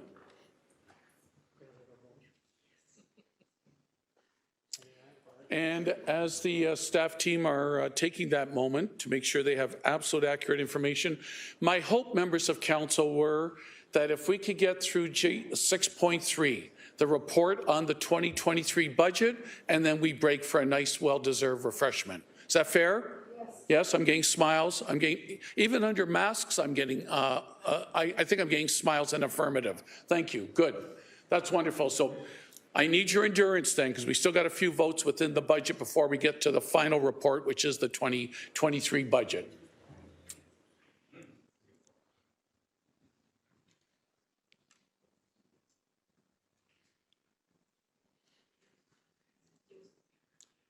And as staff are huddling there, if I recall, Councillor Alex Wilson, the original amount was around 353,000. That did not include the students and unionized employees, but that's my recollection. And I think you're right. The enhanced amount might be around 700,000 to 800,000, but that's strictly from my memory. General Manager Zagarek, have you huddled enough? Through you, Mr. Deputy Mayor, I should have huddled with the Deputy Mayor because he's got a good memory. Oh, thank you. So I'll break it down into the three components. The adjustment for non-union summer students, that would represent a additional investment of $77,000. For unionized summer students, an investment of $710,000. An adjustment to the wage of $1,750. The last component, I believe, is about $214,000. So approximately, in total, approximately $1 million investment, annualized. And may I ask on behalf of Councillor Alex Wilson, the impact then on the levy, a point whatever, possibly, please? So through you, Mr. Deputy Mayor, just short of 0.1%. 0.1. So likely yes, just short of each 1% represents $11 million. Yes. So this $1 million annualized would be about 0.1. Okay. Thank you, General Manager. Thank you, Councillor Wilson, for allowing me to ask that further on your behalf. All right, are we all clear what's before us on the living wage? And I think there's some declarations of interest, but my apologies, we have a speakers list. Councillor Danko, first, please. On the living wage, item 32, Roman numeral 5. Thank you, Deputy Mayor. There is a public perception that this is a tax and spend council. Not my words, that's what people are telling me. And after everything we've done, as I said yesterday, this budget in its entirety was on the verge of not passing. And people are still adding more at this point? We are going into collective bargaining with our union partners this summer. It will be up to the union to negotiate and bargain for that exact increase. Why we would approve this now, and I am supportive of a living wage, 100%. But at this point, adding this to the tax levy, to the burden of taxpayers, when the unions can bargain for this, they're going to be bargaining for this summer. I'm just beside myself that there's something that we'd be adding more to the budget at this point. Thank you. Thank you, Councillor Danko. Councillor Clark, please. To the amendment. Thank you. May I ask a question, Deputy Mayor? of Mr. Zagarek, if this passes, does this make the city of Hamilton a living wage municipality? General Manager or maybe Executive Director of HR, Laura Fontana, on the question of a living wage employer. Who would like to take that, please? You all have microphones, please. Thank you. Through you, Deputy Mayor. Good morning. Good morning, Laura Fontana, Executive Director of Human Resources. So we are not going to be declared, if we make this amendment, as a living wage employer. And in order to do that, we would be joining the Ontario Living Wage Network in terms of their definition of an Ontario living wage employer. We do incorporate living wages into these targeted areas that we have been speaking about and those that have already been approved by Council at the GIC meeting. But it would not necessarily designate us as a living wage employer if we implemented these wages. Councillor, you still have the floor. Thank you. To Councillor Danko's point, the unions, is this not, or is it in their bailiwick to negotiate this in their collective agreement? Treading carefully here, Executive Director. Please, to the councillor's question. Through the Deputy Mayor, the student wages, unionized student wages for general labor is incorporated in the QP 5167 collective agreement, and it is part of the schedule that the unions would be negotiating. So in other words, if the increase were to be negotiated, it would apply to the student wages as well, unless otherwise negotiated between the parties. Thank you, Executive Director. Councillor. And so with that comes the realization that we are, in fact, by this amendment, treading into labor relations, a matter that is currently being dealt with through collective bargaining, maybe or maybe not. We have no idea what's happening at that table. But by making these decisions here, it will impact what happens there. And I think while it's well-intentioned by the councillor, I think it's improper for us to do that at this time. Okay, thank you, Councillor Clark. That's it at this time on the speakers list. So we know, I'm sorry, I didn't have your card here in front of me. Councillor Beattie, please. Thank you, Councillor Jackson, Deputy Mayor Jackson. And I just wanted to say, I find it a little unfortunate. I'm actually surprised that this is coming forward. I am a little caught off guard by this, and I find it unfortunate because I am generally supportive of the concept of living wage. I find it an aspirational goal. I'd like to move us in that direction. I think my actions speak to that I actually requested the information come back at an earlier meeting with the implications of ensuring that our students were paid a competitive wage as in relation to other neighboring municipalities. And I recognize the importance of offering a competitive wage, and I think that this is a way forward on that. The problem is, at the end of the day, we just can't do it all. And we've just reached a line with our tax increase that I think is more palatable, and we've drawn a line, and this is now pushing us beyond that. And unfortunately, while I recognize the importance of the issue, and it is an aspirational goal, as I've stated that I'd like to get us to, I can't support the motion at this time.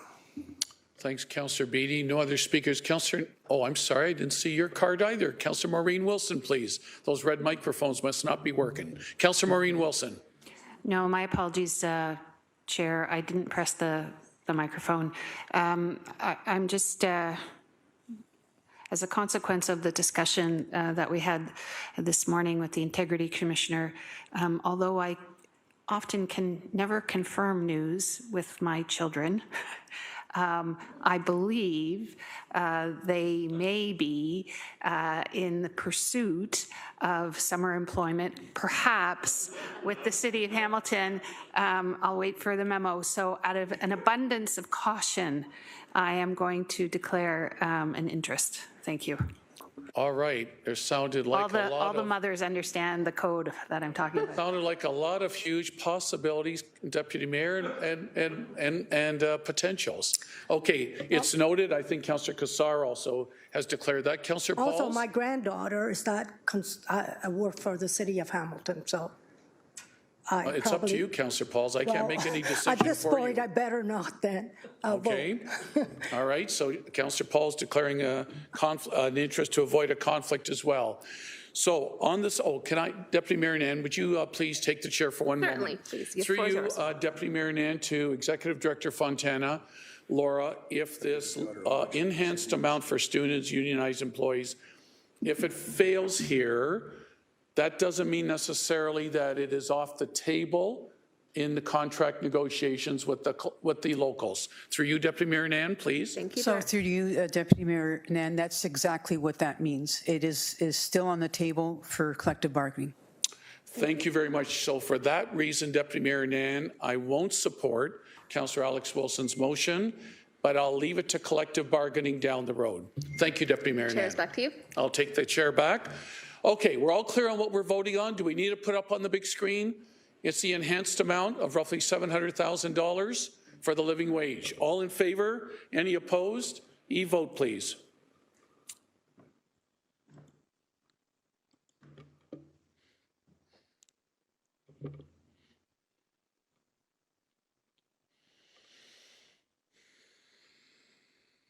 And of course, declarations of interest. My apologies. I think there were 3 members of council: Cassar, Maureen Wilson, and Pauls. It loses 4-9 with 3 abstentions. Okay, so then are we back, City Clerk? Yes, Councillor Alex Wilson. Apologies to preempt you, Chair. I have another amendment to move, if that's all right. On this item, before we actually get to the original item. Okay, Councillor, if you have a seconder, what's your amendment? I do have a seconder, and Councillor Kretsch. I appreciate folks in doing that again. I think I've always been consistent in going for the full living wage, and I've heard from colleagues that that's not the appetite around the room, and I really appreciate that. And to Councillor Beatty's comments earlier about the need for maybe finding a compromise and asking for that staff report, that's the next amendment to move, is that compromise or that kind of $1 bump up for unionized employees that we heard back in that March 1st report. And so I have that language. It's been circulated with the clerks. And so this would just be changing Clause B for unionized employees and adding a $1 pay bump to match the non-unionized employee rate of $17.20 an hour. And for everyone's benefit, but especially for you, Deputy Mayor Jackson, this would come to a annualized impact of $214,500, so under $250,000. Thank you, Councillor Alex Wilson. Seconded by Councillor Kretsch. I would like this up on the big screen, please. Deputy Clerk Pilon, that'd be wonderful, so that it's in front of everyone. Okay, so again, this is an amendment to the original amount and the report that's in front of us. Any questions or comments on this $1 bump up? Seeing none? Oh, and it's a $214,000 impact. So I take it, General Manager Zegeric, that'd be like now a point maybe 0.08 or 0.07. If the 700,000, the million was about a 0.1. Through the chair, I don't know the specific value, but we would still be at 5.9. Okay, all right. Let's have a vote on it then. All in favor? Yes, I'm sorry. Who's asking? Councillor Beatty, please. Again, we're missing the wonderful cards here with the names. My apologies, Deputy Mayor. Sorry, and I think I heard GM Zegeric give the global increase that we're now talking about at 5.9, and this would not have a material impact on that 5.9. It would still remain, if I could get clarity on that. GM, please. Thank you, Councillor Beatty. Through the chair, that's correct. We would be at 5.92, to be more specific. Is that it, Councillor? Thank you. I appreciate that.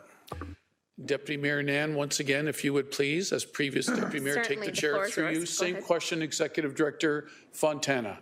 If this were to fail, could it doesn't preempt it from being part of contract negotiations with the locals? Through you, Deputy Mayor? So through the Deputy Mayor, yes, that's it exactly. Similar to the other scenario, it won't preempt any ability to negotiate an increase at the bargaining table Okay. for the summer students. Thank you, Executive Director, and I'll take the chair back. I think we're all clear. All in favor? Any opposed? E-vote, please.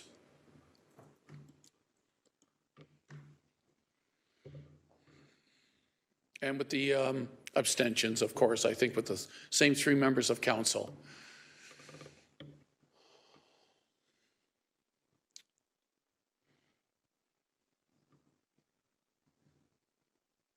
That is defeated as well, 5-8 with 3 abstentions. All right, so we're back to item 32.5 as listed, as came through all the budget deliberations. We'll have a separate vote against City Clerk because of the abstentions, correct? Is it 31's the living, my apologies, 31? City Clerk? Okay, 31's the living wage. All in favor? Any opposed? E-vote, please. This would then be the original recommendation that came through the budget process. And the 3 abstentions, still, Councillors Cassar, Maureen Wilson, and Pauls.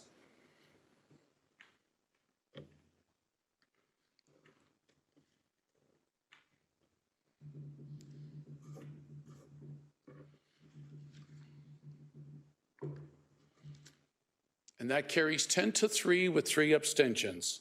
All right. Now, guide me here, City Clerk Holland. That covered off 31 living wage, 32 was about living wage, but allowed for the abstentions, correct? And I'm moving on now to the other 4 items, or Deputy Clerk Pilon, help me here. And that is the living wage again? With your microphone, please. Could you explain, please, Deputy Clerk, at least for the chair's edification? We're on 32.5. We're going to be due to conflicts by Councillor Cassar, Pauls, and Wilson. Oh, so in essence that, I'm not going to presume. Okay, are we clear? One more vote on the living wage to allow for the 3 abstentions. Yes. Yes, I'm sorry, Deputy Clerk. Using a microphone, please, because we all thought we voted on the living wage and giving the abstentions. Item 31 was living wage, and item 32.5 is also living wage.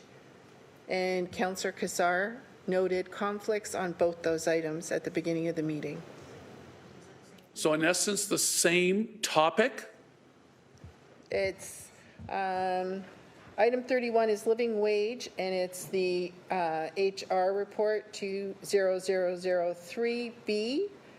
And item 32 is 2023 tax-supported operating budget recommendations, FCS 23007A, corporate financials living wage, and it's the same report that's item 31, but it's another item that's considered. To the same report. Right. Okay, is that greater clarity?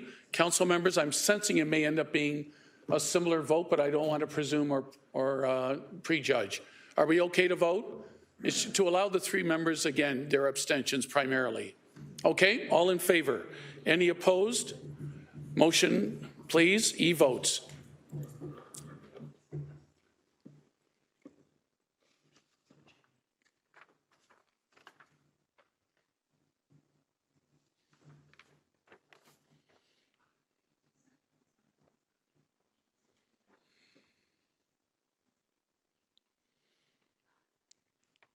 We definitely need my 97.3 boom station on once in a while, City Clerk. I'm sorry, we're waiting for the mayor. Mayor Horvath, we need a vote, please. Thumbs up, okay. Does that cover everyone now? All right. And that's the same vote which I had predicted. Carries 10-3 with 3 abstentions. Okay, item 29. Following my roadmap, Deputy Clerk. All right, the motion regarding grounds for an appeal to the Ontario Civil Police Commission, OCOPS. I'm sorry? Due to a conflict. Oh, this is primarily because of a conflict with Councillor Pauls. Okay. All right. All in favor, item 29 for the appeal. Any opposed? And the abstention. E-vote, please. The OCOPS appeal. Yep. Councillor Pauls, you be declaring your abstention here, please. Just vote abstain, please. Yes. Oh, hang on. Okay. Okay, hold it. Councillor Cretch. I'm just going to read the first part so we know what we're voting on, because a couple people have expressed concern. It's that this is respecting the motion regarding grounds for an appeal to the Ontario Civilian Police Commission be received and remain confidential, i.e. the advice we may have received in closed session. Yes. And that those appendices be released publicly following approval by council. That's all this is about. Yep. That's correct. Yep. Yes, you do, Councillor Paul. Well, I'll leave it to you, Councillor Pauls. Councillor Cretch, thank you for assisting the chair on that item. Thank you. All right. Everyone has voted?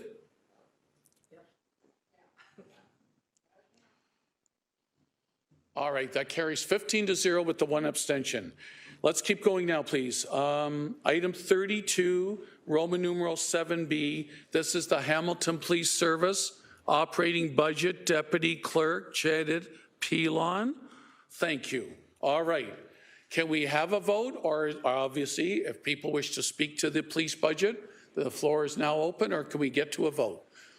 I'm just seeing a nodding of heads to members have made up their minds one way or the other. All right, let's get to a vote. This is on the police services budget.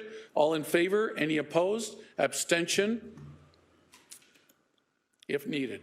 E-vote, please, or thumb.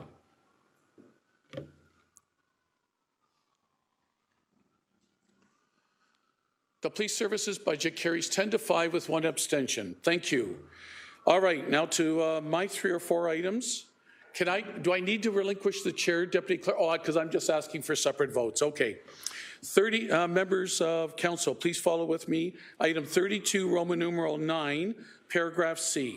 The line item is simply about the cycling master plan, accelerating it to 3 years from the original 25 to 30-year plan. Asking for a separate vote, please. E-vote. All in favor? Any opposed? If you're voting in favor, you're voting for the accelerated cycling master plan.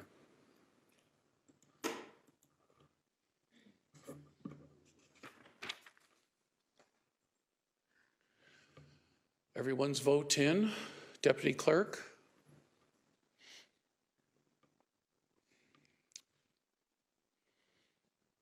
That carries 10-6. Thank you. Moving on, item 32, Roman numeral 4, the increase to the councillor's office budgets, please. Again, I'm just asking for a separate vote. Not preempting any discussion. I think we're all clear. We've made speeches in the past, but not preempting. All right, let's get on with the vote. All in favor? Any opposed? E-vote or thumb, please.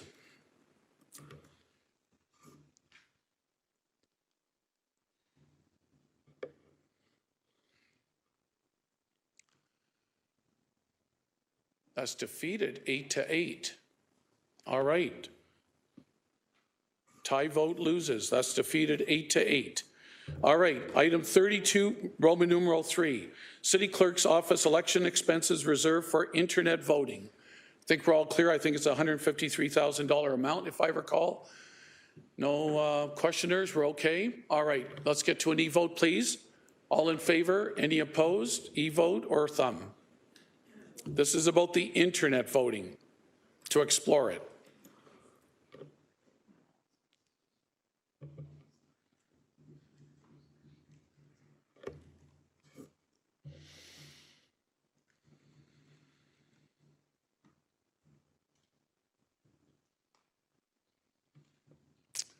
That carried 10-6. All right. And the last one I had asked for separation. 32, Roman numeral 2, the Housing Services Encampment Pilot Evaluation. This had lost at committee and then one at GIC, one at council, and now it's here before us, part of the budget. Are we all clear? Councillor Huang, please. I just want to get additional clarity that the 1.3 is going to the encampment pilot, the coordinated response, but when the new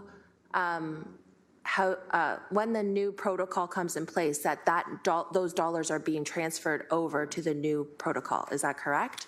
Let's find out. General Manager Angie Burden, please. Thank If you. heard the question. I did. Thank you. Angie Burden, General Manager of Healthy and Safe Communities. Through you, Deputy Mayor, to the councillor. The resources will be transitioned as appropriate to be able to fulfill the new protocol and address those needs. You are correct. Councillor Huang, you still have the floor. A thumbs up from Councillor Huang to you, General Manager Burden. All right, we're all clear then? This is the 1.3 million. All in favor? Any opposed? E-vote, please.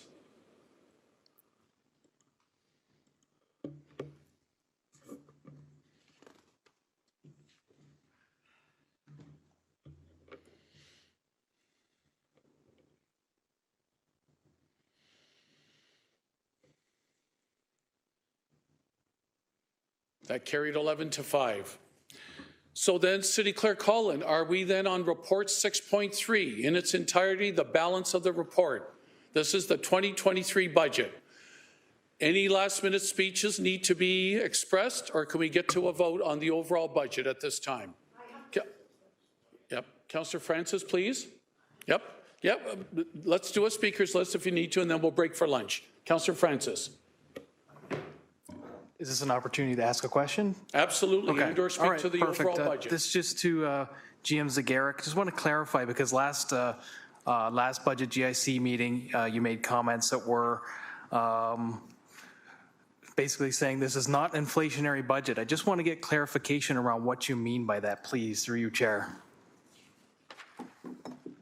So through the chair, I'll excuse, or I'll ask committee to excuse my lengthy response in advance.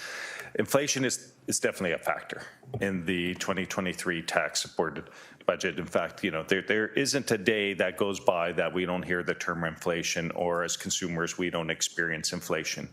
So a municipality, similar to a consumer, we've experienced the impacts of inflation, and it's reflected in the budget. There are additional costs as it relates to providing our services. For instance, waste collection, there are inflationary indexes to those contracts. So in excess of $2 million for waste collection. Our fuel costs, we budgeted in 2022 fuel at $1.10 a liter. It's at $1.55 a liter in our 23 budget. That's a 40% increase. That represents a pressure.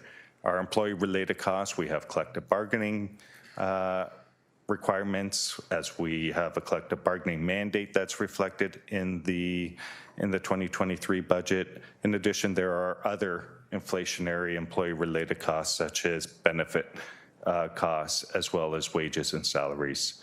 There are, through the capital budget process, there were inflationary impacts to our capital program and the purchasing of goods and services as it relates to supporting infrastructure.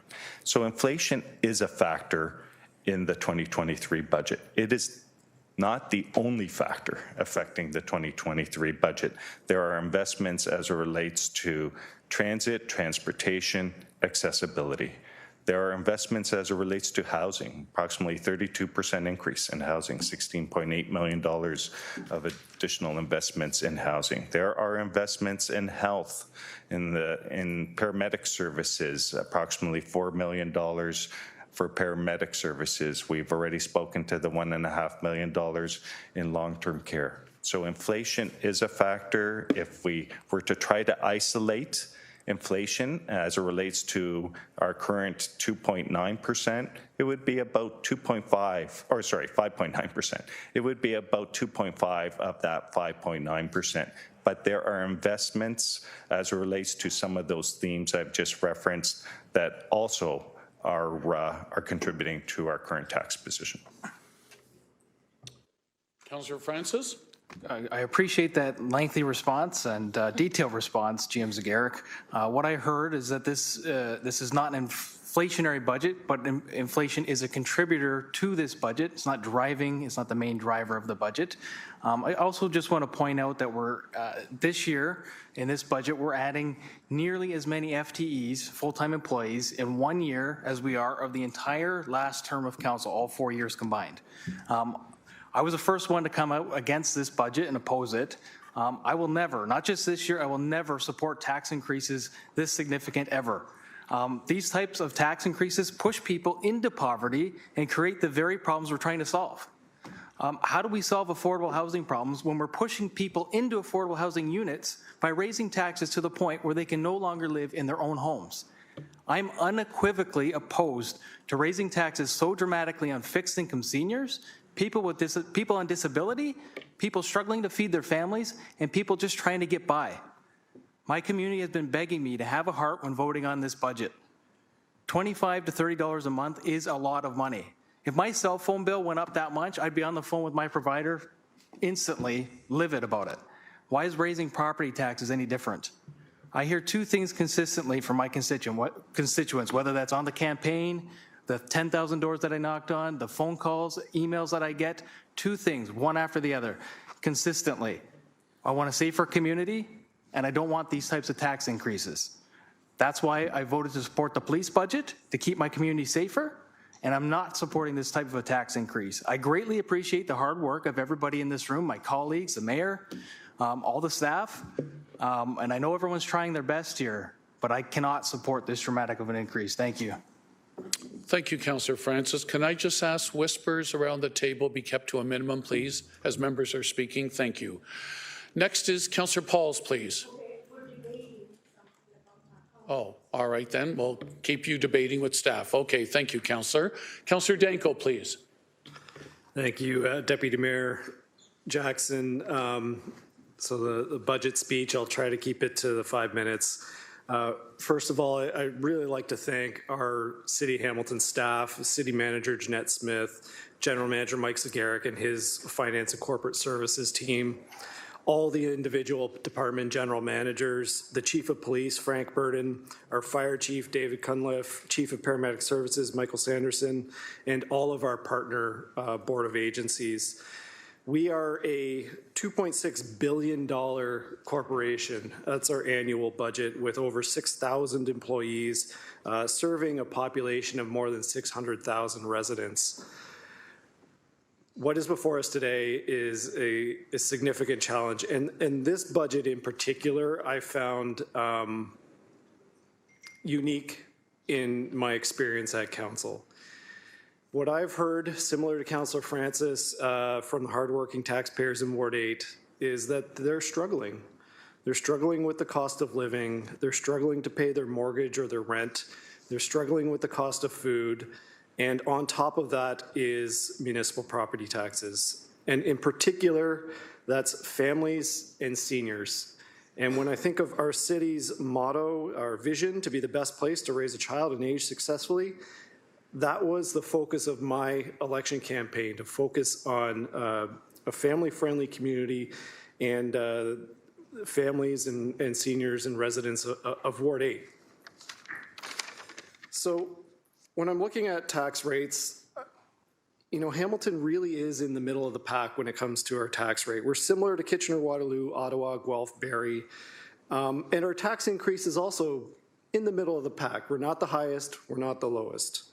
Toronto may be significantly lower, and I do hear from Toronto residents quite often that, hey, I moved to Hamilton and I'm paying way more in taxes for, you know, a smaller house, and that might be somewhat true. But other affluent cities like Burlington and Oakville have, you know, marginally lower tax rates, not that much different. But I think the big difference for us in Hamilton and what us as a council really need to consider is our residents' ability to pay, and that is a difference in Hamilton. Hamilton does have lower income levels compared to a lot of our comparators. We're seeing record high defaults on mortgages across Ontario, seniors on a fixed income, and families moving out of Ontario altogether because they can't afford the cost of living. So when I'm considering this budget in particular, I want to highlight some of the positive things that I see here today that we'll be voting on. We're seeing, I think, some smart strategic investments in infrastructure and asset management We're seeing action on climate change mitigation because we know that the long-term impacts will far outweigh the short-term investments. We're seeing investment in police services to ensure that the police department has the resources that they need to keep our residents safe. We're investing in transit and roads, and we're making really great progress on the economy and jobs. And one of the things that I think is lost in this budget is that we saw a 2.5% increase in commercial and industrial assessment growth, the largest increase we've seen in decades. I've heard from the mayor that the growth in that industrial and commercial tax base is one of her priorities, and it is one of the, if not the biggest issue that we face as a city, is the over-reliance on residential taxpayers versus the commercial and industrial tax base. So we are making excellent progress on that. Some of the tax drivers in this budget, a lot of them, the main reasons why we're at 5.9% now and not around 5%, are due directly to provincial downloading.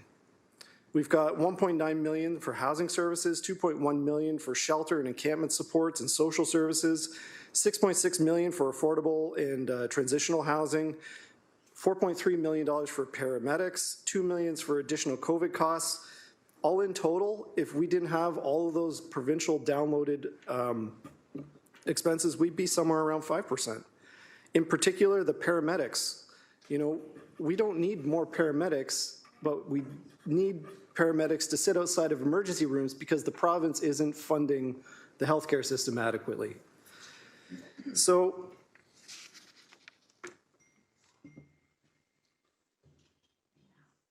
when I'm looking at the total budget and some of the discussions that we've had, I think as a council, we're still settling in and learning and perhaps trying to find that balance between the needs that we're seeing in the communities and the impact that it has on the taxpayers that pay our salaries.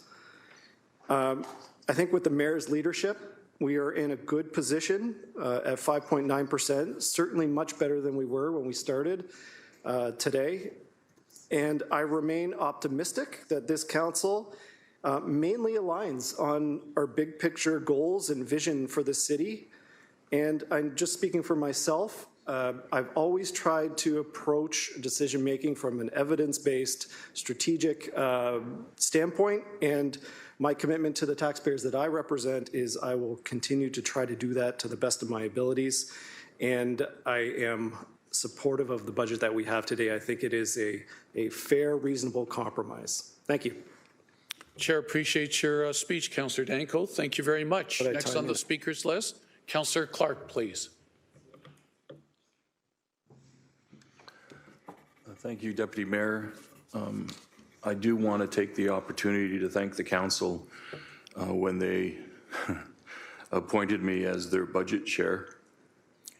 I did my very best to do that process in a fair and neutral way. So I would assist any councillor that was adding emotion, whether it increased the taxes or decreased the taxes. My job in the chair was to assist them to get that motion written in a manner that everyone can understand. I supported the police budget because I am hearing loud and clear from the residents in Ward 9 that we have a problem. The problem is so significant that the police actually issued an alert for my ward with regards to break-ins, to businesses, to commercial areas, and to the residential area. The theft of vehicles increased dramatically, specifically Ram pickup trucks. I shared that alert with my residents on my webpage, and I have been hearing from residents every week of situations where they see someone trying to get in their car, but again, the person that's doing it or the group that's doing it are pretty fast and they move on. So we do need more police. We need a police presence in Ward 9, and I believe that this budget will assist us in that way. The process on this budget, especially for new members, I received many, many questions from them because it is confusing. It's a very, very convoluted process. And I did my best to explain the process, and Mike Zagaric was fantastic, as was the city manager, in helping me understand it. The challenge that I see is we came in with a 5 to 5.4 budget that Mr. Zagaric brought in, and it continually increased. And every time we decreased it, it increased. So as soon as we found a way to lower the tax hit, it went back up. And the ability to pay is weighing heavy on my mind. I have spoken directly to many residents who are now on fixed incomes. About 50% are advising me that they didn't have a pension. This is true based on what we've understand from the federal government. And they're struggling to pay their taxes. They're struggling to buy food. This is, in my mind, the worst time to be increasing taxes on a property tax when people are really, truly struggling to pay their mortgage, to pay the debt which is in their credit cards, to pay their line of credit that they've utilized, to pay their energy costs. Everything has gone up dramatically. And I have heard nonstop from residents saying, you got to hold the line. This is too much. I have not received comments from people saying, oh yeah, you can increase the taxes, go beyond 6%, not a problem. Because it really does, it hits everybody. And it's important that we acknowledge and we understand that in the city of Hamilton, we have had a long-standing problem with the ability to pay property taxes by our residents in this city. There are residents in every single ward that are struggling to pay their bills, pay their mortgage, and this is going to hit them hard, regardless of the value of their house. So, Mr. Chairman, I will close by indicating I sincerely believe that there is no monopoly around this table on compassion. Neither is there any monopoly around this table on frugality. I think the council did their best to get where they are, but I think we need to start to balance that against the ability to pay in our community, because what we will end up doing, as our city manager said, these increased costs without the support from the province means we are quite literally pushing people into the streets as opposed to ensuring they can stay in their home. And so with that, Mr. Chairman, I regret to inform the council that I have decided not to support the budget this year. I think we could have done better, and I wish that we had. Thank you. Thank you, Councillor Clark. Councillor Spadafora, please, virtually. Councillor Spadafora.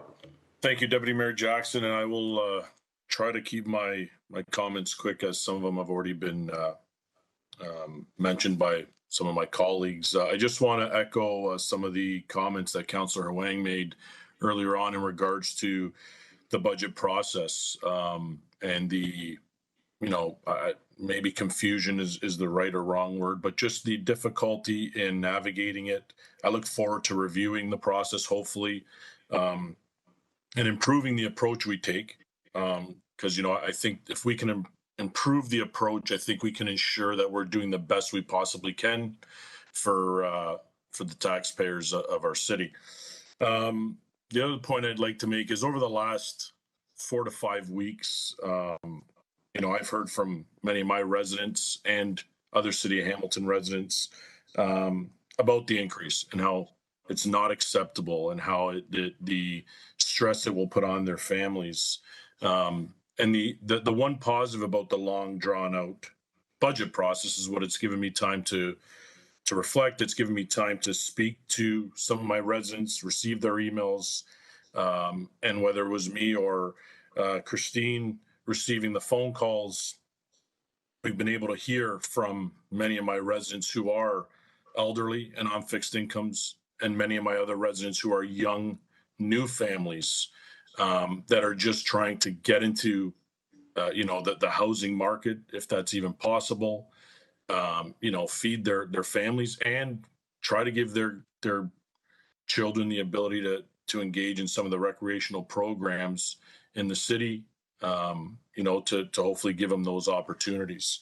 And what it's done for me is it's just making it more and more difficult with this budget number. The one area during my campaign and even up until now and at my town hall, the comments in regards to lack of policing that some of my Ward 14, a lot of my Ward 14 constituents have mentioned. We don't see police officers. I get emails. I got another one this morning in regards to speeding and the fact that how many people are going to speed and no cops around to find them or enforce the speed limit to make our streets safer. In listening to my residents overall, this is going to be an extremely difficult vote, an extremely difficult increase for my residents to take. And saying that, I would have liked to see that number reduced more. 5.4 could have turned into 4. Would have been, I think, easier and something that would give people the ability to pay. I did campaign on keeping taxes low, and I was aware that the 2% tax increase was not going to be possible. I think I could have lived with a 4 or slightly over 4% increase, but I don't know that I can go back to my residents and say that 6% is something you're just going to have to do when I know they can't afford to do it. So thank you for that. Okay, thank you, Councillor Spadafora. Councillor Pauls, leaving to the end here. Is that the Deputy Clerk? Am I leaving Councillor Pauls for a reason to the end? Because I'm on the speakers list as well. As you know, typically the chair would be last. City Clerk Holland, can you help me, please? Is there a reason why Councillor Pauls is at the end, or can I let her go before me? I would recommend you go yourself. Oh, I think all right. She's still figuring some stuff out. Oh, all right. Fair enough. Okay. Previous Deputy Mayor is not here. Mayor Horwath, can you at least take the chair, please, for my comments? Absolutely, Councillor Jackson. Please go ahead. Thank you very much. Thank you. All right. Through the mayor, can we confirm, please, General Manager Zagarek, what number then are we finally looking at this moment? I know 4 hours ago we started at 6.7, 5.7, 5.9. Where are we right now based on the other decisions, please? Through you, Mayor. Yes, absolutely. Through the mayor, our current position represents a residential tax increase of approximately 5.8%, 5.845 to be more specific, and that represents an average impact of approximately $262 for an average household. Okay, thank you very much, General Manager. Mayor Horwath, I came from a council last term that we averaged 2.5% over the 4 years. I supported every single budget last term. I know some members of this new council may suggest that it's painful, but it's time to do some catch up in various areas of the community and through the corporation. I must say I've always been a strong supporter of social recreational connectivity in my ward.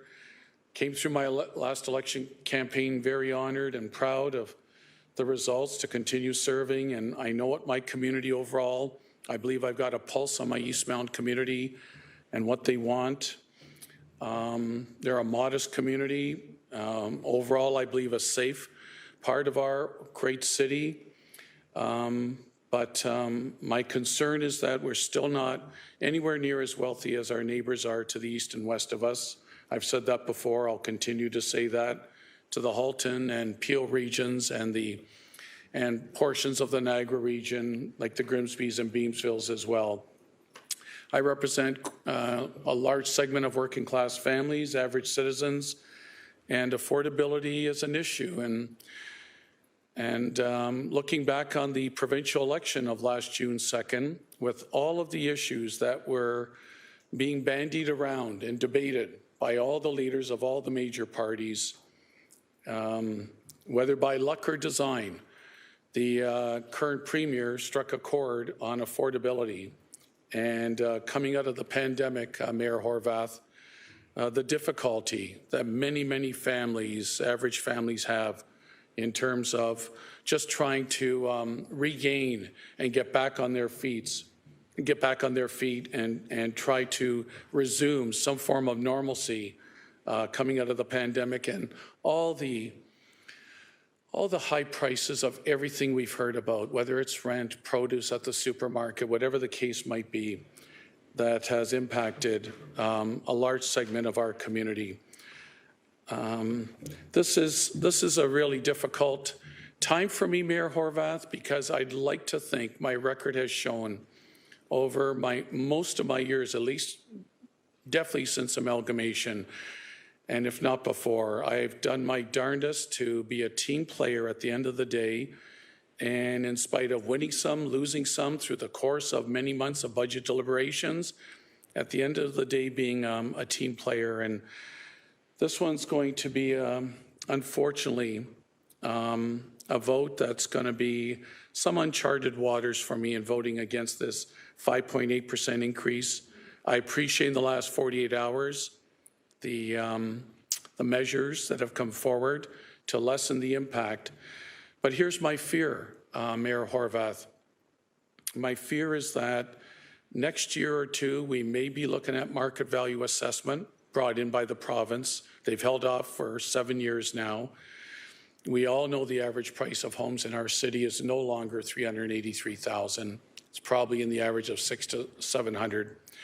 There's talk amongst new members of council, and I respect that very much, about things like looking at the feasibility of some free transit. My point overall is that whereas maybe in past terms of council, we may have started around 4.5, maybe even 5, but we had a plan to eventually, over a 4-year term, lessen the impact to at least the taxpayers I represent.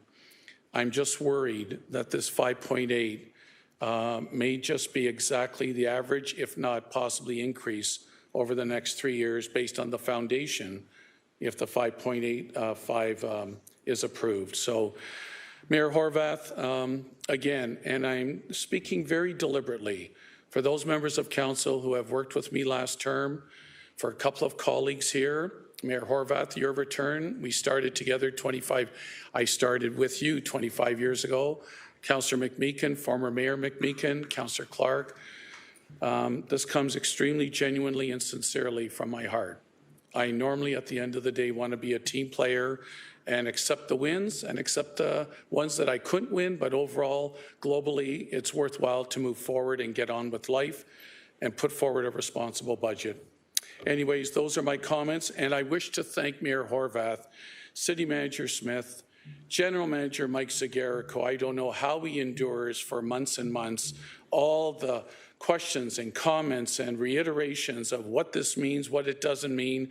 Yeah, we're just so blessed to have him as the head of our finance department. And I must give a shout out, Mayor Horwath, to the new legislative coordinator of General Issues Committee and all the budgets. She guided us through and maintained meticulous notes and minutes. Elsie Angela McRae, who inherited the big shoes, the wonderful shoes of former LC Stephanie Paparella, who did it for many years. Angela did a yeoman's job. Those are my closing comments, Mayor Horwath, and I'll take the chair back at this time. Thanks very much, Councillor Jackson, and please go ahead. Thank you very much. Councillor Alex Wilson, please. Next speaker.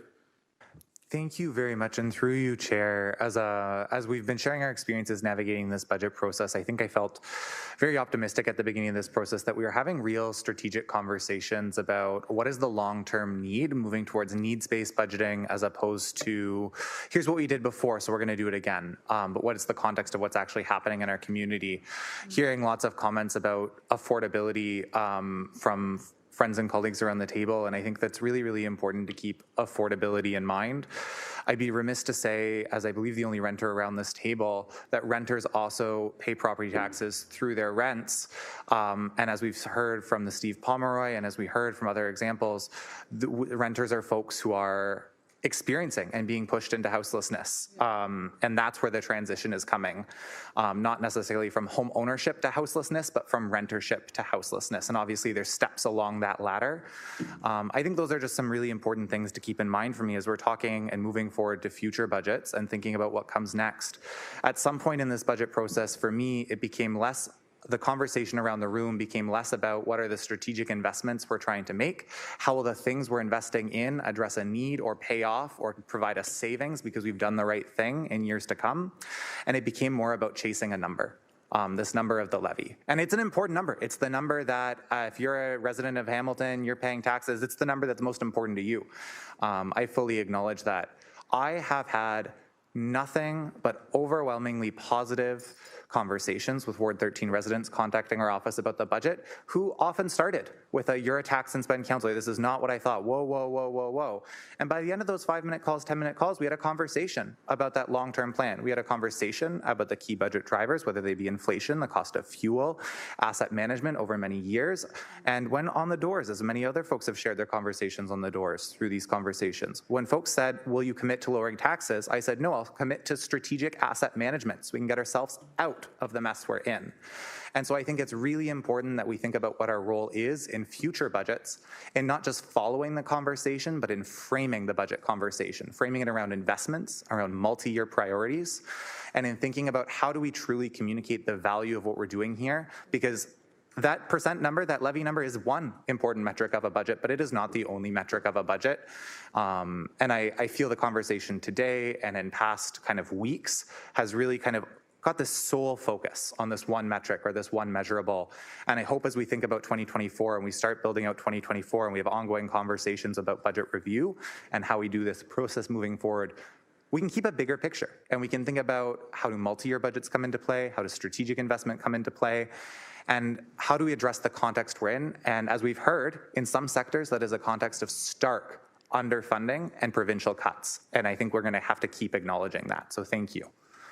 Thank you very, very much, Councillor Alex Wilson. Well said. Councillor Cassar, please. Thank you, Deputy Mayor Jackson. Councillor Alex Wilson summed up my thoughts very well. I will also add that I made a commitment to make good investments, to spend our tax dollars wisely. I don't believe that has been the case in previous years. There's been very strong cases from staff on the need to make investments, whether it's capital, whether it's housing, whether it's other services. I believe that's what this budget is doing. Yes, cost of living is a significant issue. That is not a problem that the city can solve, nor are they the primary contributor to the decisions that can improve cost of living. We've talked today, we've talked over the past 4 months about downloading from the province. That is a real issue. So yes, we are left to make tough decisions. I believe we're making decisions that are wise investments to prevent things from getting worse. If you do not spend money in this budget the way we have proposed, I think things will get a lot more expensive in the future. So taking a intergenerational lens, looking into the future and considering not just the cost for this year, but for many years to come beyond any time that any of us will be here, except for maybe yourself, Deputy Chair Jackson. Don't jinx me, Councillor Cassar, but I think there was a backhanded compliment. Carry on, please. Right, yes. Carry on. But these decisions go far beyond our tenure here, and we need to get going in the right direction. So I will support the budget, and I think over time we will see that it is a wise investment.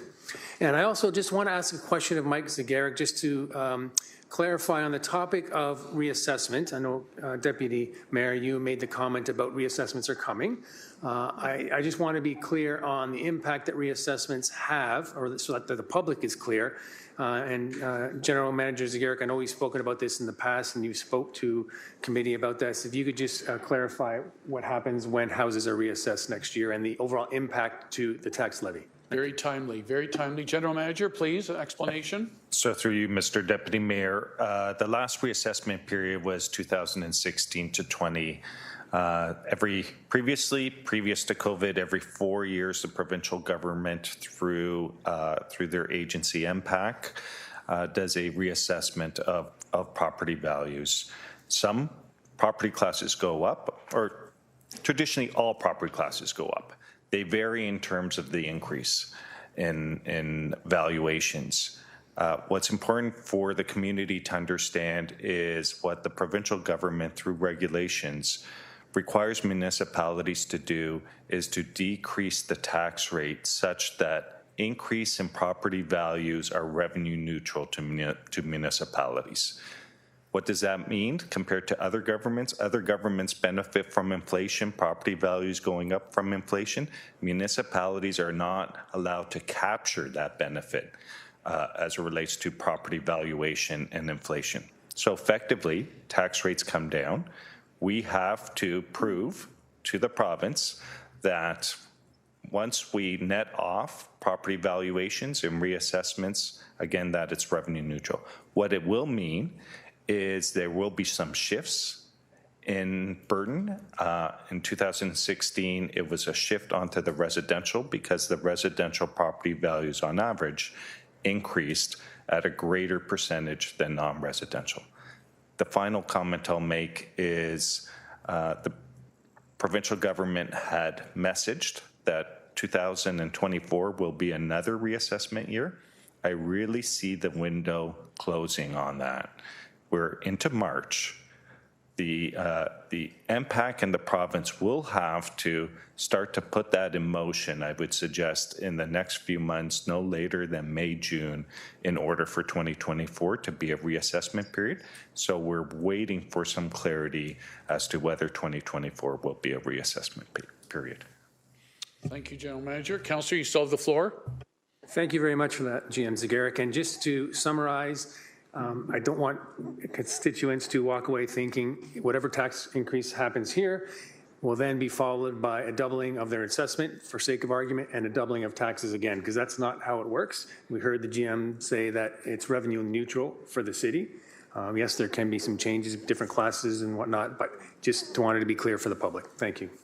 Thank you, Councillor Cassar. Second time, Councillor Clark, because we're keeping Councillor Pauls to the end to give the clerks every opportunity to work out the machinations. Councillor Clark, second time.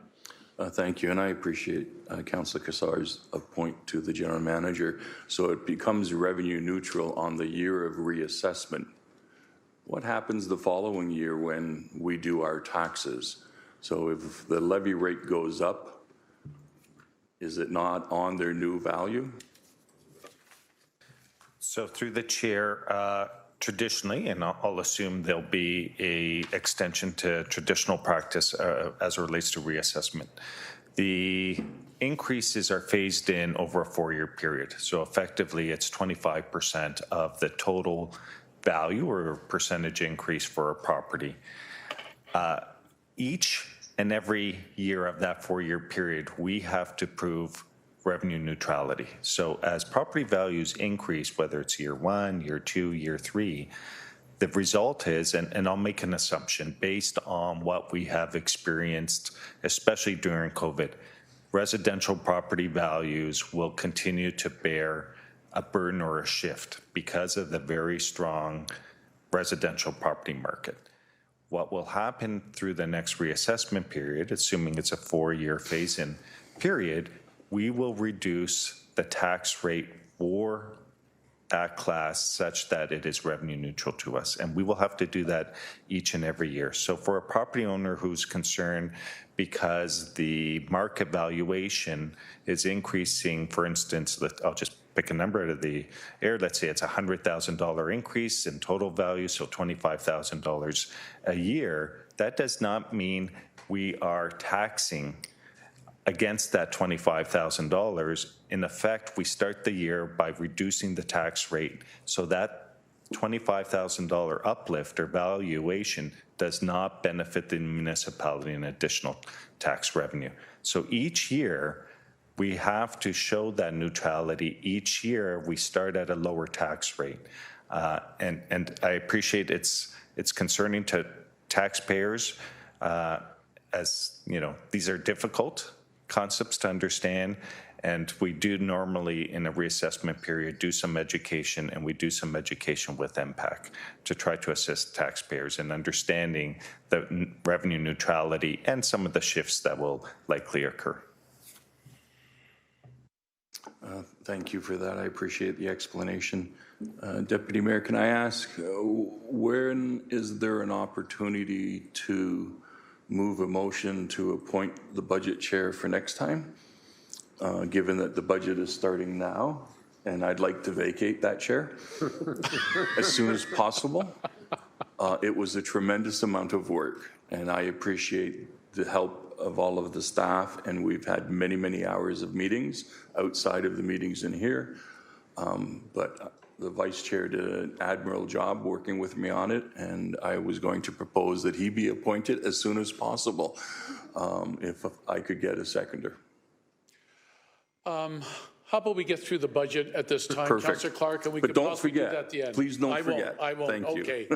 And thank you, Councillor Clark, on behalf of all of us. The last 4 months have not been easy at all. Thank you very much for your leadership. Your experience has come in handy, and politically, you guided us through almost, I think, 20-plus GIC budget meetings. Very difficult time. New members of council, new ideas around the table as well. Thank you, Councillor Clark. And with Councillor Danko on standby as vice chair. All right, Councillor Pauls now. City Clerk, have we got this all ironed out? Yes, Councillor Pauls, please. All right. No? Yeah, I have a roadmap of all my conflicts, right? And I just want to be clear where I'm at. When do I vote, like the paramedics, for instance? Is that going to be separate when I vote, when we do it overall? The police? So I just want to know, what am I voting on next? Okay, I thought we already voted on the police budget. She had her chance to abstain, which she did. Okay, so that's what else is new, City Clerk, that I'm not aware of? DMS? Did we? Through the chair, I don't know what sections that is in the budget. I would have to it's appendix. Refer to, well, within Appendix C are amendments. Right. It is not the actual budget.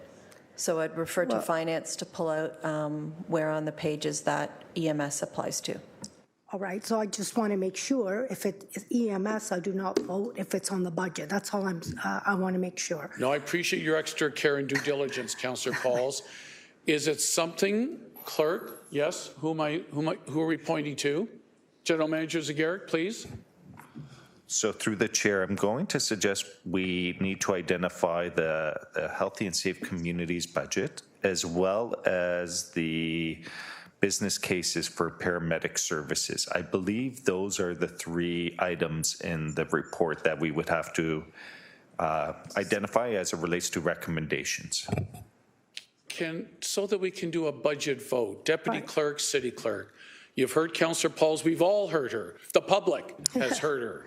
Can we get that all on the record, but let's get to a final vote, which she can vote on the final 2023 budget? Okay.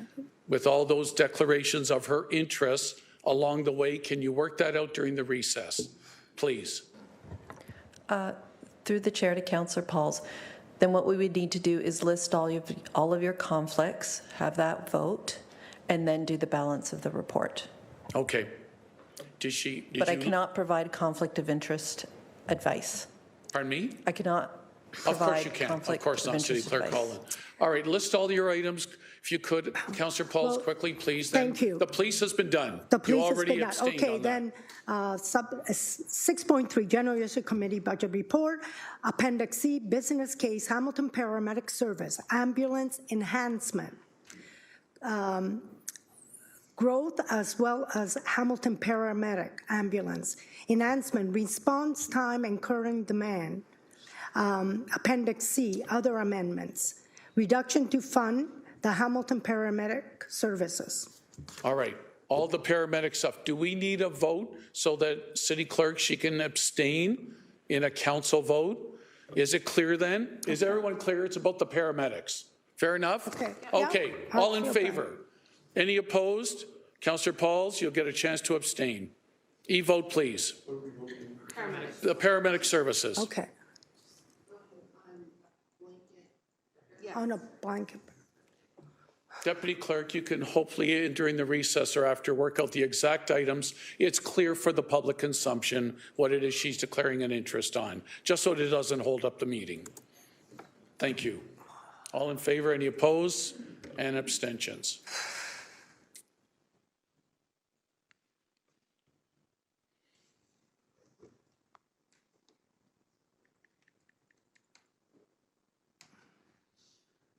Everybody's voted? Yes?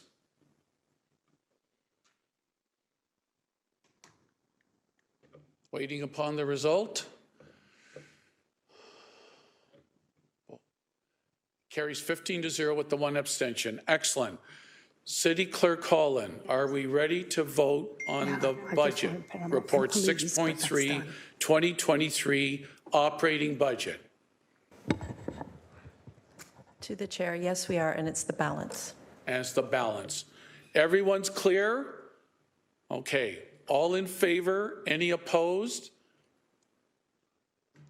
E-vote or thumbs? Welcome. This is on the balance of the 2023 budget report 6.3, 5.85%. Our final number.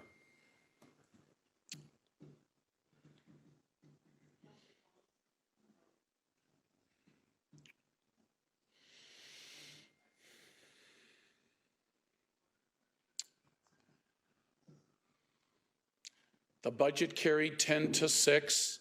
City Council, City of Hamilton, our taxpayers, our residents, our citizens, we have a 2023 budget. How about a recess? We desperately need one before we resume the rest of the agenda. Moved by Councillor Cretch, seconded by Councillor Huang. I'll give you more than that. How about till 2:15? Give you 40 minutes. Sure. Okay, thank you. All in favor for the recess for lunch? Any opposed?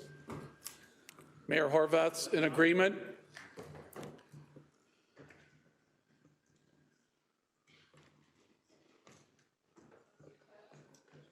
Yes, I voted.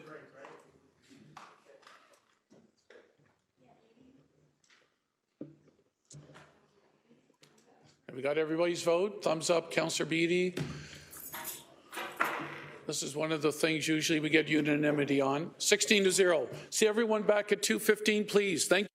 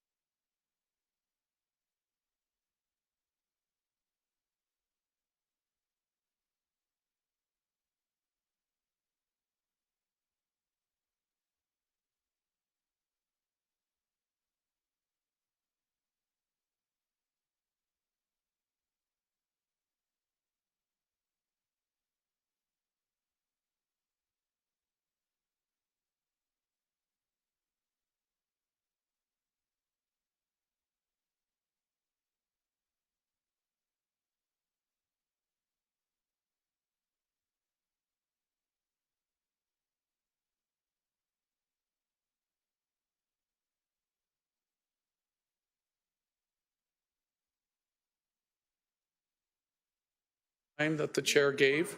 Good, wonderful. Well, thank you. Welcome back, everyone. From our luncheon break, members of council, staff, and those tuning in. All right, we're on to 6.4, General Issues Committee. It was a housing report. Former Deputy Mayor, Councillor Nan, do you have a motion, please, and a seconder to receive the report? I certainly do. It's moved by myself and seconded by Councillor A. Wilson that the General Issues Committee Special Report 23009, being the meeting held on Thursday, January 9th, 2023, be received. Thank you so much. Questions, comments? All right, all in favor? Any opposed? E-votes.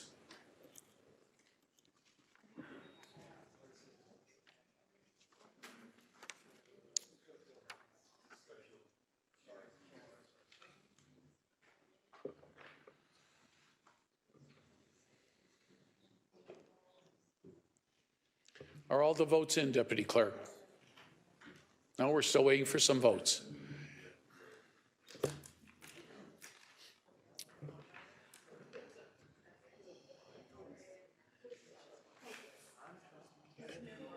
I can't hear you, City Clerk. If we could ask Mayor Horvath if she's present. Mayor Horvath, are you present, please, virtually? Okay, so let's assume not. And do you have the rest of the votes in, please?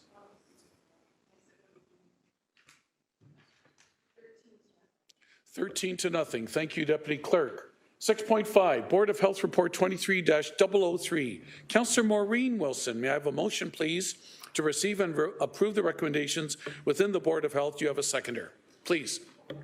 It's moved by myself, seconded by Councillor Alex Wilson, that the Board of Health Report 23-003, being the meeting held Monday, March 20th, 2023, be received and the recommendations contained therein be approved. Wonderful. Thank you. Questions, comments? Councillor Matt Francis, please.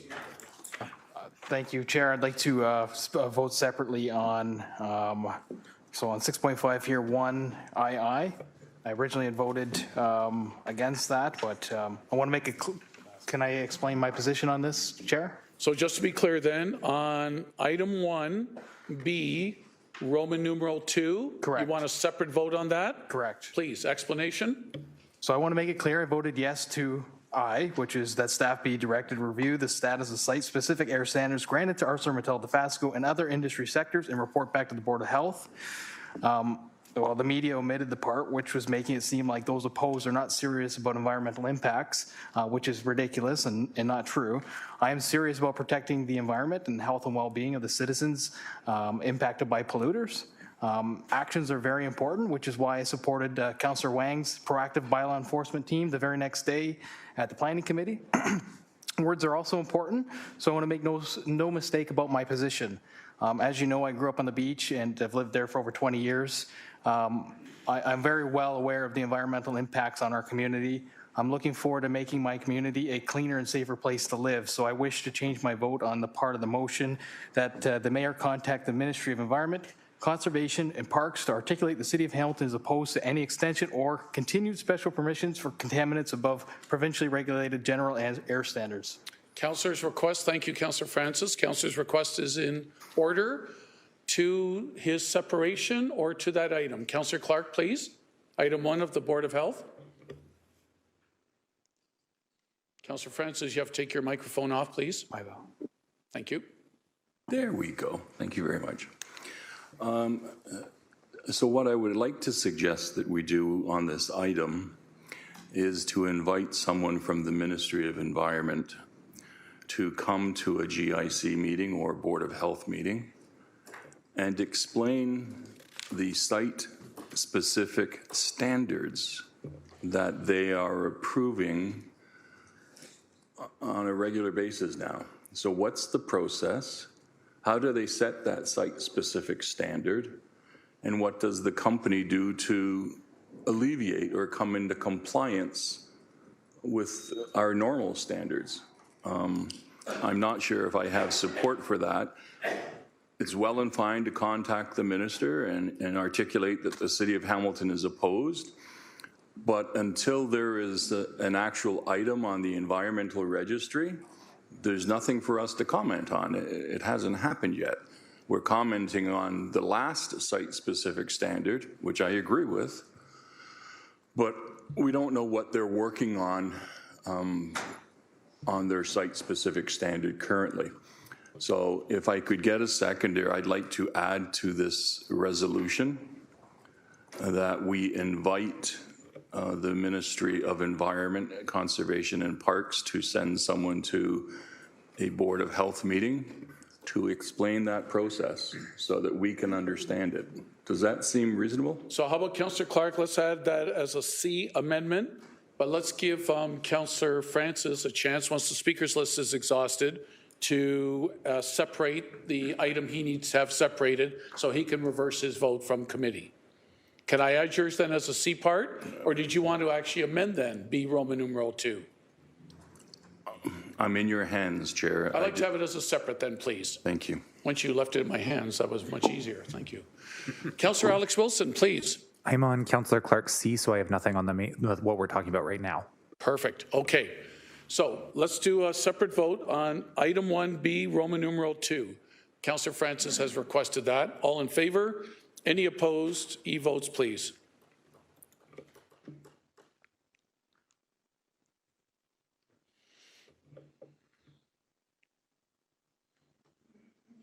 All votes in, Deputy Clerk. Good. And that carried 13 to 1. Okay. Councillor Clark, your C, let's amend yours with your C part, please. I think it would be simply that we direct staff to invite a representative of the Ministry of Environment, Conservation and Parks to attend a future Board of Health meeting to discuss the process by which they set a site-specific standard. Perfect. Seconded by Councillor Alex Wilson. No, I'm sorry. Seconded by Councillor Beattie. Yes, City Clerk Holland. Through the chair to Councillor Clark, if I could just ask for specifics, because you're saying for site-specific standards, in what process? It's in air emissions, and in this case, it's specific to Dofasco. But what I have learned, Deputy Mayor, is that they are issuing those site-specific standards across the province to companies that are having these air emissions. And I honestly tried diligently, you know, I like researching. I could not figure out the method by which they set the standard. It seemed very arbitrary. Thank you. Exactly. Okay, we're clear. Councillor Wilson? Through the chair, I hope what I have is a friendly amendment just to kind of further the aims as I understand them. But if the motion as it's currently been drafted could just be read out, so I make sure I'm amending the right section if that's possible. If that's something the clerk could support with. I'm just interested in the last sentence. I'll give language that's within the context. Perfect. Putting the final touches to it. Yes, Deputy Clerk Pilon, please. That the Ministry of Environment and Parks be invited to a future Board of Health meeting to discuss the process by which they set their site-specific standard in air emissions. Councillor Wilson. So what I'm proposing, and I'll leave it to the mover to decide whether or not it's friendly, is that we invite said representative to discuss the process generally for site-specific standards for air quality and ongoing or existing site-specific exemptions or site-specific standards for air quality in the Hamilton area to give us a full, so we're not just getting a procedural or an information report back in essence, but we're actually able to ask questions and they understand that there may be questions about AMD, there may be questions about Carmeuse Lime and Ward 13. We don't close the door to questions is essentially the intent. Councillor Clark, through the chair. I would be happy to receive that as a friendly amendment, or if the councillor wants to move it himself, either way I would be supportive. City Clerk, did you capture all of that between the two councillors, please? Deputy Clerk? I captured some of it, but I can capture the rest when I listen to the tape. It will have everything. All right. Are we comfortable enough understanding what the intent is? Moved and seconded. All right then, with Councillor Alex Wilson's friendly amendments that staff will incorporate. Deputy Clerk? Seconder, Councillor Clark? Oh, it's Councillor Beattie, yes. Okay, all in favor? Any opposed to invite the ministry? E-votes, please.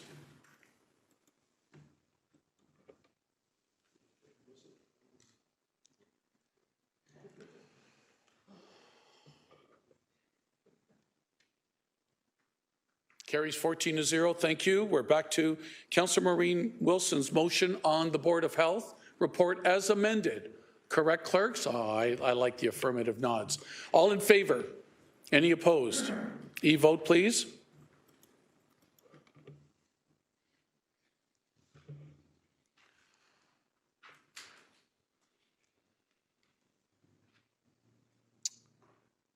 Carries 14-0. Thank you. 6.6, Public Works Committee. Both as former Deputy Mayor and Chair of Public Works, Councillor Nan, do you have a motion, please? I do humbly, as your Ward 3 councillor, that the Public Works Committee Report 23003, being the meeting that was held on Monday, March 20th, 2023, be received and the recommendations contained therein be approved. Moved by myself. My Vice Chair is not here, so another Public Works Committee member, Councillor A. Wilson, thank you. Councillor Alex Wilson, wonderful. Deputy Mayor, if you would just take the chair for a moment, please. Yes, the floor is yours. Thank you. I just want to, item 13 talks about winter control operations and Vision Zero. I'm just going to use that if I can, Deputy Mayor. Look, I'm not here to jinx the elongated winter we've had, the light winter we've had, and that may still continue. I've been around, Deputy Mayor, long enough to know that we've had ice storms as early as April 3rd, many, many years ago. However, I'm hoping we're at the end of the harsh winter season, and I just want to give a shout out, at least on my office's behalf. It was times where there was a lot of difficulty, a lot of complaints. I had probably over 200 through the course of the 4 or 5 storms, Deputy Mayor, in the month of February into the early mid-March level. But I want to give a shout out to Acting Director Mike Field of Operations. I want to give a shout out to Manager Peter Snoulis. And I really want to give applause and great thanks for putting up with me in my office throughout the entire winter season thus far to District 4 Superintendent John Searles and his entire team. They did a fantastic job. I wore the brunt of many a complaint and the typical ones of plows replugging people back in after they've cleaned their sidewalks and their driveway approaches and the heavier, higher, harder snow and ice that they can't remove again. But overall, they did a fantastic job to keep our city overall open and safe, and specifically on the East Mountain. Thank you, Deputy Mayor Nan. Thank you. I'll take that back. Okay, on the report, any other comments or questions on any items? All in favor? Any opposed? E-vote, please.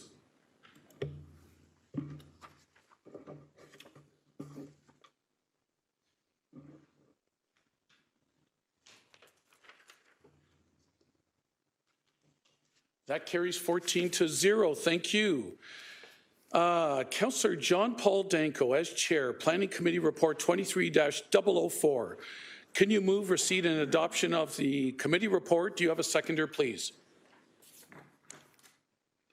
Thank you, Mr. Chairman. Moving the Planning Committee report for March 21st, 2023. Moved by myself, seconded by Vice Chair Councillor Tammy Wang. Wonderful. Good. Any questions or comments? Did anybody want to further the discussion on item 14, which we did under correspondence, about the city initiating the secondary plans, or we all got our opinions on the table earlier? Yes? No? Okay, Councillor Clark, please. This is the Planning Committee? Yes, it is. I just want to remind item 17, I need to have a separate vote because there's a conflict. Thank you. Okay. So let's do a separate vote on 17 first then, so Councillor Clark can abstain. All in favor? Any opposed? E-vote, please. No, thank you for the reminder.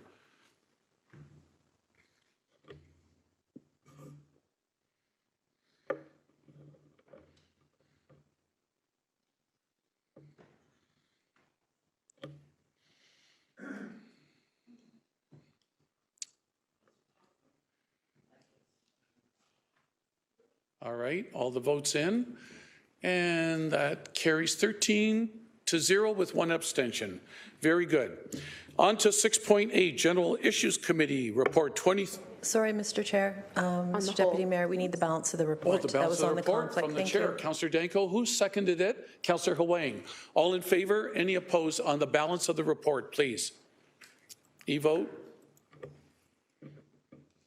Thanks, City Clerk.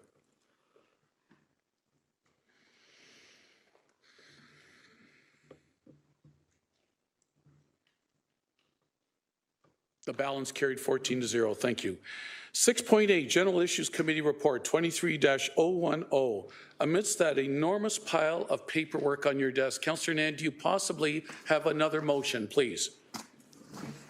Yes, I do. It is moved by myself and seconded by Councillor Cassar that the General Issues Committee Report 23-010, being the meeting that was held Wednesday, March 22nd, 2023, be received and the recommendations contained therein be approved. Thank you so much. Questions, comments?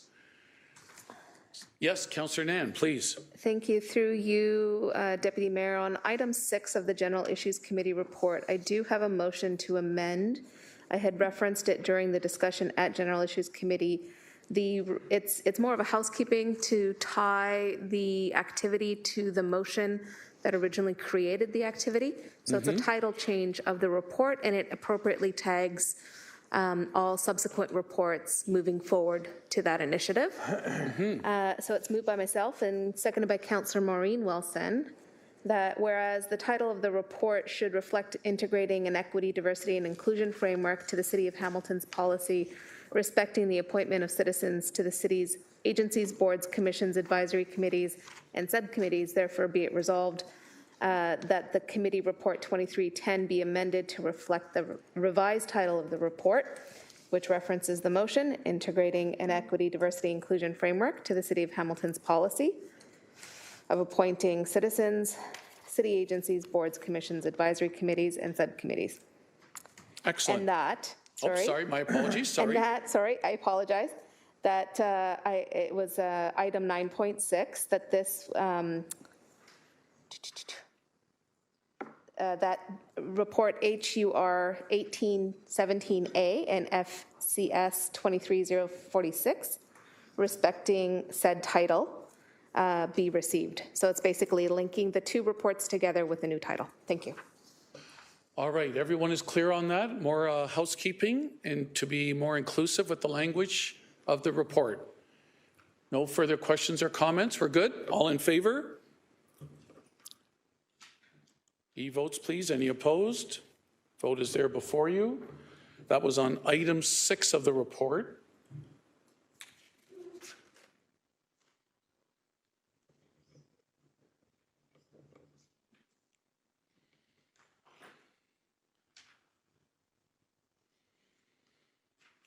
All the votes in, Deputy Clerk?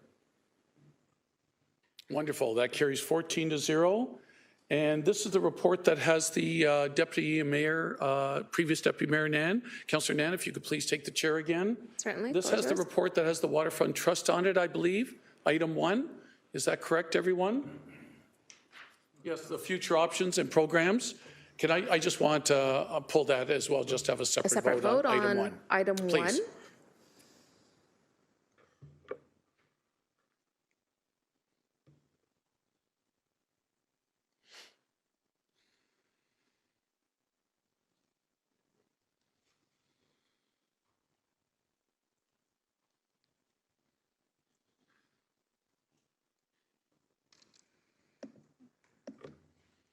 The chair is back to you. Thank you very much, Deputy Mayor Nan. And the vote of that item 1 result is, we'd be terrible at a game show. 13, that carries 13 to 1. Okay. Anyways, okay, on the balance of the report, correct? Oh, sorry. Another item to be pulled? Yes. Councillor Clark? Okay.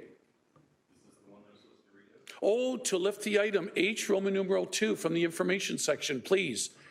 Thank goodness for the clerks, eh? Absolutely. Moved by myself and seconded by Councillor Cassar that item H2, respecting the removal of the municipal accommodation tax, item 9.1 be lifted from the information section and be added to item 2 as subsection B of the General Issues Committee as follows. That staff be directed to report back to the General Issues Committee on the mechanisms in place to ensure payment to the city of municipal accommodation tax. We might have missed a word there, but you get the gist. And that's for lifting it. That's for lifting it. Seconder? Councillor Cassar. Councillor Cassar, excellent. And that was because the information was provided before the end of the meeting, if I recall, Councillor Clark. Okay. Okay, all in favor? Any opposed? E-votes, please, for lifting.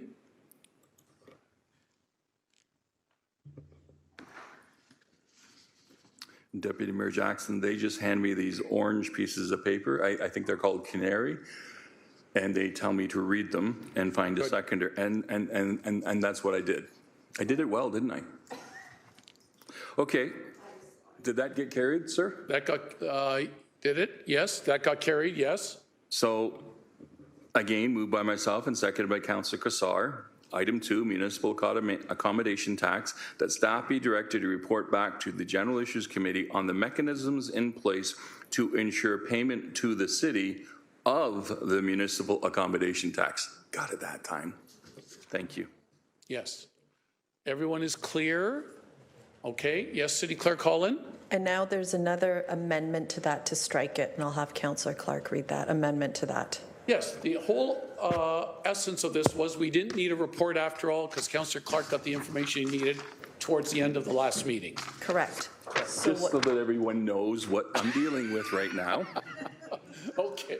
So that's number 3 now? Okay. Are you still good?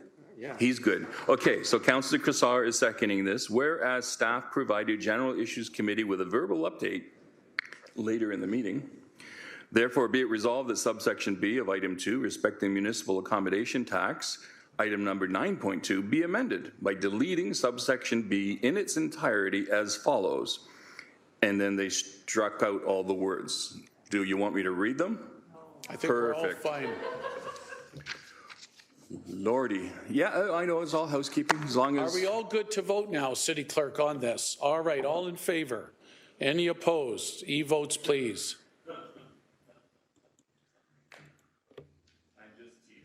Thank you, Councillor Clark. Lots of motions to get to a very simple conclusion. Very good. Yes? Councillor McMeekin? He's voted already? Are we good?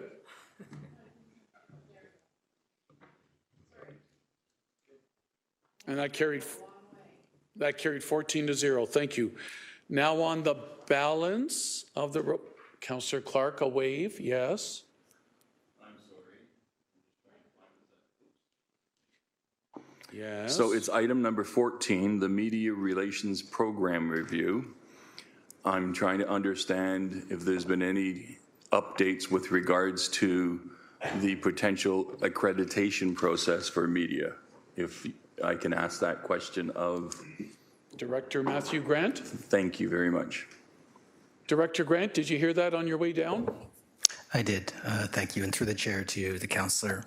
Yes, we anticipate that we're going to have a report coming forward to council in early April, which describes a process by which a third party will both chair and additional third parties will review that policy. And you should expect that there would be university researchers who'd be looking at that, and that report is coming forward in the coming weeks. Thank you for that. And I only asked because there have been questions raised to me, and I honestly didn't have an answer. So I appreciate that, Director. And that's my last question. Thank you, sir. Thank you. That was item 14. Any other items to be pulled from the report? Seeing none? All right. On the balance of the report, all in favor? Any opposed? E-votes, please.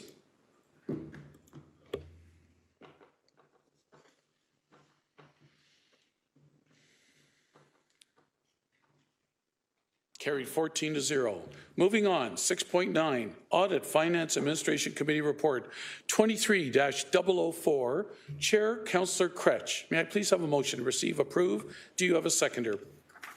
I magically do, and Vice Chair Councillor Huang. That the Audit Finance Administration Committee Report 23-004, being the meeting held on Thursday, March 23rd, 2023, be received and the recommendations contained therein be approved.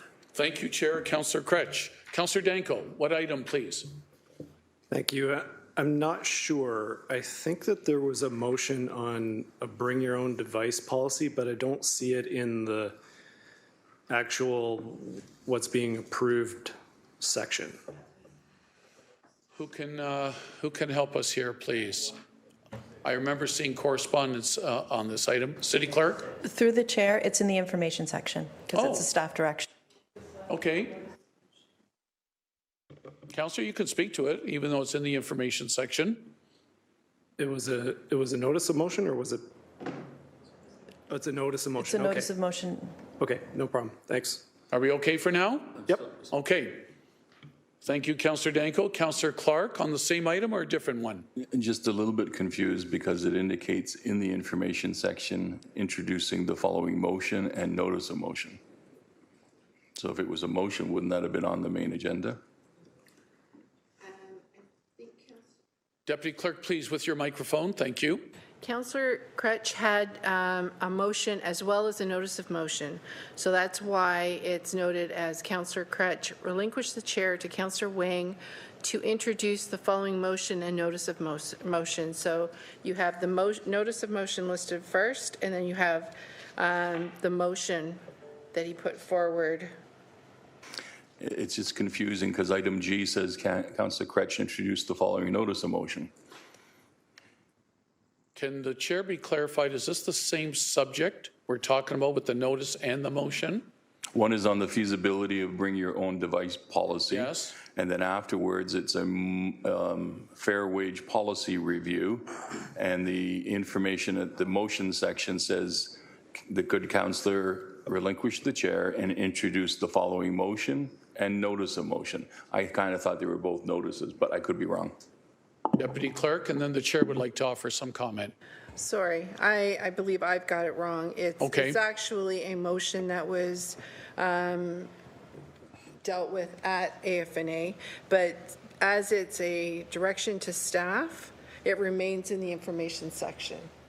Okay, Deputy Clerk. Sorry. Chair of the committee, Councillor, no, we're fine with what the Deputy Clerk explained. Are we all good? Yep. Oh, Councillor Clark, you're fine right now? I'm fine, thank you. Okay, Councillor Danko, back to you. So is there an opportunity for a separate vote? Lift it to be a numbered? Sure. That's in order, if you wish. Do I have to move that, or is that, can we just? Move to lift it from the information section. Okay. And just to be clear, which one is it, please? The chair doesn't have that in front of him. F section I, feasibility to bring your own device policy. Okay.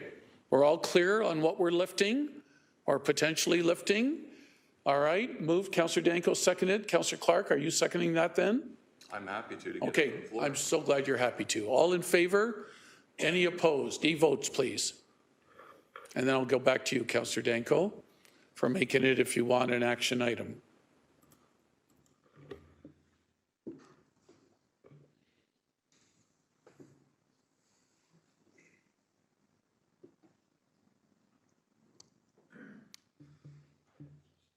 Okay, the lifting was approved 14-0. Back to you, Councillor Danko. Thank you. So I was just a bit confused to see this come forward because, I mean, I've gone through this as well of, you know, especially through the pandemic of wanting to use my home PC for city business. But most applications are cloud-based or cloud accessible, so it really doesn't matter what device you're on. The only one that really stands out is Outlook, and I believe Outlook does have a cloud-based function as well.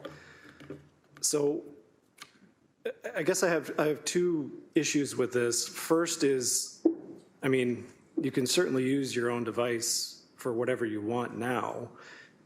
they're accessible through the cloud, with the exception of the actual Outlook application. If you wanted that on your own device, you can't do that. And the reason is because of corporate security, cybersecurity, my understanding anyway. So I think going down this road, opens up the corporation to some really serious risks, and also transparency risks if we end up start using our personal devices in order to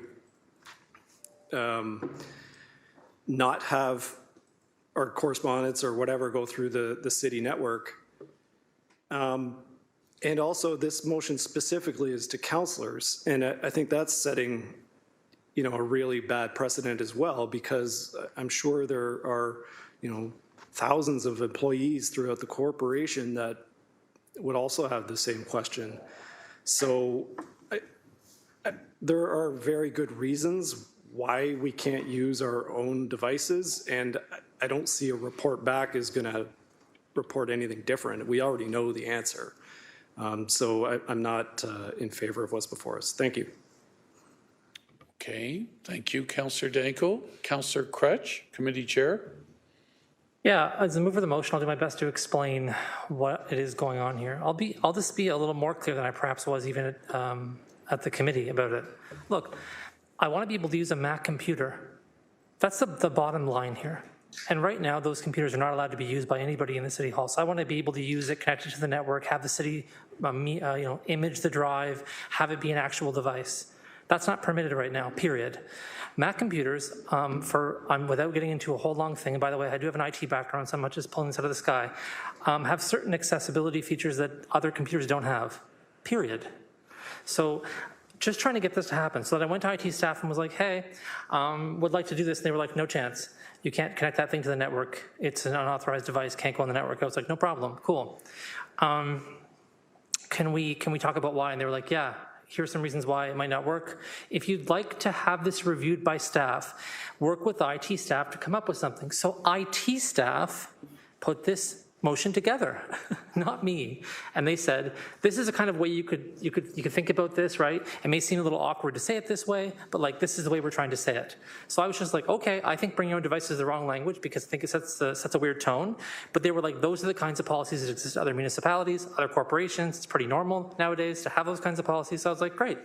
And then there's a clause in this thing saying, kind of expanding it a bit to be like, it's not just about bringing your own device, it's talking about this issue generally about other kinds of devices, because as counselors, we do all kinds of work.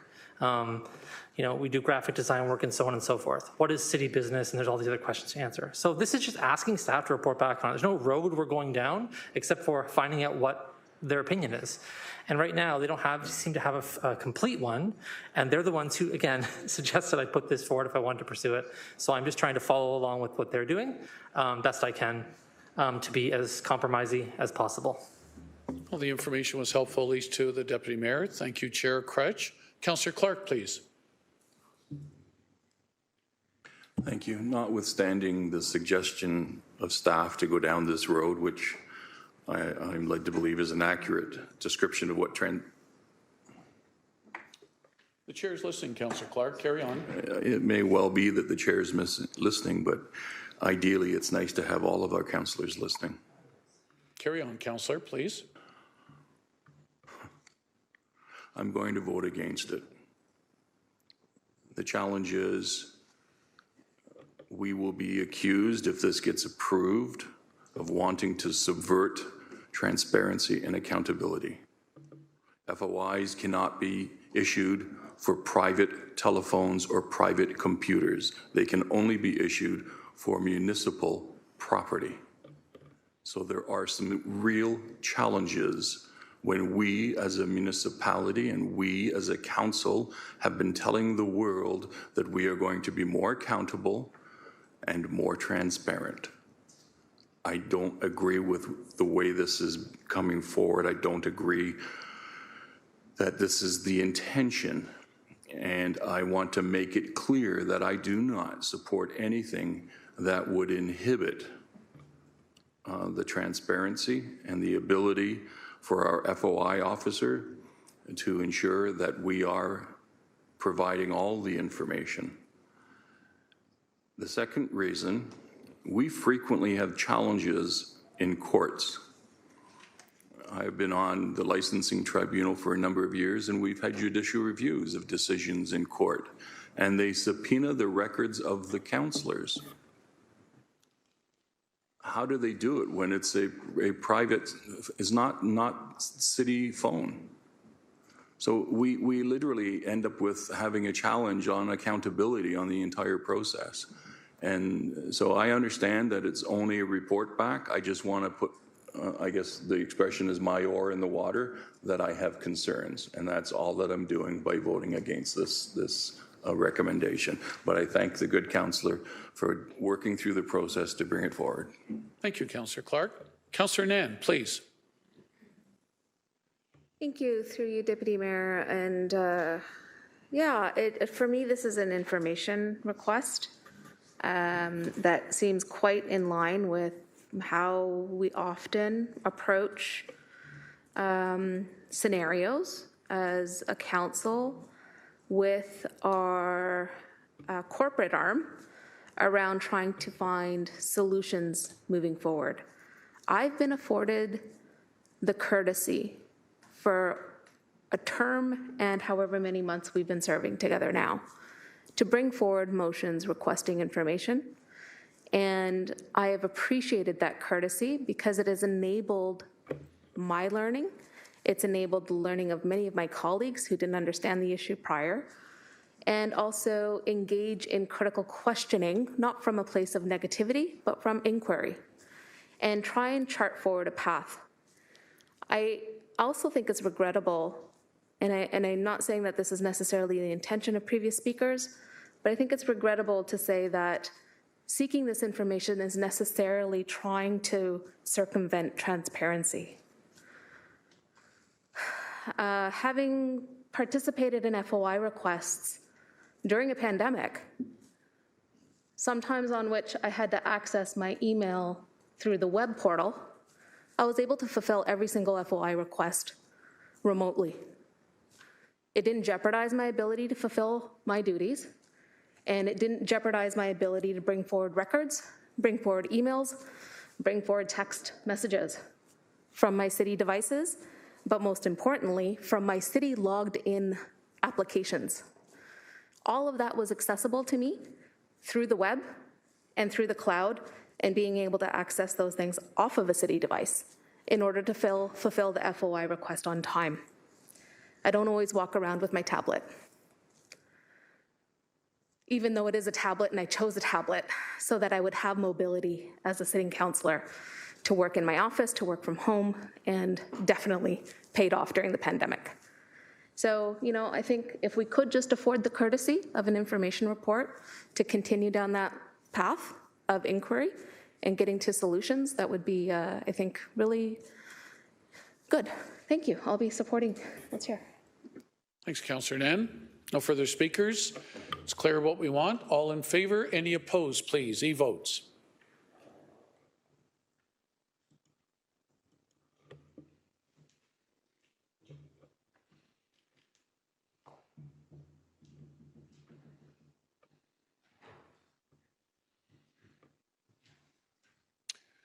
That carries 10-4.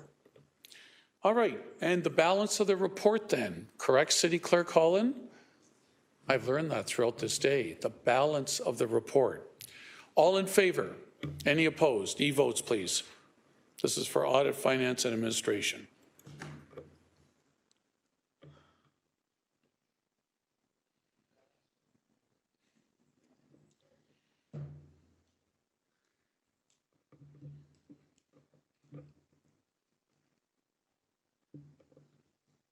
And the final vote is in 14-0. Thank you very much.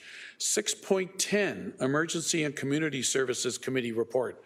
23-003, Chair, Councillor Clark.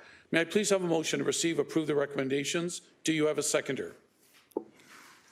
Yes, Deputy Mayor Jackson, I do. It's moved by myself, seconded by Councillor Cassar, that the Emergency and Community Services Committee Report 23-003, being the meeting held on Thursday, March 23rd, 2023, be received and the recommendations therein be approved. Questions, comments? Going around the horseshoes, seeing none, then we're ready to vote on the report. Thank you, Councillor Clark. All in favor? Any opposed? E-vote.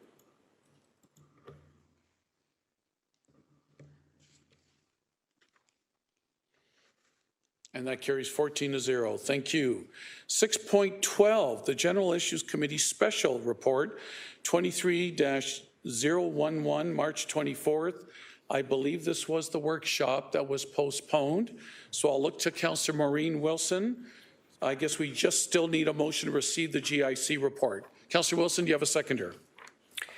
It's moved by myself, seconded by Councillor Alex Wilson, that the General Issues Committee Special Report 23-011, being the meeting held on Friday, March 24th, 2023, be received.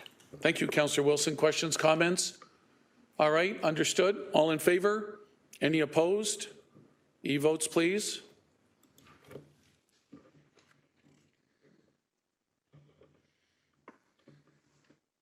Carries 14-0. Thank you. 6.13, City Housing Hamilton Shareholders Report, 23-001.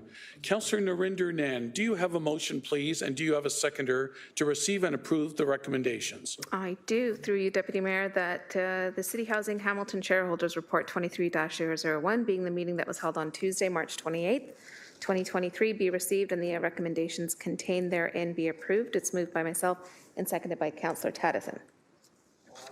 You weren't there, so it'll be Councillor Huang. Seconded by Councillor Huang. Questions, comments? All right, all in favor? Any opposed? E-votes, please. Thank you, Councillor Nan.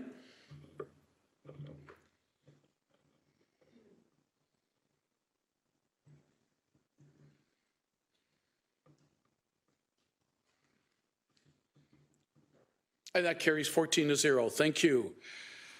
Well, I've been risen for 6 hours, but Councillor Nan, I formally need a motion to rise from Committee of the Whole, please. Moved by myself and seconded by Councillor Beattie, that the Committee of the Whole rise and report. Can't imagine any questions or comments on rising. All in favor? Any opposed? E-votes, please. Thank you, Councillor Nan.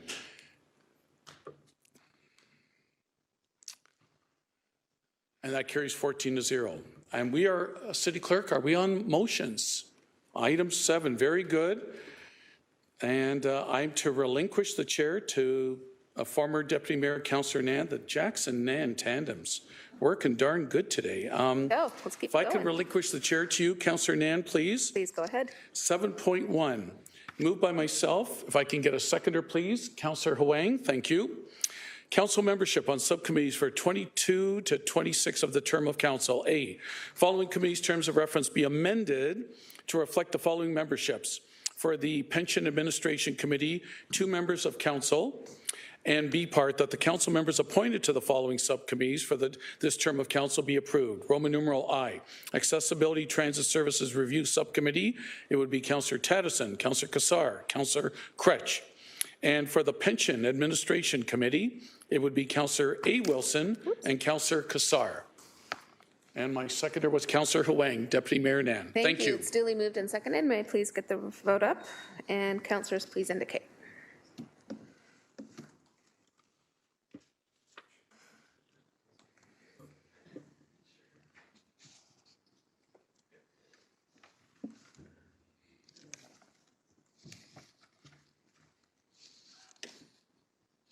And that carries. Back to you, Chair.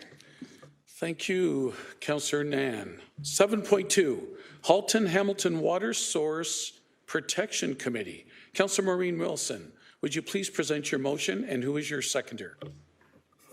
Thank you. Excuse me. Thank you. It's moved by myself and seconded by Councillor Alex Wilson that the following member of council be considered as the one representative who represents Hamilton, Grimsby, Niagara on the Halton Hamilton Water Source Protection Committee.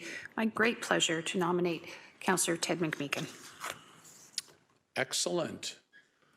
Does anyone dare question that motion? Seeing none, everybody quietly just decide to lean back in their chair. All right, we have a vote. All in favor? Any opposed? E-vote, please.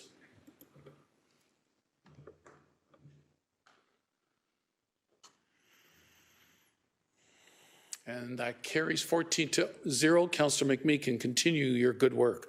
Now with source protection. 7.3, amendment to the current City of Hamilton complement on the HCA Board of Directors.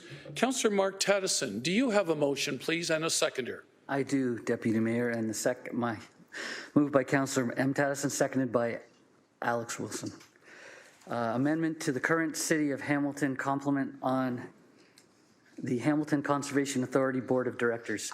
Whereas Council received a letter from the Honourable Graydon Smith, Minister of Natural Resources and Forestry, advising the City of Hamilton that the City's application seeking a minister's exception under the Conservation Authorities Act from the requirement of at least 70% of municipal appointments to a conservation authority to be selected from among members of municipal council it's not granted. So whereas Council is being asked to comply with the requirement of at least 70% of municipal appointments to a conservation authority to be selected from among members of the municipal council.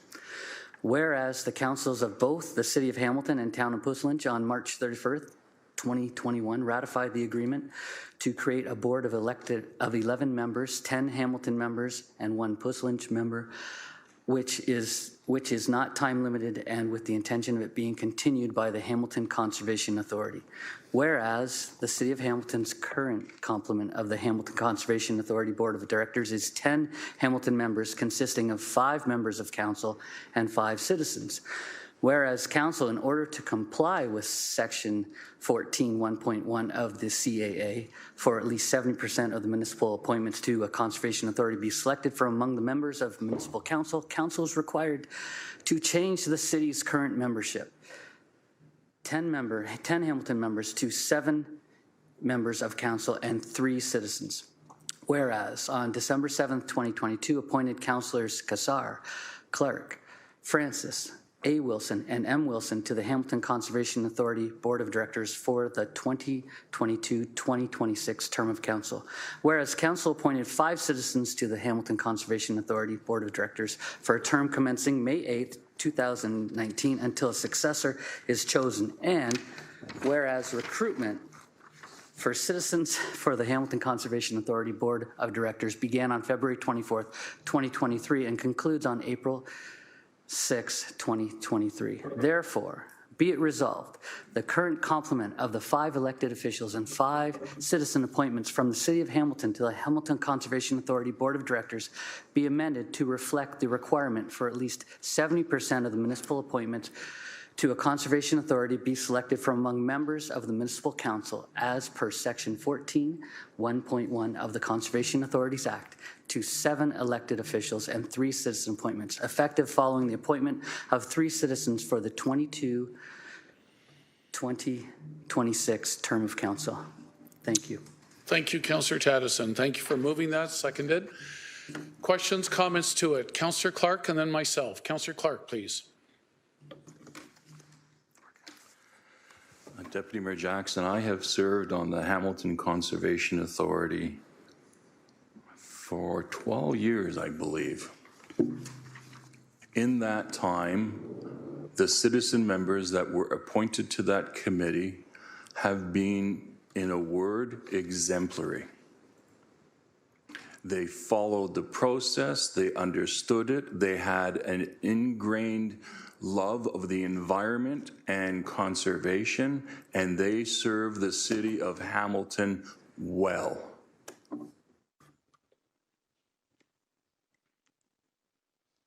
I'm trying to parse my words because I can't express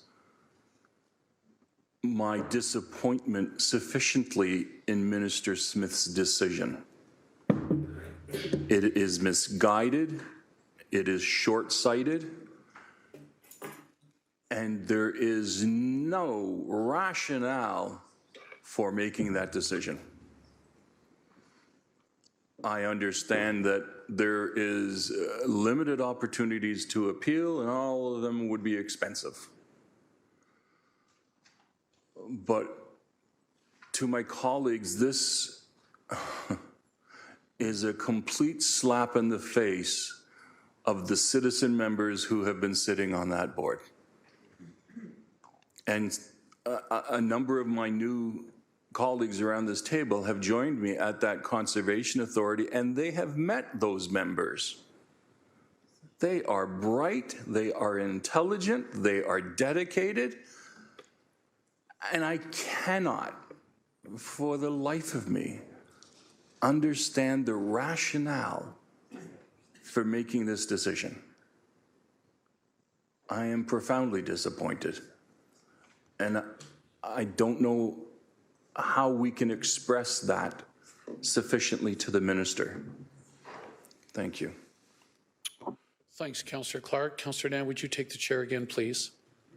Certainly, go ahead. Thank you, Deputy Mayor Nan. Dovetailing on your excellent words and your harsh words, Councillor Clark, I will be voting against this. I realize that the ministry, I want to keep making that distinction.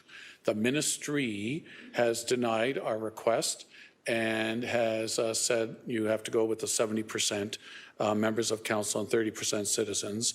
I'm not convinced the minister has. And so although I understand, Councillor Tattison, that this motion is complying with the ministry's rejection of our request, I am going to vote against this again. And Councillor Huang, to 5 hours ago, when you asked me basically about my voting against the correspondence at that time, I said it was symbolic. This is for me an even harsher, more important statement that I'm going to be voting no against.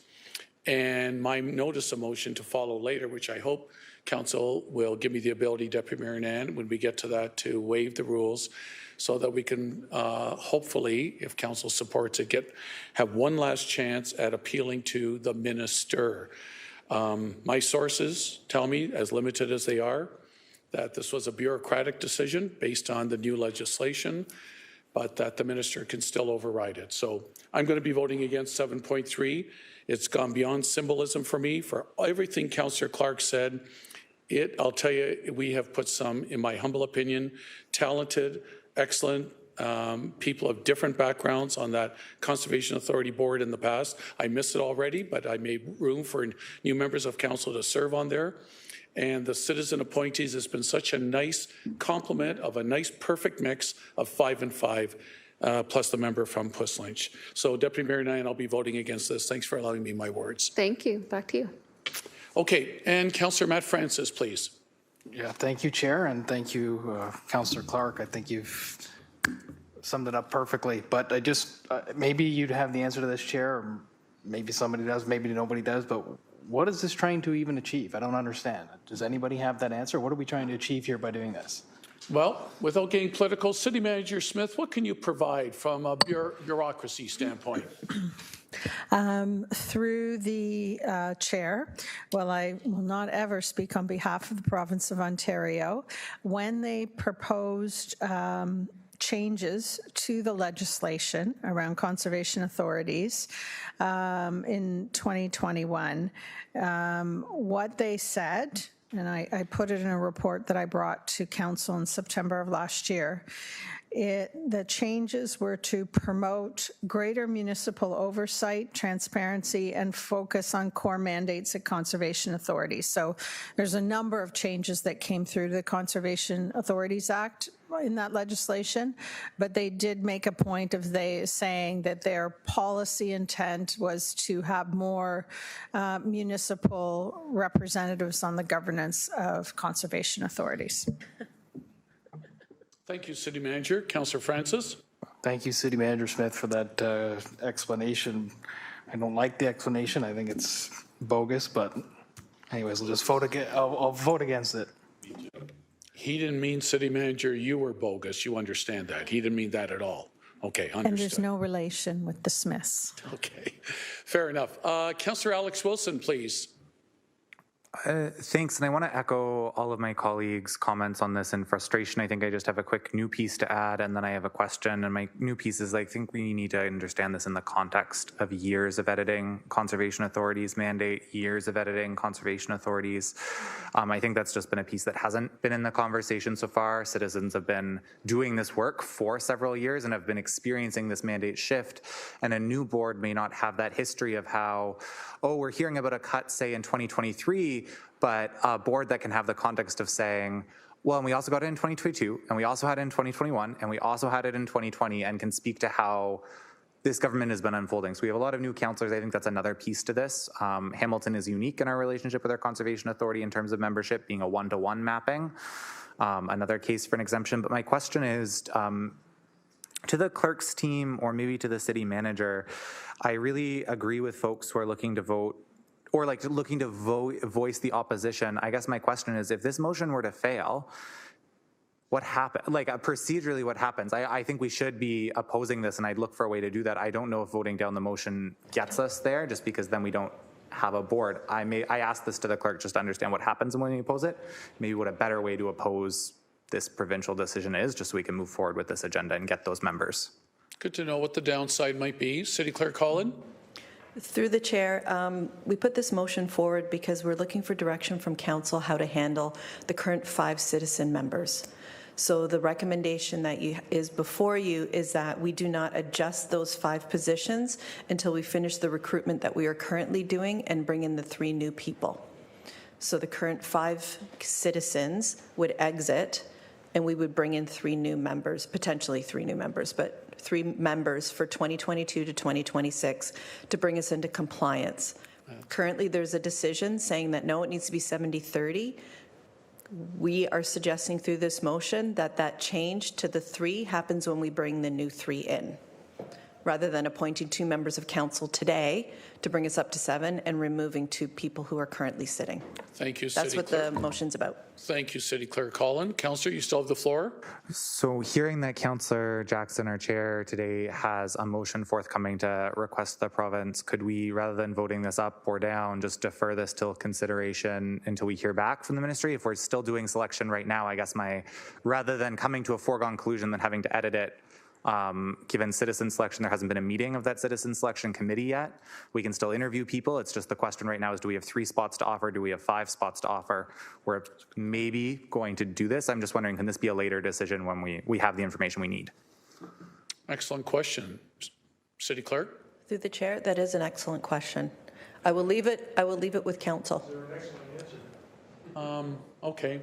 Any help from the front bench there? Just to help with, yes. There's no reason that it has to be done today. We just wanted to make it abundantly clear for those who are applying how many positions are actually available. All right, that last comment may help us. Councillor Alex Wilson, you still have the floor. Thank you. I'd move to do that, and when we're communicating with citizens about this, we can say the province has told us there's only 3 spots. We're trying our best to keep 5. We'll let you know how this goes. It's unfolding. That seems like an honest communication. So at the end of the speakers list, I'll come to you for deferral of this item. Thank you, Councillor Alex Wilson.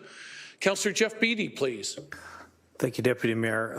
Actually, I don't know how Alex read the exact same questions right off of my notes, but he's summarized exactly, and I'd be happy to second his deferral. Excellent. Thank you. Councillor Clark, second time. And to confirm, Deputy Mayor Jackson, our procedural bylaws, our Hamilton Conservation Authority citizen members remain citizen members until the City of Hamilton replaces them. Is that not correct? That's my understanding, and city clerks are nodding affirmatively. So while it's not ideal for HCA, because they would like to have their annual general membership meeting, I think while we're considering how we deal with the minister, it would be prudent that we make it clear to everyone that our excellent, exemplary citizen members of the HCA remain citizen members until the City of Hamilton removes them. And then you can continue to do the work that you're proposing. So I like where Councillor Alex Wilson is going on this, and I thank him for that. Thanks, Councillor Clark. So the motion that's on the floor from Councillor Taddison, is there a deferral, Councillor Alex Wilson? And do you have a seconder to defer Councillor Taddison's motion? I believe I do in Councillor Beatty, and the deferral date would just be council 2 weeks from now, unless the clerks are saying that's too soon. I think that gives us time to send any letters or anything that comes out of your motion, Councillor Jackson. Should we, instead of targeting it within 2 weeks, City Clerk, should we allow some latitude there? Leave it open until such time, or what would you recommend? Through the chair, I would recommend that we, within there, that we amend it, until we hear back from the ministry. Okay. My only concern is, the minister, it took months to get this response back. Okay. I just don't know if council wishes to hear about anything, I don't know if Jeanette has anything to say about the fact that we will be non-compliant with what is legislated. Understood, City Clerk, but it'll be a council decision, but thank you very much. Okay, so it's moved and seconded to defer. Councillor Alex Wilson, Councillor Beatty, to defer any decision on going to the ministry's compliance of 70-30. All in favor of the deferral until a future date? That's nice and retro. E-vote, please. All in favor, any opposed? Carried 14-0. What a powerful statement. Councillor Alex Wilson, thanks for your very sage direction.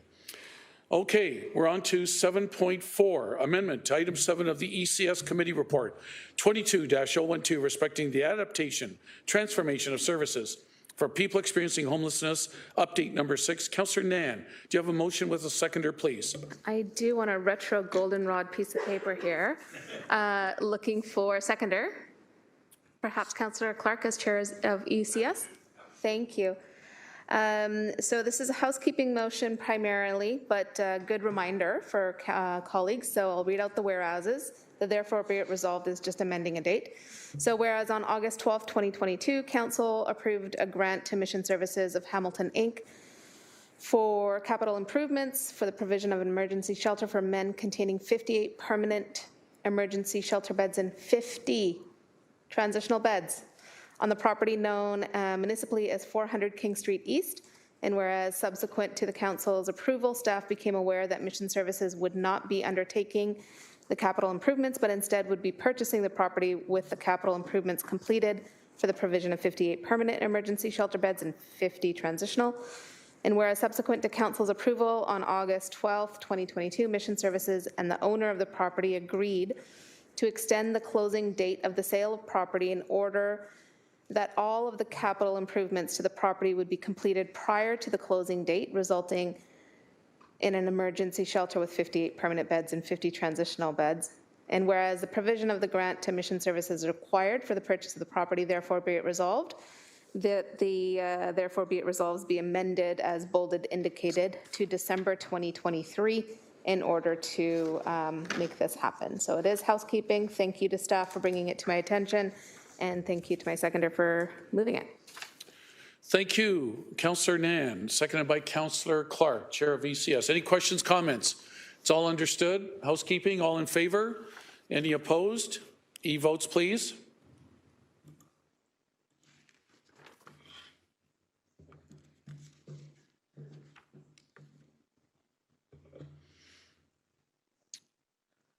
Carried 14-0. 7.5, resignation appointment to the Hamilton Enterprise Holding Corporation Board of Directors. Councillor Matt Francis, do you have a motion and a seconder, please? I do. It's moved by myself, seconded by Councillor J.P. Danko. Can we read it out here? Please. All right. Resignation and appointment to the Hamilton Enterprise Holding Corporation Board of Directors. A, that Council accept Mayor Horvath's resignation from the Hamilton Enterprise Holding Corporation Board of Directors effective immediately. And B, that Councillor Tammy Wang be appointed to the Hamilton Enterprise Holding Corporation Board of Directors for the remainder of the 2022 to 2026 term of Council effective immediately. Wonderful. Anybody even want to think of challenging Councillor Huang's appointment? All right, hearing or seeing none. Oh, are you kidding me? Councillor Kretsch, please. Imagine that's what I had to say.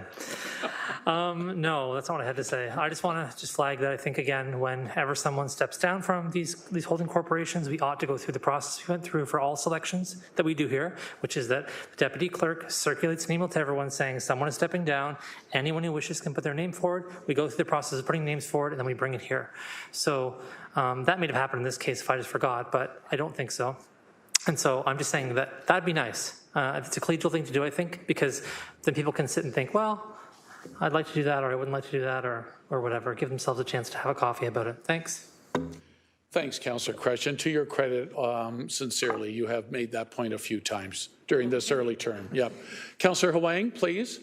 Thank you. And actually, Councillor Cretch does bring up a very good point. I think that the way that this came about was just because I've been appointed by this council to be the representative at Hamilton Utility Corp, and because the two are so closely tied.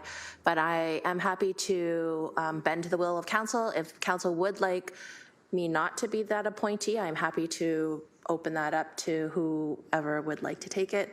I will speak that I do really want to work on that, but I'm just mindful that that is a fair point from Councillor Cretch. So, Councillor Huang, for the record, Ward 6 will stand with you. City Clerk, please. Through the chair, I just wanted to provide a little bit of information. The position that is here is mayor or designate, so the mayor has the authority to designate who. So I don't know how the decision was made, but I do know that some of those committees and boards that we have, it specifically says within their bylaws that it's the mayor or designate, so the mayor has the authority to select. Thank you for clarifying that, City Clerk Hall. In some cases, the mayor has the prerogative. There you are. Ward 6 still stands with you, Councillor Huang. All right, let's get to a vote. All in favor? Any opposed? E-vote, please.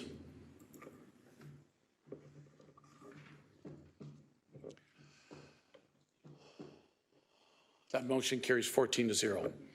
I think we're on item 7.6, City Clerk. Amendment to item 4, the Public Works Committee Report 21-005, respecting proposed permanent closure, sale of a portion of public unassumed alleyway abutting 63 New Street in Ward 1, which was previously approved by Council in 2021. Councillor Maureen Wilson, do you have a motion and a seconder, please? It's moved by myself and seconded by Councillor Nan.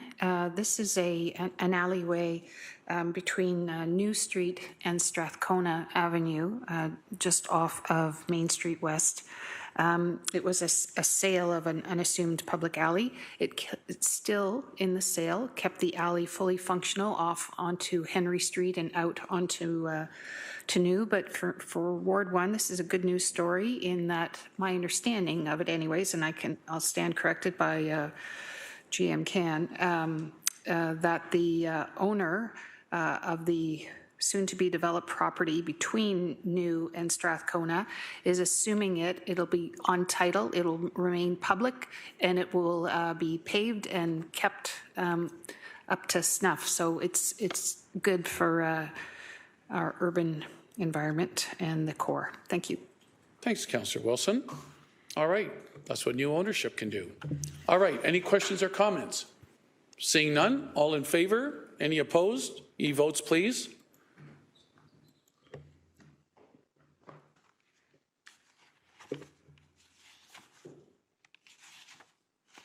Carries 14-0. Item 7.7, motion 7.7, amendment to item 19 of Public Works, Report 22-012, respecting enhanced safety security measures at John Rebecca Park on John Street North, Ward 2. Councillor Cretch, do you have a motion and a seconder, please? It's moved by me, seconded by Councillor Maureen Wilson, that we strike the previous council direction to install cameras at John Rebecca Park. Long story short, I've had lots of conversations with the residents about this and broadly in the neighborhood. It's not supported. I don't support this, so I don't think we should move ahead with it. It was a motion made last term at the end of the term. That's the entirety of the rationale. All right, succinct, to the point. Any questions, comments? Seeing none, vote please. All in favor? Any opposed? E-votes. Seconder was Councillor Maureen Wilson, if I recall. Yep.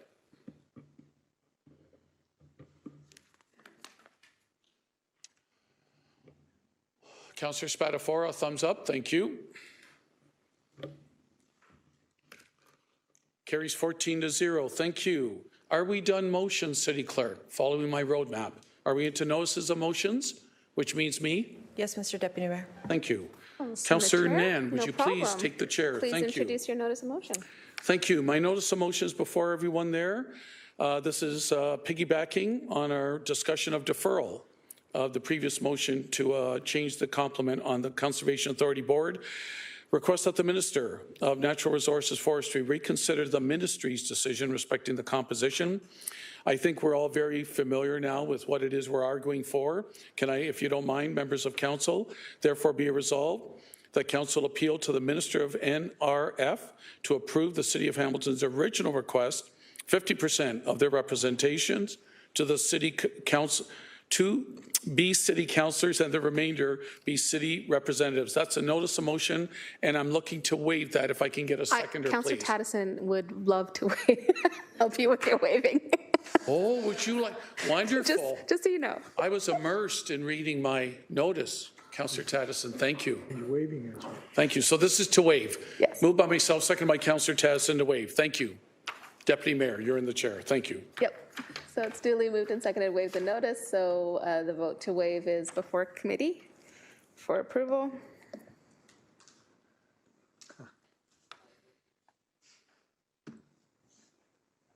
I know the minister. I'm in a little chat with him. He's a Muskoka boy. And I think, are we waiting for it? We've got a thumbs up from Councillor Spatafora. Yes. And that's carried 14-0, so the notice has been waived, and now on to the main motion. Thank you, Deputy Mayor. Exact same wording as the notice I read. Therefore, be it resolved again that we're appealing to the minister to basically maintain the status quo complement of 50% citizens of our city, 50% members of council. Seconded again by the Ward 11 councillor, Mark Taddison. Thank you.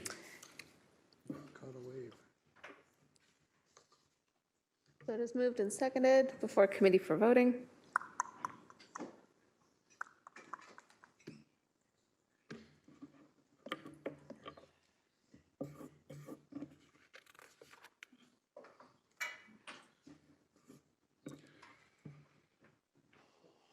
Oh, I'm just wiping my brow. Thanks so much, Deputy Mayor Nan. Okay, get ready. The chair's back to you. Thank you. Carried 14-0. Thank you. All right.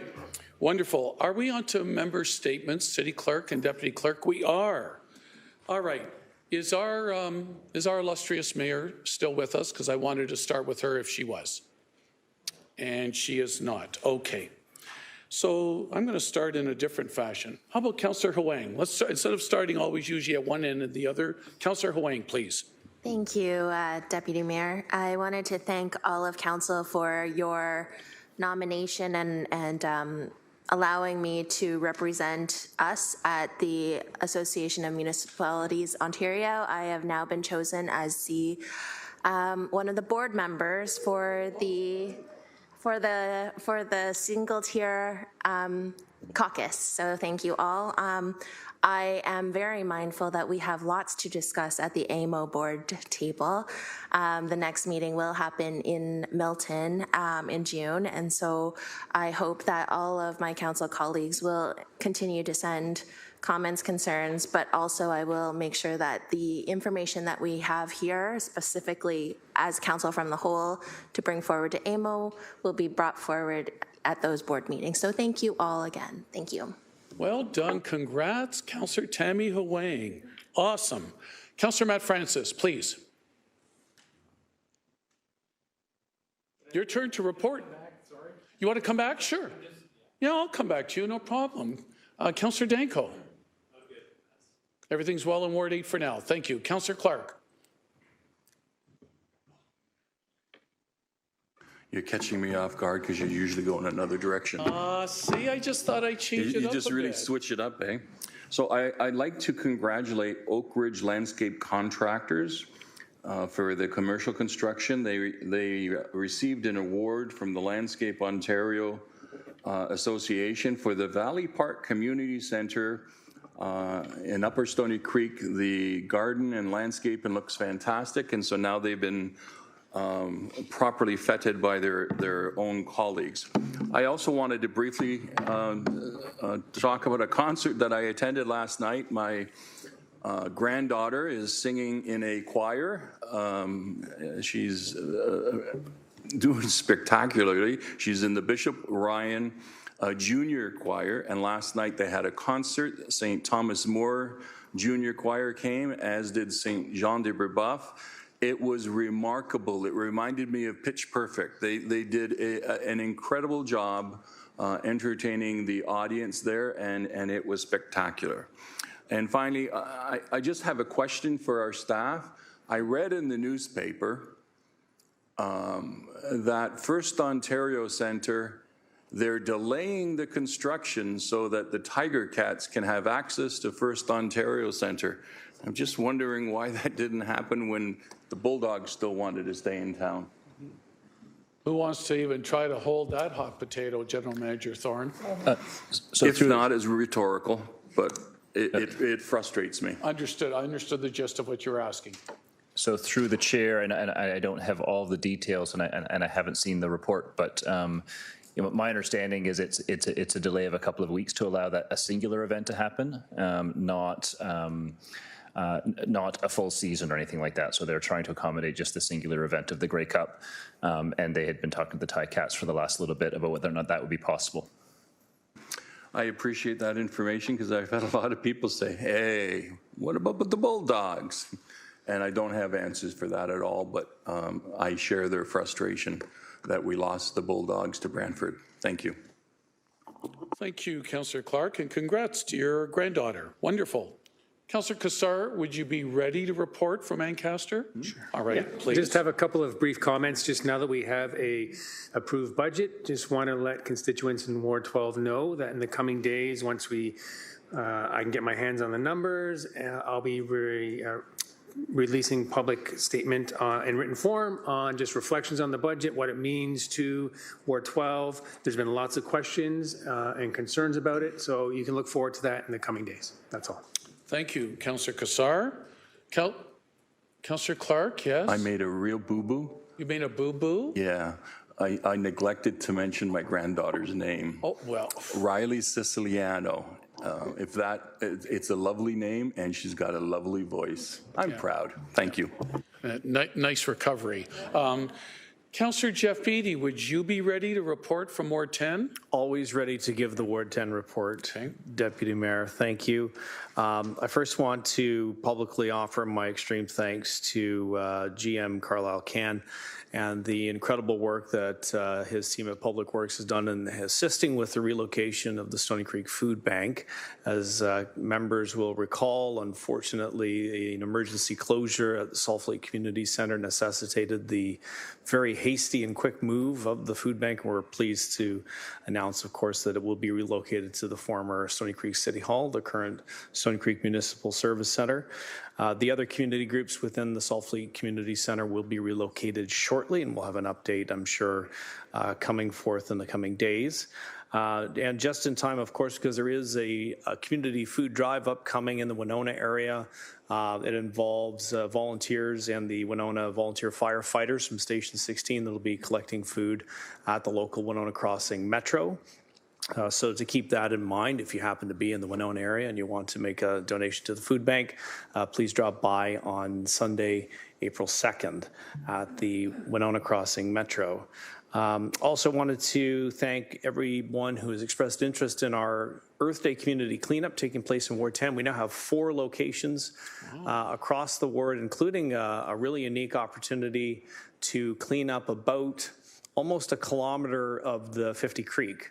Volunteers have come forward and put together their own plan, and I'm happy to support the work that they're doing, cleaning the 50 Creek from about the Grimsby Town line going to 50 Road, and that's going to be an exciting opportunity to rehabilitate that area. The climate action event at Orchard Park Secondary School on April 21st, and I've got the support of some of my colleagues around the table that are far more knowledgeable in how to hold a climate strike than I am. I do not know how to do that, but I'm supporting the hard work of the members of the Ward 10 Youth Council that have reached out to me and said, hey, we'd like some help. And with some help from my council colleagues, along with Director Linda Lukasik, we hope to offer some support for the hard work that these young people are doing. Also want to give mention to upcoming event in which the Stony Creek robotics team from Orchard Park High School will be participating. 2 events, one this weekend at McMaster University. All are welcome to attend. And of course, and you've heard me talk about this before, the provincial championships that are going to be taking place at First Ontario Centre over the Easter weekend. I would hope all members of council would try to attend. It's really quite a spectacular event, and I hope to connect with each member of this council individually to offer my personal invitation. The level of excellence that takes place during this event is really astounding, and it's quite the spectacular. And if you're a sports fan, even you'd enjoy watching it. It's really something. So I hope to connect with each and every one of you soon. And of course, the next meeting of our Stony Creek Youth Council in Ward 10 will be April 24th at 6 p.m. And we'll be discussing or furthering the discussion, I should say, that came out of the last meeting, which centered around teen vaping. And that was a really interesting piece because the members of the Youth Council were really able to enlighten me as to what they would classify as an epidemic in terms of teen vaping going on, and a lot of concerns around that. And if not for their illumination of this issue, I don't know that I would have understood it at the same level as I do now, and I'm looking forward to working with them on this issue. And with that, Deputy Mayor, that concludes the Ward 10 report. Busy times in Ward 10. Thank you, Councillor Beattie. Councillor Francis, are you possibly ready to report from Ward 5 now? I'm ready for the Ward 5 report now. All right. Just want to thank Councillor Beattie for the Ward 10 report and all the hard work that he's done over the past a week or so with this emergency situation down at the Stony Creek Food Bank. I know with my community how important that food bank is, so I really applaud the efforts of Councillor Beattie to get that going quickly for our community. It's a lot of desperate times, and with Easter coming up, I'm fortunate, very fortunate to have that going again. I just wanted to also touch on the situation at 45 Bar Lake Avenue in Ward 5. I appreciate the efforts of those in the community, including Acorn, of bringing the tenants' issues to the forefront. I will always stand up to make sure that individuals have the basic necessities that are their rights. I would also like to thank Director Cirillo for her efforts in addressing these issues with bylaw.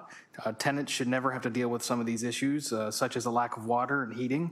It's unacceptable for this to happen, frankly, in a country like Canada.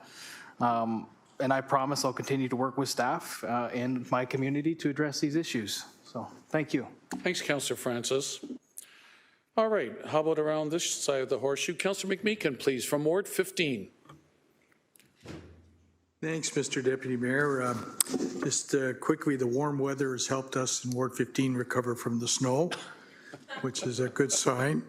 Not any flooding as far as I know yet, but the creeks and rivers are running pretty fast. I want to congratulate Councillor Wang on her appointment. You may be interested to know that the minister we referred to of Natural Resources, before he was elected, he was the chair of AMO. So you may have some influence there with him or may not, I don't know. He's not a bad guy. He's a former mayor of Bracebridge and a good fellow. On the food bank has come up a couple times, and even in Waterdown, pretty well off section of our city, the demands on the food bank is just, two food banks there is just exploding. And students and seniors in particular are, and in that context, I want to give kudos to the Waterdown AM and PM Rotary Clubs, who have launched an unabashed advocacy effort in support of Food for Kids. Food for Kids is one of the Barb and I have been patrons there for many years, is really an outstanding charity that for kids maybe of limited means but unlimited potential, they need to have full tummies to learn properly in school, and the school feeding programs are growing in Waterdown. So I want to give a shout out to them and again thank them profusely for their what's the word, discernment with respect to how best to help the community. Thank you, Rotary Clubs, Waterdown. Thank you. Good. Thank you, Councillor McMeekin. What's happening in Ward 3, Councillor Narinder Nan, please? Through you, Deputy Mayor, I think today I just want to congratulate some award winners in Ward 3. First up, the Hamilton Heritage Award winners in Ward 3, the long list. I was pretty impressed, and I want to give them recognition. So this award is from the Hamilton Municipal Heritage Committee, and it recognizes recipients who have made significant contributions as property owners, educators, developers, volunteers around conservation in Hamilton's heritage. So Indwell for their restoration of the Oaks and turning it into much needed affordable housing. 16 West at 280 Main Street East, Cataract Power and Factory Media Center. The team that headed up the Ghost Landscape Project at Woodlands Park, the Friends of St. Giles, Green Venture Deep Pave on Barton Street, Vivian Chang, who is a student at Bernie Custis Secondary School, who put together some great illustrative work for a coloring book. DR Masonry for the Laidlaw Memorial United Church restoration work. Incidentally, some of that work was impacted by vehicle traffic that kind of plowed in, but anyway, nonetheless. And then Schubert Traditional Craft Work at 33 Ontario Avenue. Also wanted to congratulate Vanessa Meme, who is a Ward 3 student at Cathedral High School. Vanessa is a grade 12 student and recently was named the Lauren Scholar and is making history as one of 36 students nationwide to receive the award out of over 4,800 applicants. The Lauren Scholarship is Canada's largest and most comprehensive scholarship that's granted to young people on the basis of their character, commitment to service in their community, and their leadership potential. Vanessa has been a member of the Cathedral Student Council and a member of the Hamilton Wentworth Catholic District School Board Anti-Racism Committee. She's also been chair of the Cathedral Gale Guides and a member of the media team at Cathedral, as well as a past volunteer at St. Anne's Parish. She holds a part-time job. She's a youth advisor to People for Education and content collaborator for Upstart Education, as well as volunteers with the ArcelorMittal Dofasco soccer program. As you all can hear, Vanessa is an incredible leader already, and I just wanted to congratulate Vanessa and say very sincerely that we look forward to all that you have yet to contribute and your ongoing achievements in our community, as well as beyond that, continue to shine bright. What does she do in her... Thank you, Councillor Nan. Our future is definitely in great hands with young people like Vanessa and Riley as well. Councillor Mike Spadafora, what's happening on the extreme West Mountain, please, in Ward 14? Thank you, Deputy Mayor Jackson. And just a couple notes. I just want to let everybody know that we'll be having a cleanup day, first day on April 29th in Ward 14. Please stay tuned to our website and our social media. I believe we're just confirming the parks, but Gilkson and Mount View look like they are the parks we're going to be attending from 9 a.m. to 11 a.m., but stay tuned for that, for all the confirmed details. Also want to remind residents to please sign up for our e-newsletters. That'll keep you up to date with what's going on in the ward. I know there's one event on April 1st I wanted to mention from People's Church is the Easter Extravaganza on April 1st from 1 to 2:30 and 3 to 4:30. And you can visit their website, www.thepc.ca, to register a time for the family. Since Councillor Clark brought up the Hamilton Bulldogs, I just want to wish them good luck in the upcoming playoffs and what would be, I guess, their last playoff for a number of years here in the city of Hamilton. They've always been a pretty big story come playoff time. Very successful franchise. So I just want to wish them good luck in the playoffs. And lastly, to everybody in Ward 14 and our entire city, happy Easter. That's coming up, since this will be our, I believe, last council meeting prior to. Thank you, Deputy Mayor Jackson. Thank you, Councillor Mike Spadafora. Up to Ward 11 in Glanbrook, Councillor Mark Tattison, please. Anything to report on? The far south.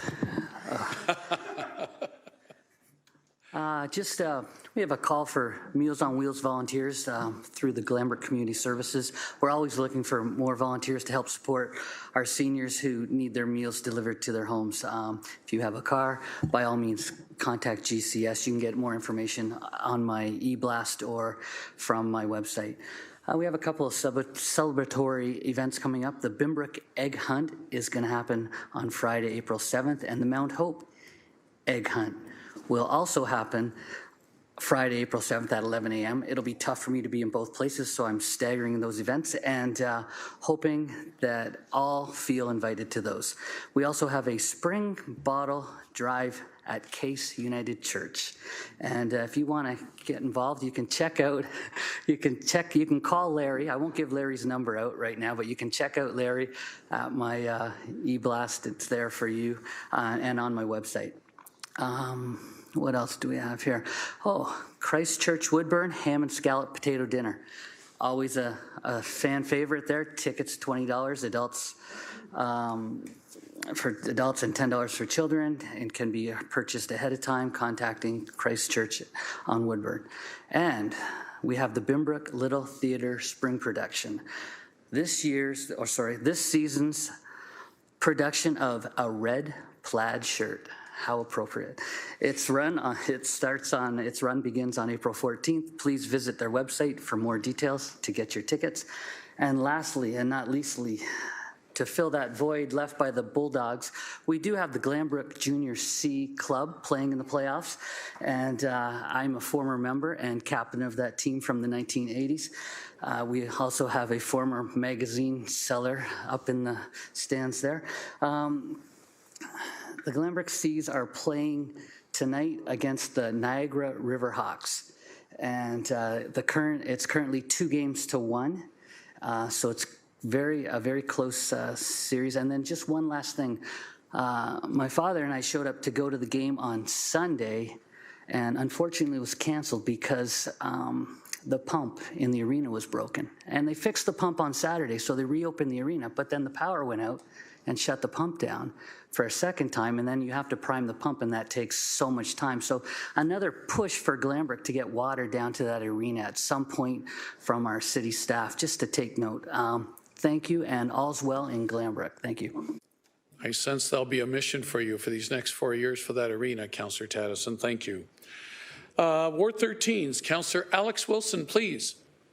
Thank you, Deputy Mayor, and through you, really excited about what's going on in Ward 13. I think one of the things I love most about living in Ward 13 is how much our community really loves the place we live in and each other, and I think you can see that time and time again in some of the actions that are going on. We've brought forward motions in the past couple of weeks regarding community groups like Lions Clubs or Rotary Clubs who are funding enhancements in recreation and finding ways to make this happen, and how we support with city staff. There are more coming, including the Rotary Club is working on the Spencer Creek West Heritage Trail, which is so exciting. I walk the Spencer Creek Trail every single day.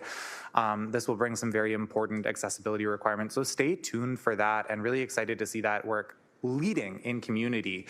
But I want to point out what happens when we lead in community and we rely on community. We've heard from Councillor Clark, who over the March break had a chance to kind of connect with some service organizations and groups, and I had a chance to do the same.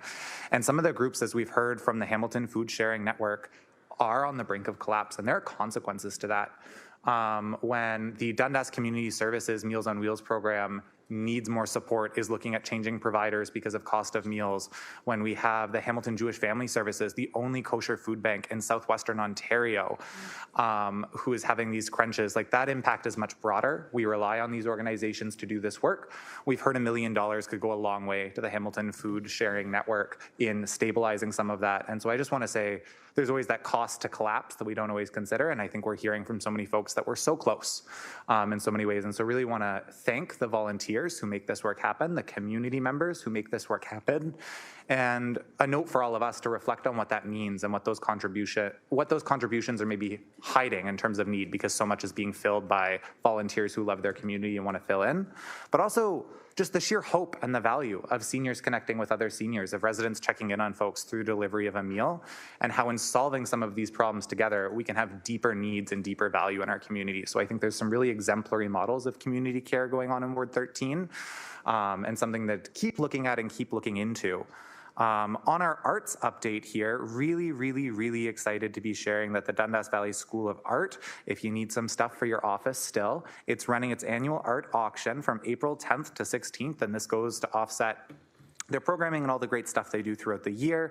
And we also have the Dundas Little Theatre is getting up and running with its third show of the season at the end of April. And so we're a really exciting time in Ward 13, whether it's in recreation, whether it's thinking about some of the things that are going on with respect to arts, or whether it's community members providing service and doing that need. And I think we saw how powerful the love of community is in Ward 13 and in Flamborough when we had over 300 folks come out to a jointly hosted town hall and were ultimately successful, because when community voices stood up together, we were able to have our voice heard at the provincial level. And I think that's something I really want to commend and thank, and just really grateful to everything going on in Ward 13 and all the work that volunteers are putting in every day. Thank you, Councillor Alex Wilson. And my wife, Barbara, my assistant Nancy, take classes at the Dundas Valley School of Arts. So excellent. From the 4 neighborhoods that make up Ward 1, Councillor Maureen Wilson, please. Thank you, Chair. I don't normally speak to any personal matters while I'm on this floor, but I'd like to deviate somewhat. I'd like to congratulate my eldest, Lane O'Hara Cook, who, as of this afternoon, has been successfully elected as the Director of University Relations at the University of Victoria. So congratulations. Wow. Thank you. I listened very intently to some of my councillors' remarks about the budget.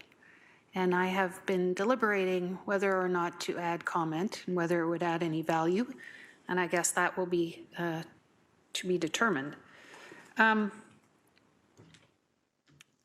I'll share with you what the residents of Ward 1 have shared with me over now 2 election cycles. The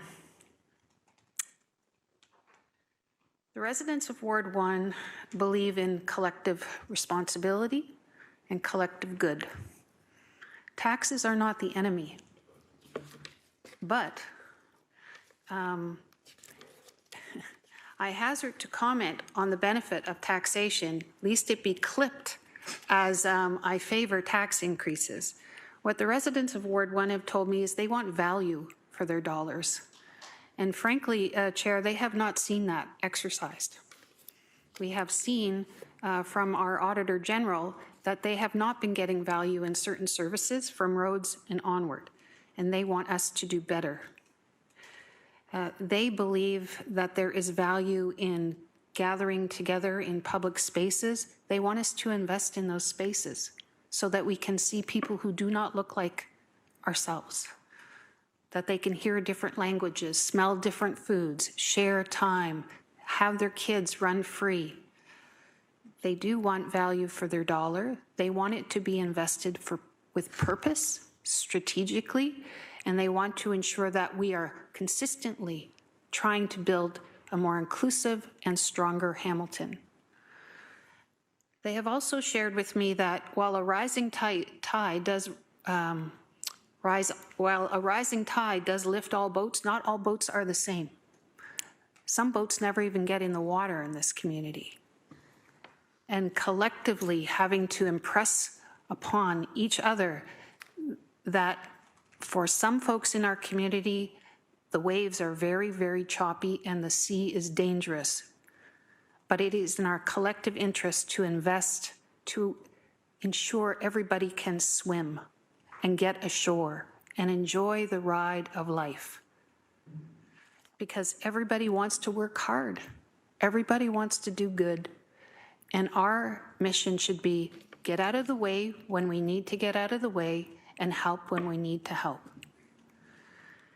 So I am I just wanted to underscore that taxation for a purpose, investment for a reason, preparing our city for what will be growing costs, and that equity, resiliency, and justice is a competitive advantage. During the pandemic, being a world-class city did not mean anything.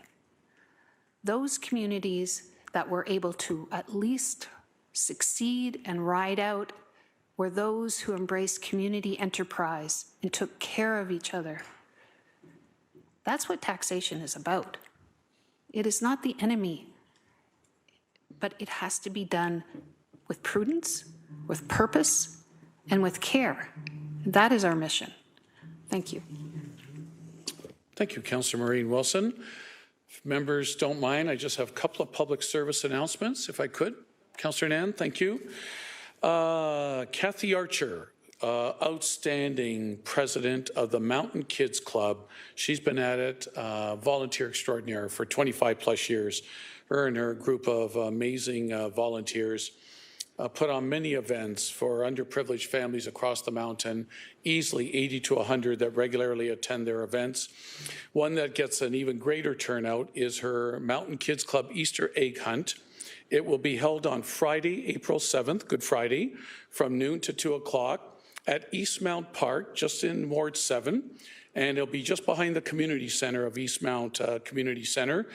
And it will be a $2 donation per child for those that can afford to give that donation. And many community events are going to occur, book sale activities. Easter Bunny will make a visit. And Kathy can be reached at for any details, 905-574-4190. Repeat, 905-574-4190. Congratulations again, Kathy. Thanks for all you do for many families across the mountain that otherwise would not have the experience of these type of activities. And secondly, just given the religious time of the year that we are entering, to all my friends in the Jewish community, I wish to Deputy Mayor Nan wish them a very blessed Passover, and for the thousands upon thousands and thousands of Christians that call Hamilton home at this holiest of holy time of years, Orthodox, Protestant, Catholics, and others, a very blessed and happy Easter. Thank you, Chair Nan. And so thank you very much. Those are my comments for now. And now moving on from members' statements, I have council communication updates. Councillor Nan, do I have a motion, please, to receive the council communication updates? Also on the color goldenrod, that the council communication updates from February 17, 2023 to March 23rd, 2023 be received. Moved by myself, second by Councillor Francis. Thank you. And all right, I'll get to Councillor Cretch in a minute because he missed a chance for member statements. Are we good? Okay. Due to a who has the conflict on item 6, is it? Oh, so we don't have to worry about that at this time. All right then. Any questions or comments on the communications? Anyone wishes to pull any of them? Not seeing any. Okay, it's been moved and seconded. All in favor? Any opposed? E-vote, please.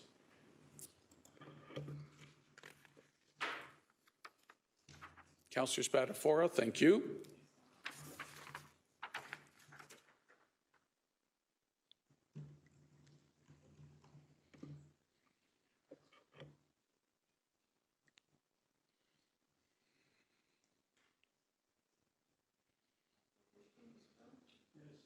Thank you. That carries 14-0.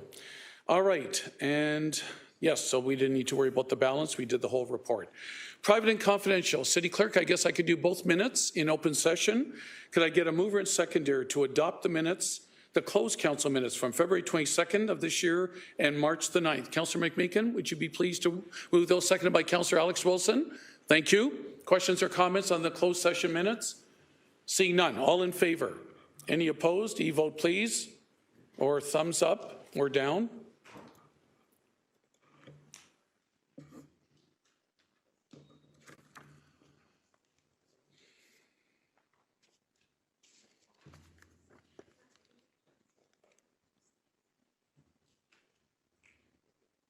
That carries 14-0. Now, are we still moving into closed session for this one item? Is that correct? All right. If that is council's wish, yes. All right. Then I need a motion, please. Think about who wishes to move in second, to move into closed session. To consider, thank you, Councillor Kretsch, seconded by Councillor Alex Wilson. Item 11.3, respecting an appeal to the Ontario Land Tribunal, OLT, for a lack of decision on the UHOP 18-004, that's the Hamilton Official Plan Amendment, and Zoning Bylaw Amendment Application 18-009 for lands located at 299-307 John Street South and 97 St. Joseph's Drive. The account numbers are listed there. The report numbers are listed there in Ward 2. Pursuant to Section 9.3, subsections E, F, and K of the City's Procedural Bylaw 21-021 as amended, and Section 239, Paragraph 2, subsections E, F, and K of the Ontario Municipal Act 2001 as amended. In the subject matter pertains to litigation or potential litigation, including matters before the administrative tribunals affecting the municipality or local board. Advice that's subject to solicitor-client privilege, including communications necessary for the purpose, and a position, plan, procedure, criteria, or instruction to be applied to any negotiations carried on or to be carried on by or on behalf of the municipality or local board. How would you like to vote, everyone? Point of order. Point of order, Councillor Clark. Thank you. Similar to item 17 in the Planning Committee, I have a conflict of interest on 11.3. It's the same property. And so the same conflict of interest applies. My son has a retail interest with the principal planner of Urban Solutions. Thank you. Perfect. So you will abstain as we're going into the vote now. All in favor of going in camera for this purpose? E-vote, please. Yea or nay, and or abstention.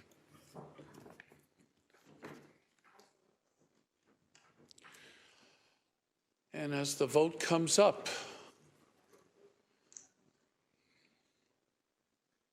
I will begin reading as the vote comes up. 14-0. Members of the public, the meeting will continue following the closed session portion of the meeting when you see members of council rejoin the meeting.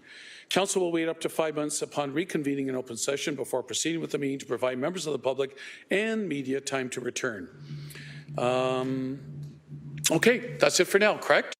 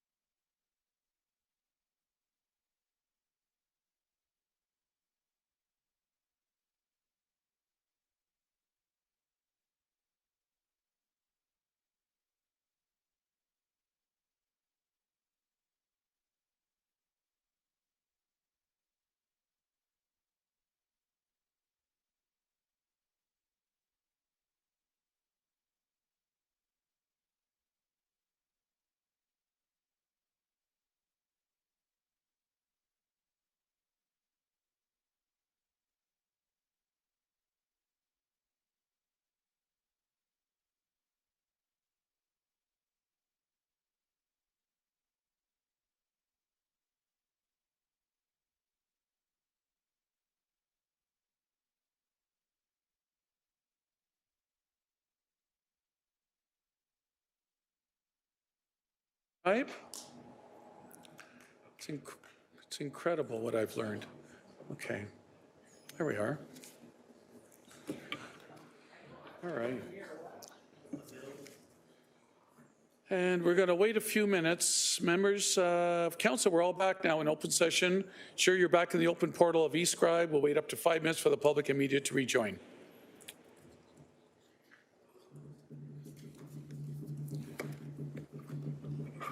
She'll see if there are any such people. Well, there are.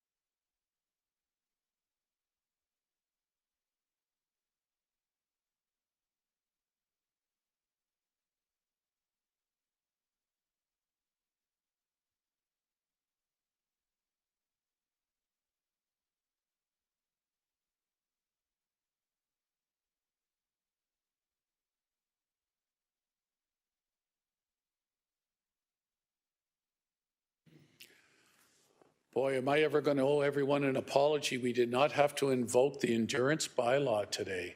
That's not you, sir. I eat humble pie. Mind you, I'm pleased. It is forever getting us to be aspirationally before 5:30. And so it is very effective. There you are. There you are.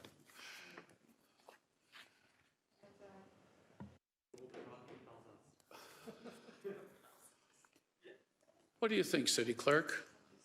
Is the clock winding down? 44, 43, 42, that's the seconds, by the way. To the chair, if council is fine with just doing hand votes, we can do that because our system is just extremely slow. Oh, but we can reconvene now and resume? Wonderful. 11.3, an open session, appeal to the OLT for lack of decision on UHOP application 299-307 John Street, 97 St. Joseph's Drive. May I have a motion to approve the directions to staff in closed session maintaining the confidentiality of the report? Moved by Ward 2 Councillor Cameron Kretsch, seconded by Ward 4 Councillor Tammy Huang. Any questions or comments? Seeing none, you need a physical show of hands. All in favor? Old traditional way. Come on, there's some weak hands here. Any opposed? All right, that is carried. Wonderful. Bylaws, item 12, bylaws and confirming bylaw. Councillor Nan, one last time, may I have a motion on the bills, please? Really slowly then. Moved by myself and seconded by Councillor Spatafora that the bills numbered 23-040 to number 23-054 be passed and the corporate seal be affixed thereto, and that the bylaws be numbered, be signed by the mayor and the city clerk to read as follows, and they are listed there and numbered from 40 all the way to 54. I will not read them out individually. Thank you. Thank you, Councillor Nan. Councillor Alex Wilson on the bills, please. I know. Not a normal spot where we have some conversation. I do have some questions for GM Thorne, and I think he knows this is coming. Okay. Just about item 12.4, because this is the first time, at least I'm noticing this. I think it's the first time this is coming forward in Ward 13. My questions are just seeking confirmation. So if you read, it's hard to kind of understand what's happening from reading the actual document here, but essentially there's a house that is seeking to subdivide. We have a public part of that roadway, and we are seeking to get out of the way a little bit with respect to that public roadway, and so that's what's coming forward. We're not approving the plan itself for the subdivision. We're just getting rid of the city laneway, the city right-of-way here.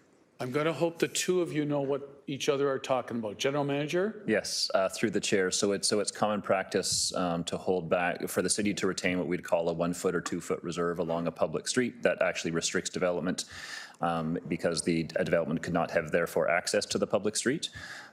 So when these types of bylaws come forward, it basically moves that 2 foot reserve into the public road allowance, so it becomes part of the street, which gives the private properties road access. And so this does then facilitate a severance application for that site that would be able to create 2 residential lots. And this bylaw would facilitate that happening. Thank you. And through you, Chair, just seeking confirmation that, but it is not a decision on the application itself or the site plan itself. That goes through a separate planning process, whether it's through Committee of Adjustment or coming to Planning Committee. It's not a vote on the plan itself, but it's just this enabling piece or our kind of piece of this pie. Through the chair, that's correct. So applicants still required to go through the consent process, which would be a Committee of Adjustment process. It wouldn't be coming before Planning Committee. So a consent approval would be a separate approval. Perfect. Thank you so much for that clarification. And doing some research as to what these types of bills are and where they came out, I saw that in a past, there was delegated authority to bring these just directly to council as opposed to going to standing committee. Just my final question on this is, and it's more of like a piece forward, is when these are coming forward, it's really difficult to understand what they're talking about if we reference plans that aren't publicly available in the document. And so I understand these are meant to be really, really minor changes. I did get questions from keen residents who are looking through our agendas and going, what does this mean? And what does this entail? And understanding that it's mostly housekeeping, it's mostly minor. I'm wondering if there's thoughts on the communication of these moving forward, just so we can avoid this discussion happening again and move forward in the streamlined approach that I think is the spirit of the delegated authority. General Manager? Yes, through the chair. So I can take that conversation with GM Can to come forward with me what that process might look like. Yes, I think this is a new delegated authority in terms of it not requiring a full report at Public Works Committee, which it would have in the past. I think it's a fair point, and given that I actually had questions about 2 of the bylaws on the list tonight, then I can take that away with GM Can and see what sort of information we can provide so that it's a bit clearer. Perfect. Thank you so much. That really helps. And again, this does seem to be a minor change. Thank you. And you'll keep the Ward 13 councillor informed, General Manager. Thank you. Thanks, Councillor Alex Wilson. On another bill, Councillor Cameron Kretsch, please. Yes? The thrill continues about the bills. 12.12, I just want to ask, I noticed there was a lot of parking changes made. You know, frankly, there may have been other bills like this in the past, and I just escaped my attention. But this one, I want to understand just the process, because is this an aggregation or a collection of a bunch of little things that the parking folks have decided they wanted to do based on petitions and permits and things, and we're having them aggregate here? Or are these things that come out of direction from council with request of specific parking and that we're aggregating? Like, where's the aggregation? Like, how is it happening that we have this here? And how does that work? And is there notice given to specific ward councillors about like the things item by item, or like, and when they're coming forward? And maybe there is, and I just haven't seen it. This is under Bill 51 I'm picking That's right, up on, Councillor. 12.12, Yep. Bill Okay. 051. Yep. General Manager, please. So through the chair, I'm not familiar with all of the changes. I would say that typically they are a bit of a mix. In some cases, we have motions or directions of council. In some cases, they are ones that are identified by staff, and then we will periodically aggregate them and bring them forward as a bylaw change on the bylaw list. How periodically through the chair do you do so? Through the chair, I'm not sure I can take a guess at that one. I can go back and take a look at how many we've brought forward in the past. A little bit just depends on workload and how many we have received, and whether there are any urgent ones or whether they can all kind of wait for an aggregate report. So I'm not sure I could really give you a good sense of how frequent these are. Okay, thank you. And you'll stay in touch with the Ward 2 councillor on that. Thanks, General Manager Thorne. Councillor Cassar, again on another bill. Yeah, just for Councillor Kretsch, I've seen them come through my office almost for every council meeting, or maybe not everyone, but just for confirmation. Do you approve these? And then they get aggregated here. So that's my take on how this is happening. So I'm seeing them come through for approval. Thanks, I appreciate that enlightenment. Okay, thank you. No other further questions on the bills? It's been moved and seconded. We still need a show of hands. All in favor, the traditional way? Any opposed? Carried. Wonderful. That's great. Are we at adjournment, Deputy Clerk Pilon? We are. Councillor Francis, that was a fast hand up, seconded by Councillor Taddison. All in favor of adjournment? Hands up. Any opposed to adjourning, wanting to stay? That carries unanimously. Council, all kidding aside, thank you for your cooperation and support. Much appreciated. Thank you.